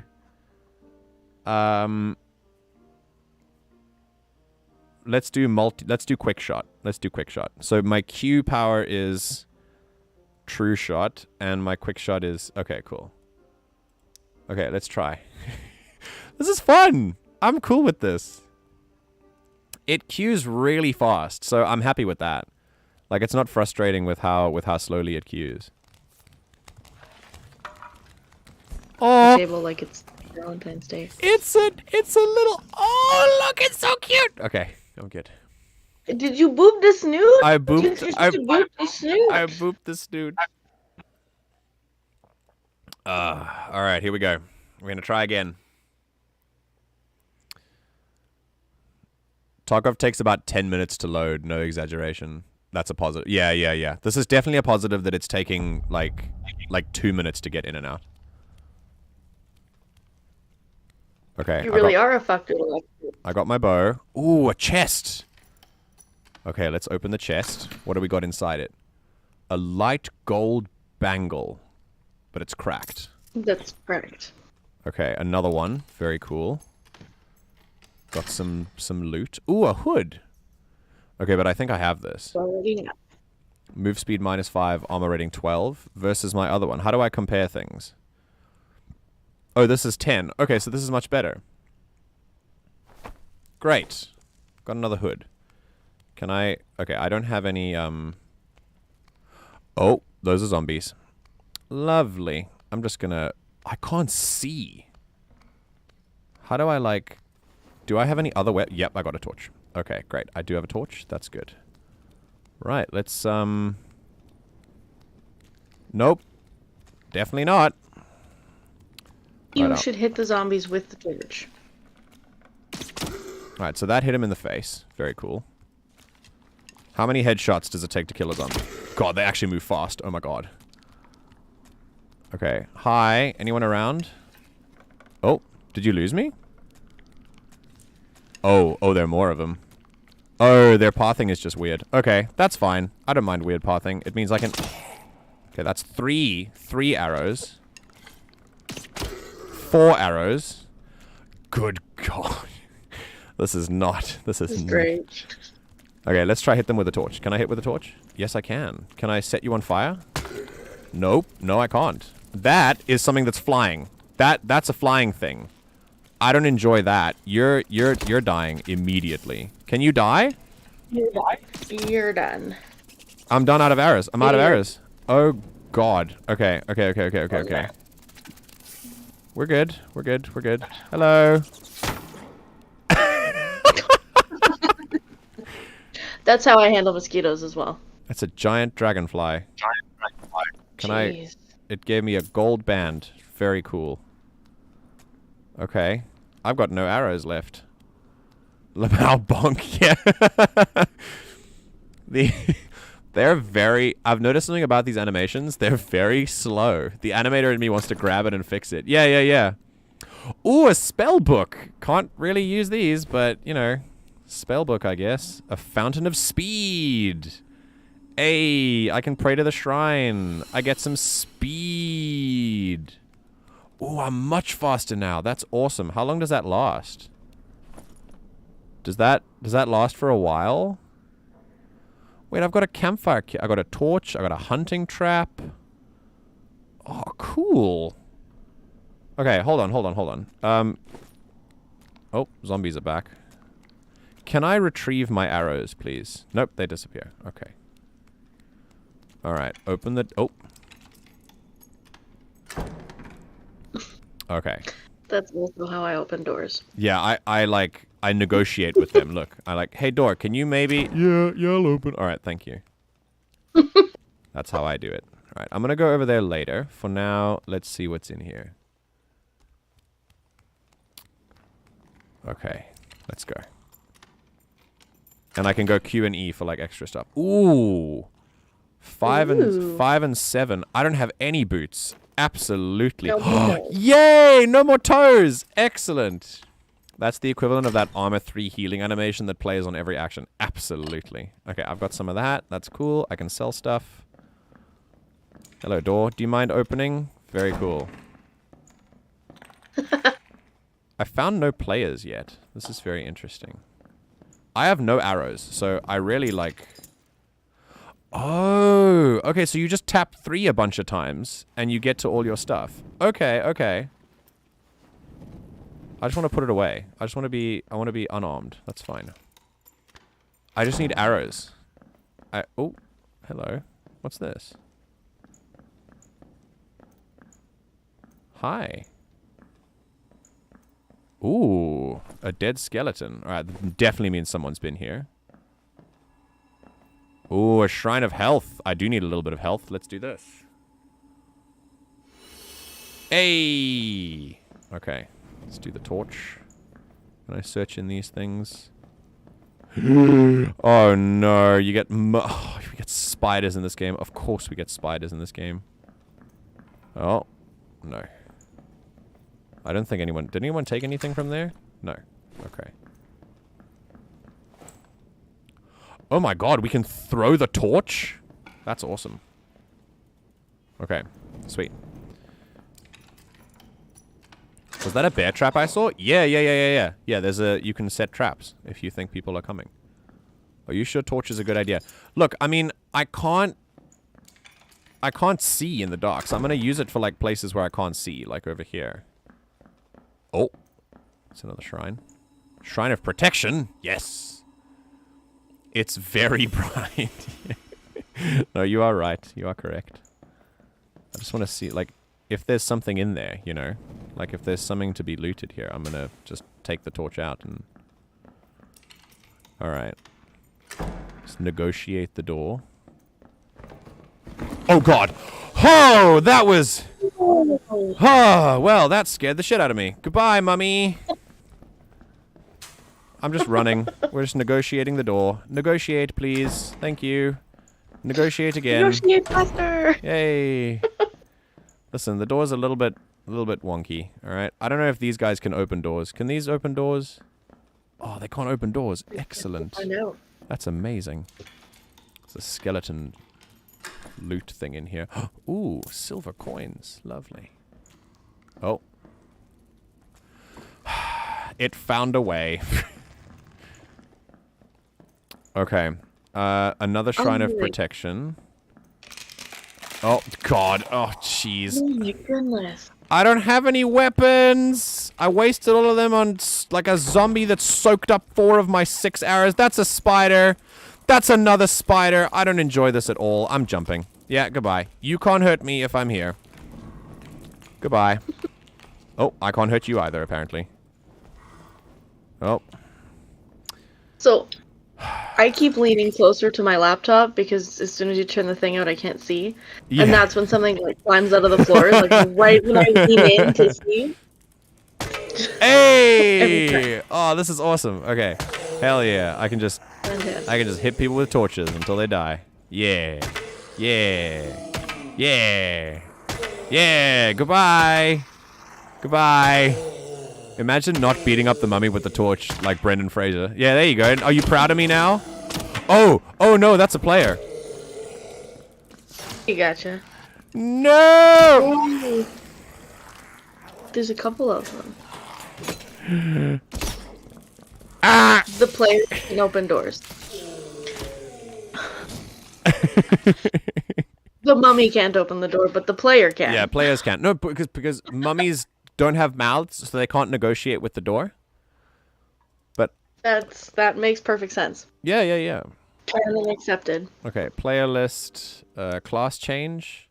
Yeah, I want to try. Let's try Xanthu. You know what? Let's try Xanthu. Xanthu is a beefy guy. I mean, his beard is plaited, so you know he takes time to do that when he gets up in the morning.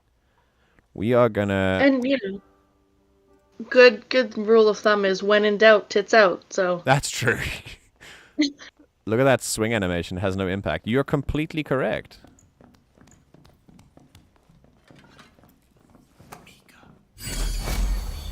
Oh god, is that what a cleric looks like? That's awesome. Okay, Wow. I have a big axe. And we're gonna do our best to, like, practice with this.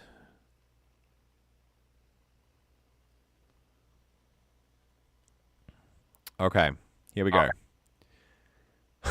This is fun. Oh, I got an email. Hold on. Ah. There we go. All right, we're back. We are now Xanthu. We have a big axe.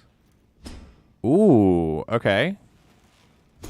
That's the first swing. That's the second swing. Okay. And this is the side swing. Okay, interesting. All right, so that's the... Can I go that way and move a different, like... No, there's none. Okay, there's no, like... Okay, there's none of that. All right, is there a block key? Hold on. We're going to inputs. All right, jump, crouch, move back, move left, walk, primary, secondary, special command, skill 1, skill 2, and emote wheel. Okay, that's fine. Yeah. Okay. So... Alright, what are my skills? I don't know what my skills are. Hold on. Strength is greatly increased, so that's rage. Okay, great. And reckless attack. Oh, so we're playing D&D barbarians. Excellent. All right. Solid. So I can give myself reckless attack, and yeah, I mean it's literally reckless attack from D&D. Okay. People move slow enough that my like mouse sensitivity can be up a little bit, so I'm gonna put that on 40. There we go. Apply. Excellent. Do you have depression and nothing to lose in your life as well? I mean, this is why I'm here, I presume. No. Let's put reckless attack on. Screw it. How long does it stay on? It's just on permanently, I guess.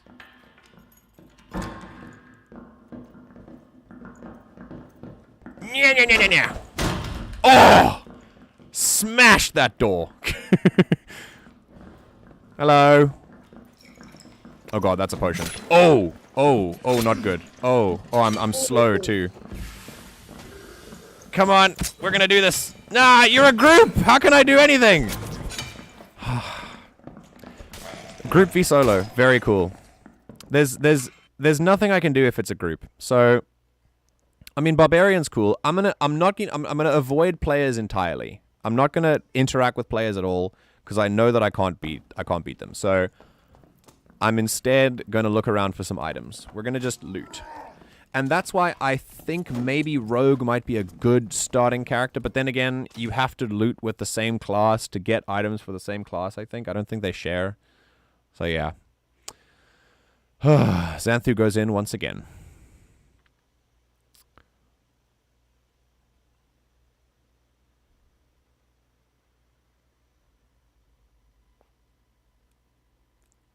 Starting to realize this game has no balance. Oh yeah, I mean it's a demo. It's literally just there to let you know, like, is the concept fun?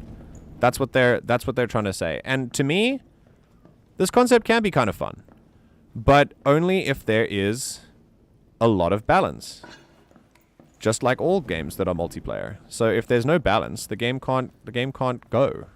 So that is a trap. That's a bat. That is a scary bat. Oh, it's a skeleton bat. What? Go away. Oh. Go away. Its head is like that. There you go. Is it just the Avenged Sevenfold logo? It's called... Oh, I get a new lantern. That's interesting. Wait, so instead of a torch... Oh, I get throwing axes. I should have used those. I've got an oil lantern without any oil. That's helpful. Oh, wait, no, it does have oil. It's just... Oh, cool.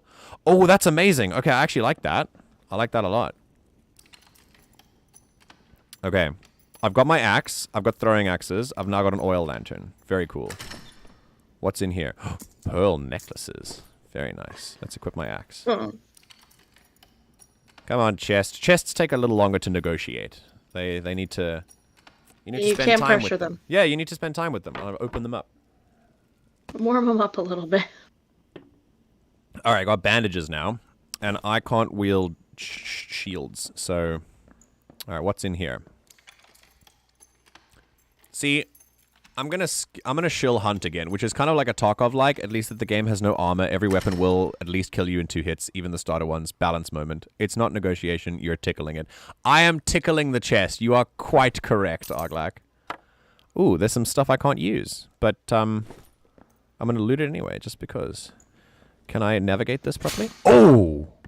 Yes, I can. Ew. Excellent.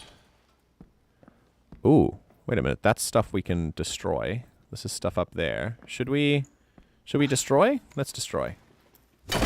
Do it. Yeah. Okay.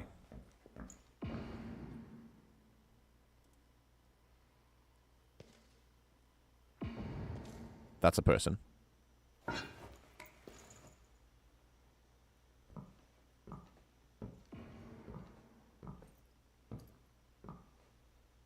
Go on, open that door.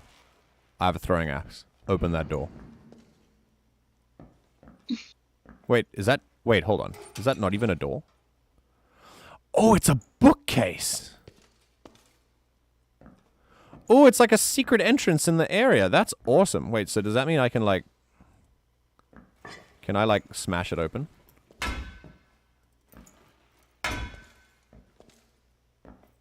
Can you tickle it?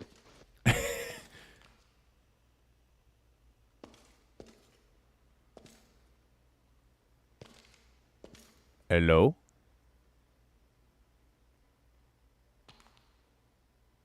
Just knock and see if anybody else opens it. Yeah, I did knock. Yeah, I knocked. No one's opening. All right, we're gonna go back down there.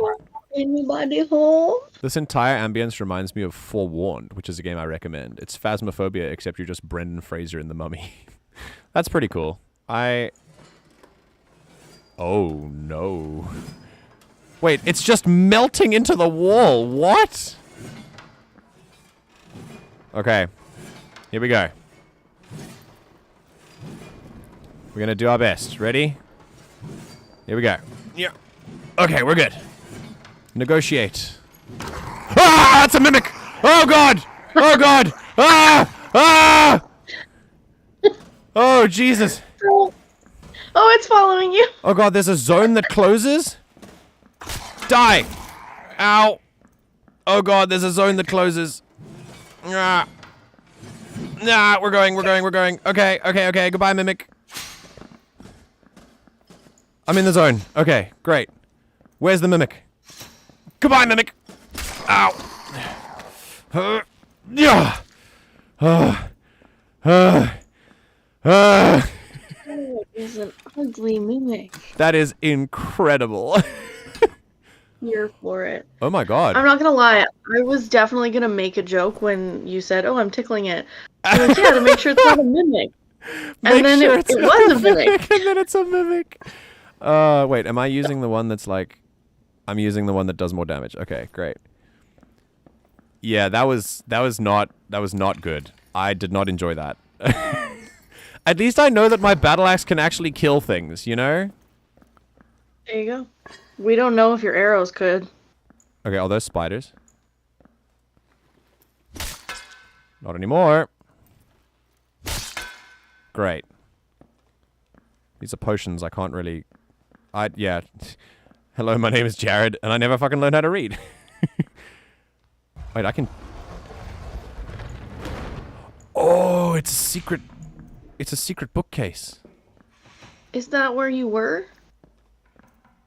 Wait, no, there's a downstairs thing there. I think there might be more than one secret bookcase. Congrats, you got a clip. I think there might be more than one secret bookcase. Yeah, there's more than one. Ooh, a skeleton corpse. Nothing to loot on them. Okay. Ah, see, people can just trap me here if I get stuck. That's interesting. Well, yeah, it looks like the Okay. zone that's gonna kill you is coming up.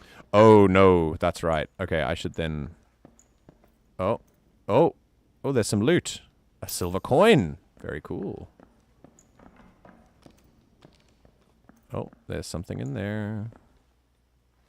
Let's just put on the torch just in case. There's a collapsed thing, a skeleton corpse. Oh, what is that? Ooh, a halberd. Whoa. Oh, someone's looting behind me. Hunting trap. Let's go kill him. Why not? Hello. Oh, let's not and say we did. Let's negotiate the door. I'm still literally a basic hunter. Like... Oh god. Hello. Oh! He went invisible! I can still hear you. Oh. Oh, god. Oh, jeez. It feels very, I can't see you, you can't see me. Yeah. Hey! I'm just trying to get away. You. Ow. Yeah, I'm dead.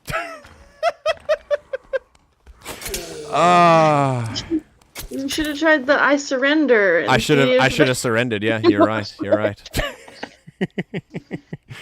I am very low key. Like, this is a game that exists, and I'm good. That's how I feel about this right now. I think this is not very friendly towards new players, and that is pretty much Tarkov for you. Like, Tarkov is not friendly towards new players either. I didn't use any of my abilities, so that's true. But I feel like speed is gonna be the thing that wins in this game. When all the animations are really slow, you can just kite and like dodge out of the way of everything. So I do feel like there is a definite advantage when it comes to speed. But yeah, let's go one more. I want to try the magic. Did get a funny clip out of it though. Yeah, I did. All right, so this is meditation, revive spells. And this is spell memory. Allows you to use spells in the dungeon. Allows you to memorize spells to use in the dungeon. Okay, intense focus. Reduce the casting time of the next spell you cast to 0.1 seconds. That's pretty cool. Mana Surge. Increases your magic damage. Increase spell casting speed. An arcane reactive shield. Knowledge by 10. Armor rating by 20. Ooh, this is super. Yeah. Okay, sweet. I mean, to be honest, Arglak, you have shilled... Ooh, there's some spells. You've shilled Hunt enough that I do want to try it out, but depending on how much it is, I might not get it. But let's see. Zap. Very cool. Light Orb and Ignite. Okay. Then we got Ice Bolt, Lightning Strike, and Chain Lightning. That's awesome. Ooh, Magic Missile, Fireball, Slow, Haste, Invisibility. Oh, okay. Okay, so I can actually just, like, stuff you. I just get a bunch of magic. That's awesome. But this is meditation, so... Okay, I get to put everything up now. Okay, sick. So this is Haste, Invisibility, Magic Missile, Fireball, and Slow. Okay, what about...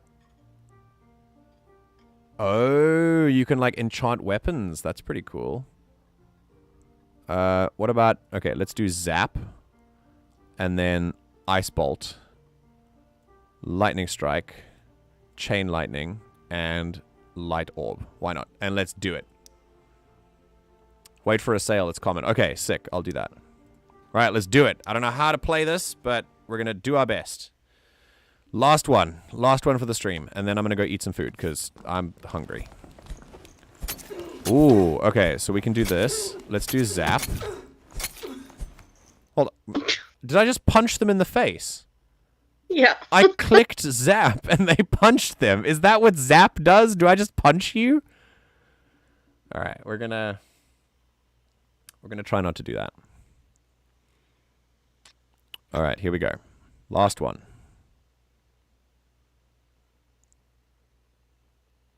Boom. Wait for it. Yeah. Oh, another person immediately. All right, so this is Zap. How do I have to right click it?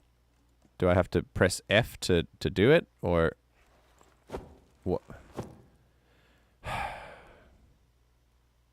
think if you just yell the word, that's how it works.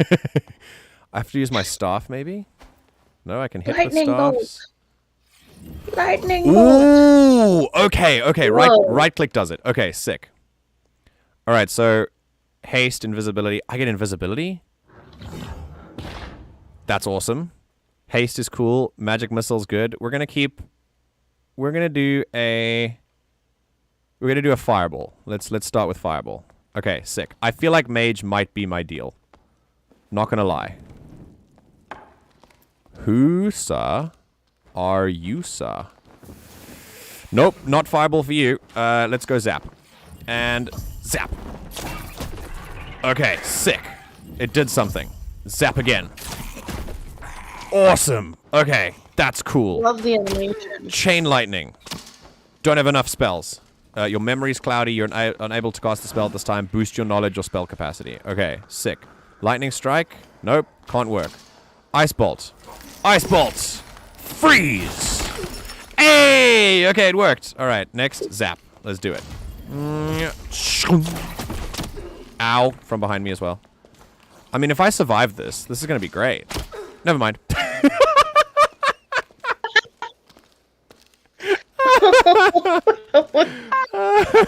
Perfect.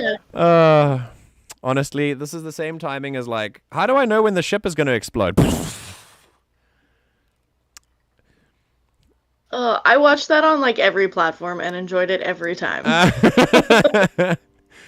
You put them in a state of shock. They don't expect the mage to punch. Yeah, everyone talks mad shit until the mage starts throwing hands. See, I feel like meditation should be here so that I can put like 5 spells. Like, I don't know if I can even cast these or not. Oh, there. Okay, so I've been like spell memory priority. Oh, God. Okay.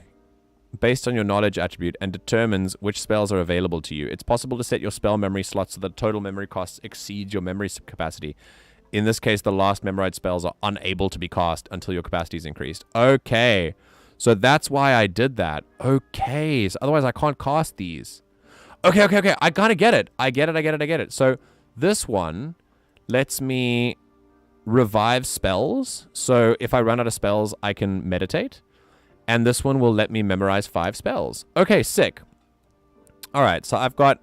Let me memorize. Okay, so obviously Chain Lightning looks awesome. So I'm going to put Chain Lightning up here. Then, after 4 seconds, a bolt of lightning falls in the target area. Invisibility is awesome. So that's a pretty cool, like, yeah. Magic Missile's awesome. Oh, it stops firing when I move, though. That's interesting. Fireball's pretty good as like a knockback, but then I still have to use like, I mean, these cost a lot, you see, so I can't have too many. Deals magic damage and reduces the target's movement speed, and that just slows. That does both, so yeah. Burns the target for 1 second. Light orb and ignite. Okay, I think I'm gonna put zap here. Yeah, so we got magic missile, invisibility, chain lightning, zap, and ice bolt. Let's see what that does. Here we go. Yeah, literally. What does meltdown imminent me? Boom! And I'm done. We played an Armor 3 campaign, for context, where it was like a Halo 3 themed, or like a Halo themed Armor 3 campaign. Sorry, it was Armor 3, not Halo 3. And the armor was, oh, that's a cool looking staff. It was like we were playing ODSTs. And it was very interesting. But in the last mission was the last mission we played Covenant. I don't know if you know Halo lore, but Covenant are the bad guys, and they're like the aliens. Yeah. And let's see if I can do this now. And yeah, we played Covenant like converging on one of the old characters who had like sacrificed themselves, and my character, like, the planet was about to blow up, or the Halo was about to blow up. And as soon as my character was like, Commander, what does meltdown imminent mean? And then as soon as I said mean, everything just blew up, because the message was like, meltdown imminent, or whatever. That's fantastic. It's immortalized in memes. It was amazing. You had to be there, but it was a very cool campaign. Basically, in Armor 3, it's a military simulator, but you can have like what they call Zeus mode, which is where someone can be like a GM for like an event. We did it in like role play and stuff. It was really cool. Okay, what are we gonna do first? We're gonna start with magic missile. Magic missile. Oh my god, this is okay. That's a back wall. Okay. Right, so what do I have in my inventory? I've got Potion of Protection. Ooh, okay. I kind of want to move that to my 4th. Yeah. Okay, cool. Oh. Let's negotiate the lever. Why not? What could go wrong?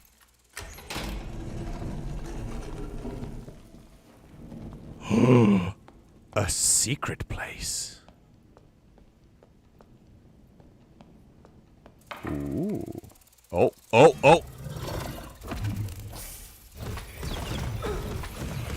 Yes! That's fantastic. That is what I want. Apparently I have to keep moving if I want it, but that's awesome. Okay. So if I cast like what if I cast invisibility on myself? And then magic missile. Ah, okay. Then it goes away. All right, that's fine. Standard invisibility. I'm out of mana. I need a potion. Wait, is that like is that like an Overwatch joke? Like, I need healing.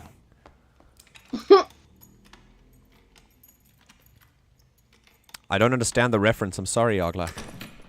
Ooh, an ancient scroll. Okay. I can't equip the item.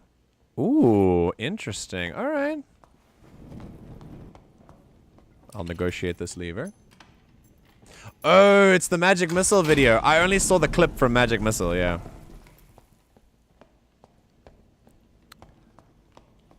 Hang on. I can see you. I can see someone's in there. We're gonna kill him with Magic Missile. Hello?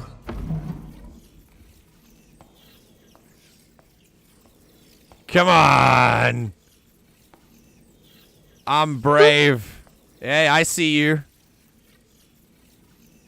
Yeah. I see you. Oh god. Does it see? It doesn't seek any targets. That's unfortunate. Oh. It does! It does seek targets! Okay, gimme. Oh, it's like a little skeleton? Oh my god! That was fantastic. Right, so I'm a mage. That's me. I'm a mage from now on. That's incredible. Okay, a frock and mystic vestments. 31 and will +1. Magic resistance +20. That's... Honestly, the magic resistance is... Oh. Oh no. Oh no. No. Oh, it gets interrupted. Oh no. Oh, damn it. Invisibility. Invisibility. Goodbye. Ow. Oh, damn it. Okay, mage is great. He snuck up on me. That's how I know. I got stuck in looting. But mage is great. I'm not done the stream yet. We're not done. We're doing mage again. This was awesome. Okay, so Magic Missile was amazing. That door just exploded. Yeah. Yeah, no. The skeleton who was fighting cast a fireball and the thing and the door exploded. Yeah. All right, so we got haste, we got Magic Missile, we got invisibility. I think I need some kind of protection. Like, this haste is pretty good. Well, you have that potion. We do have a potion of magic protection. That's true. Oh, but invisibility gives me a move speed bonus anyway, so that's fine. Okay, awesome. All right. Yeah, I think we're good. I think we're good with these. Lightning strike is pretty good, but it's only 4 seconds, and fireball is like obvious, you know. That each... See, the 10 homing missiles each deal 12 damage, and this one causes 30 direct damage. But it's a 4 cost, and the magic missile's a 3 cost. So that's why I want to put the magic missile. Okay, cool. We're going again. Yeah. God, mage is fun! I love magic in games. This is... Yeah. Every time I see the combat and you getting double teamed, I feel secondhand pain. I feel fine. Like, I feel okay... because I know that it's not a skill thing. Like, I know that I'm new at the game, so I know that I'm going to be bad. But also, I don't feel rage because, I mean, they're ganging up on me. So, like, I don't expect to win, you know? So, it's not like it's fair. That's what I'm saying. So, if I know that it's not fair, then it takes away all of the pressure. Here we go. Boom. Yeah. Oh my god, I started literally at the edge of the map. Okay. Hello. What are we starting with? Magic Missile was pretty OP, so let's start with that. And the skeletons are here. Okay. Alright, those are some traps. Let's shoot a skeleton. Right, there are 2 of them. Goodbye, skeleton. Oh god, that didn't... Oh, okay. Let's do an ice bolt then. Oh my god, skeleton. Like, hello? Oh, okay. Come on. Here we go. Go again. Okay, something tells me, like, undead Doesn't really work for undead. Can you die, please? Oh, I kited them. Very nice. Let's use the big one. Let's use chain lightning. Oh, look at that. Oh! Okay. That was funny. That's amazing. Oh, that's a fire arrow. Okay, so I missed with that one. What's going on with my, Okay, so skeletons are not, like... Skeletons are hard. That chain lightning is awesome. Come on.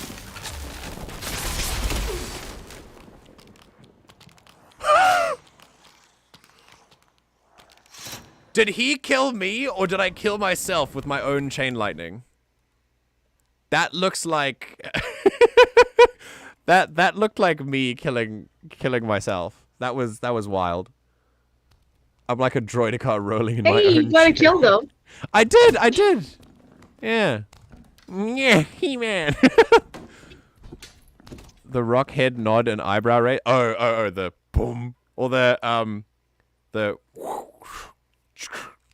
or like the boom, boom, boom, boom eyebrow raise. We're deep in like layers of memes. I'm sorry. Yeah, so skeletons are tough, but magic is fun. I'm much more excited to play this game with magic than anything else, to be honest. And God, so here's the thing though, right? Right, so I actually killed myself. I did it with the chain lightning, yeah. Fires lightning that is transferred to a being within 4 meters. It does not transfer to the target it was transferred to once, and it transfers to yourself if you are nearby. Yeah, so if I'm close, I'll just hurt myself. It's 3 a.m. My brain slowly stops functioning. I've been awake since 5 a.m. That's not good. Oh God. Yeah, zap, please. Oh, jeez. It does so much damage. Okay, 2 zaps kill it. That's great. Death Skull, not so scary. Let's put on the chain lightning. And let's... Come on. Oh, God. Yeah, that was me. That definitely hurt me. Okay. Ow, and I'm dead. This is on stream. For everyone to see. We're doing one more. I'm learning. That zap is not that great, but it's the only, like, offensive spell we have, so... Did I just, like, dry heave in that loading screen? Like, I pressed start and the character was like... Ugh! Also... I still haven't made it out. I mean, this is just fun to check out, but I still haven't made it out. See, I can do it like 5 times or 4 times or whatever before it goes out, and then I need to... Okay, that makes sense. Yeah, where are your pants? Why are you not wearing any pants, huh?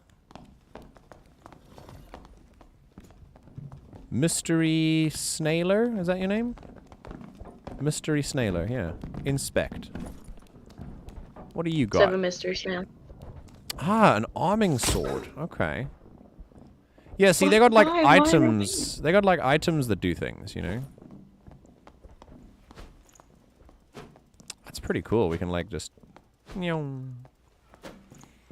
like this would be easier if you had a double barrel shotgun mixed with Eldritch Blast. Just like Xanthu. Yep. The Xanthu way. Okay, this is the last one. For real. For real last one. Because it's late and I need to do other things.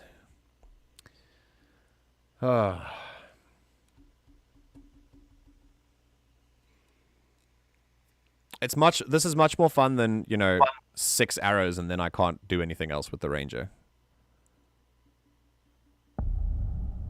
Okay. Here we go. Ooh. Ooh, some very nice loot right out the gate. Also, we're going to put this on Magic Missile, just for fun. Right.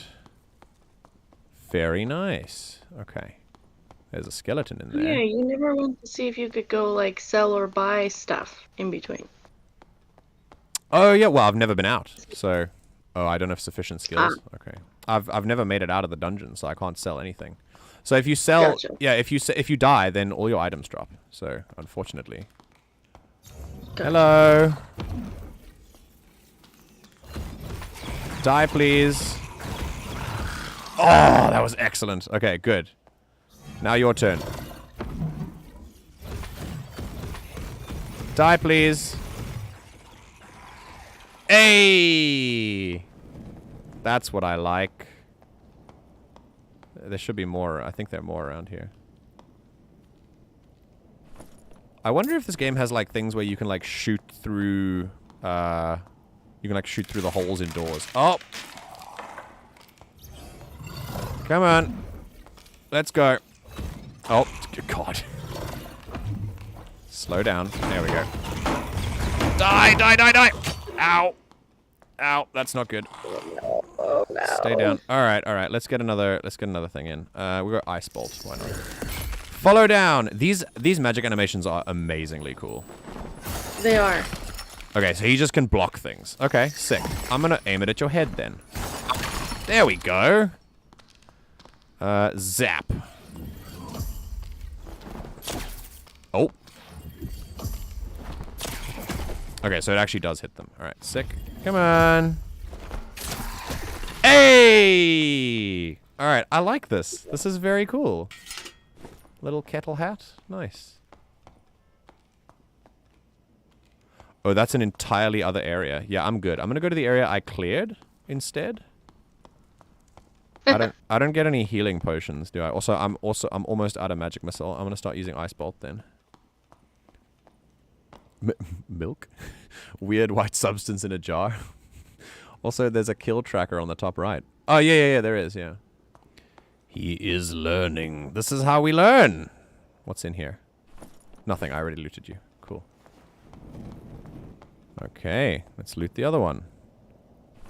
Ooh, gold.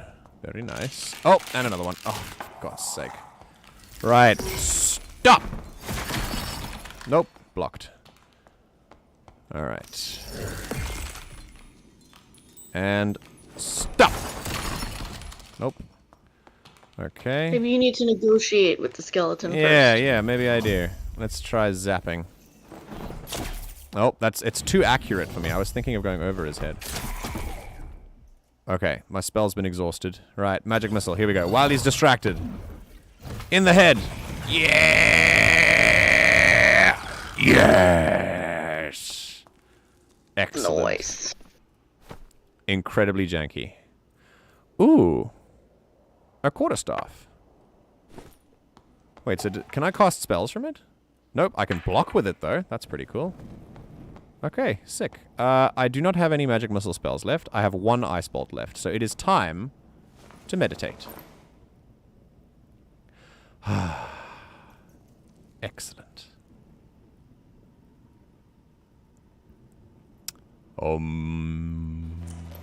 Alright.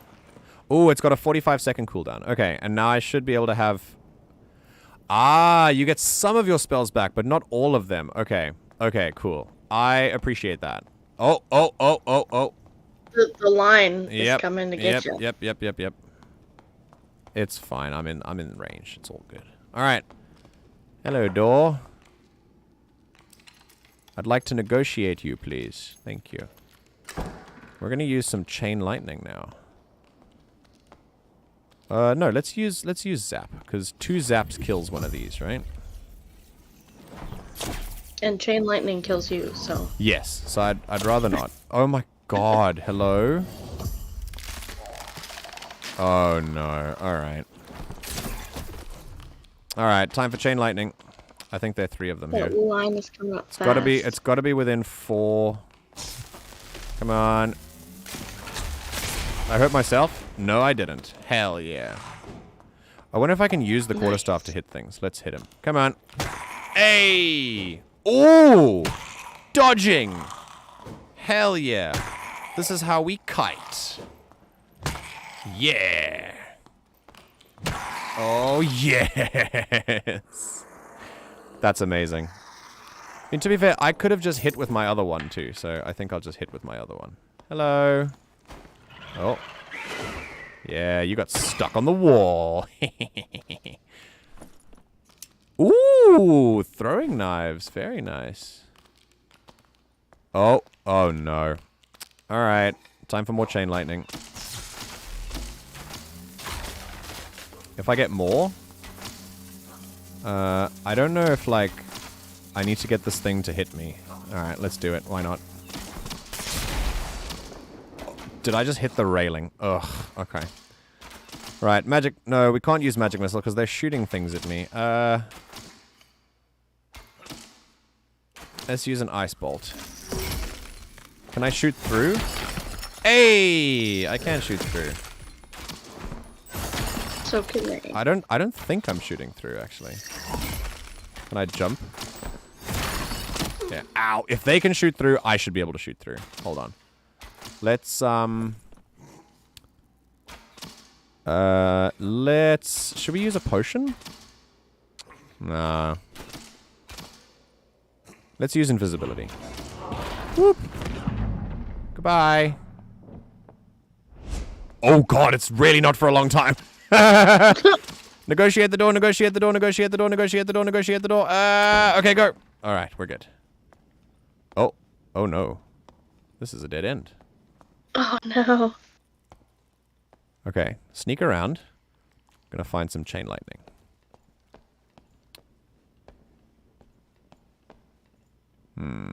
Let's go this way. I don't think I feel confident taking on all those ones. Drink the white juice. How long does the white juice last? 20 seconds. That's awesome. Okay. Hello. Ooh, something... People haven't looted this place. I should meditate immediately, to be honest.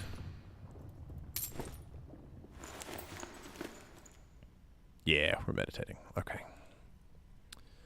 I don't have any things to get my health up, so I think I really should just find a portal and get out if I can. Okay. Hello.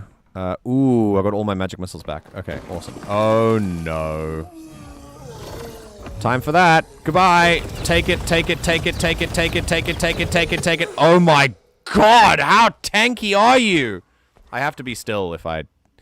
It's fine. It's fine. Remember, MJ, what am I meant to be remembering? May the magic powers convenience you. That was pretty sick. I enjoyed that. What level am I? Am I still... Oh, I'm level 2 now. Hey. I don't know if you noticed, but on the kill tracker, it definitely said that Mummy killed you. No, yeah. The mummy... Yeah, I was... Wait. It didn't say Mummy. It said Mummy killed you. Wait, Mummy? Mummy. Mummy? Sorry. Mummy? Sorry. Mummy? Sorry. Yeah. And that... So that was, that was Dark and Darker. Very cool. I'm actually not gonna lie. I had a lot of fun with the mage. It's not fun with the other stuff. Like, the other classes were just not good at all, for me as a new player, particularly because you have, like, very few ranged options, and the learning curve is just too steep for me as, like, a more casual gamer with those kind of things. So yeah, just, if the learning curve is hard, it's really harsh. And there's no balancing, it's a demo. So keep that in mind. As a demo, solid.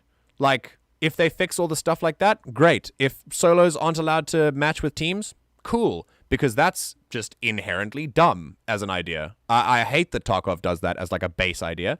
And so yeah, definitely don't do that in the future.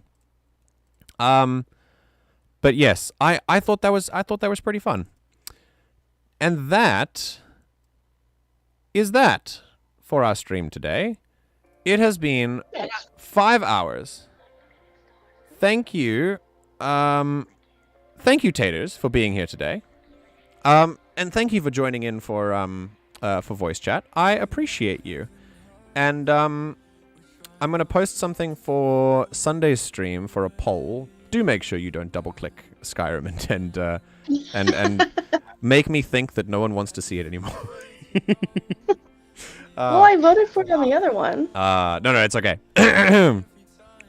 Don't worry about it. I will put a poll up for the next stream soon. It probably won't be fixed if it'll be like Tarkov. Yeah, no, that's fine. Then I might not play it, but you know, the demo was fun. I enjoyed the magic stuff. I probably won't go back to it for a while. I'll play something else. But for now, yes, I'd like to thank you all very much for tuning into the Everything GM broadcast. Thank you, Taters, for being here and providing voice commentary once again. And for the rest of you, take care. Let me hop out of Discord quickly. Goodbye, Taters! Oh. Bye. Goodbye. Have a wonderful sleep. You should. What time is it over there? Oh, it's only 11:30. Oh, okay. You got time. The night is but young. Have a good sleep when you do, know. and I will see you in the next one. Goodbye. Bye. And for the rest of you, although Taters is probably here in chat anyway, thank you all so much for being here. I really do appreciate you all that you're here. If you haven't done so already, join the Discord and have fun in there. For now, that'll be me. I'll see you in about 8 more hours where we do it all again. Thank you very much for tuning into the Everything GM broadcast. It is 3:29. This is When the Sky Falls by Lost Wolves. Have a good one. Take care.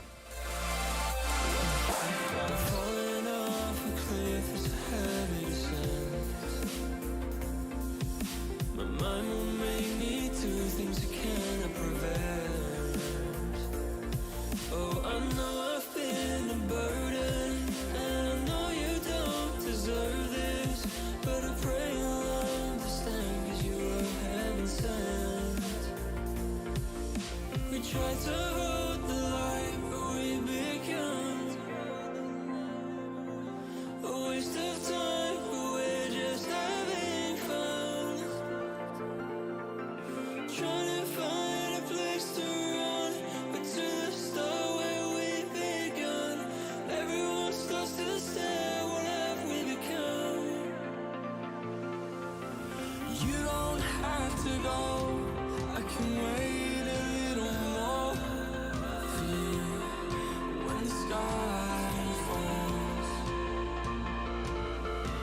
You don't have to go, I can wait a little more. When the sky falls, when the sky falls.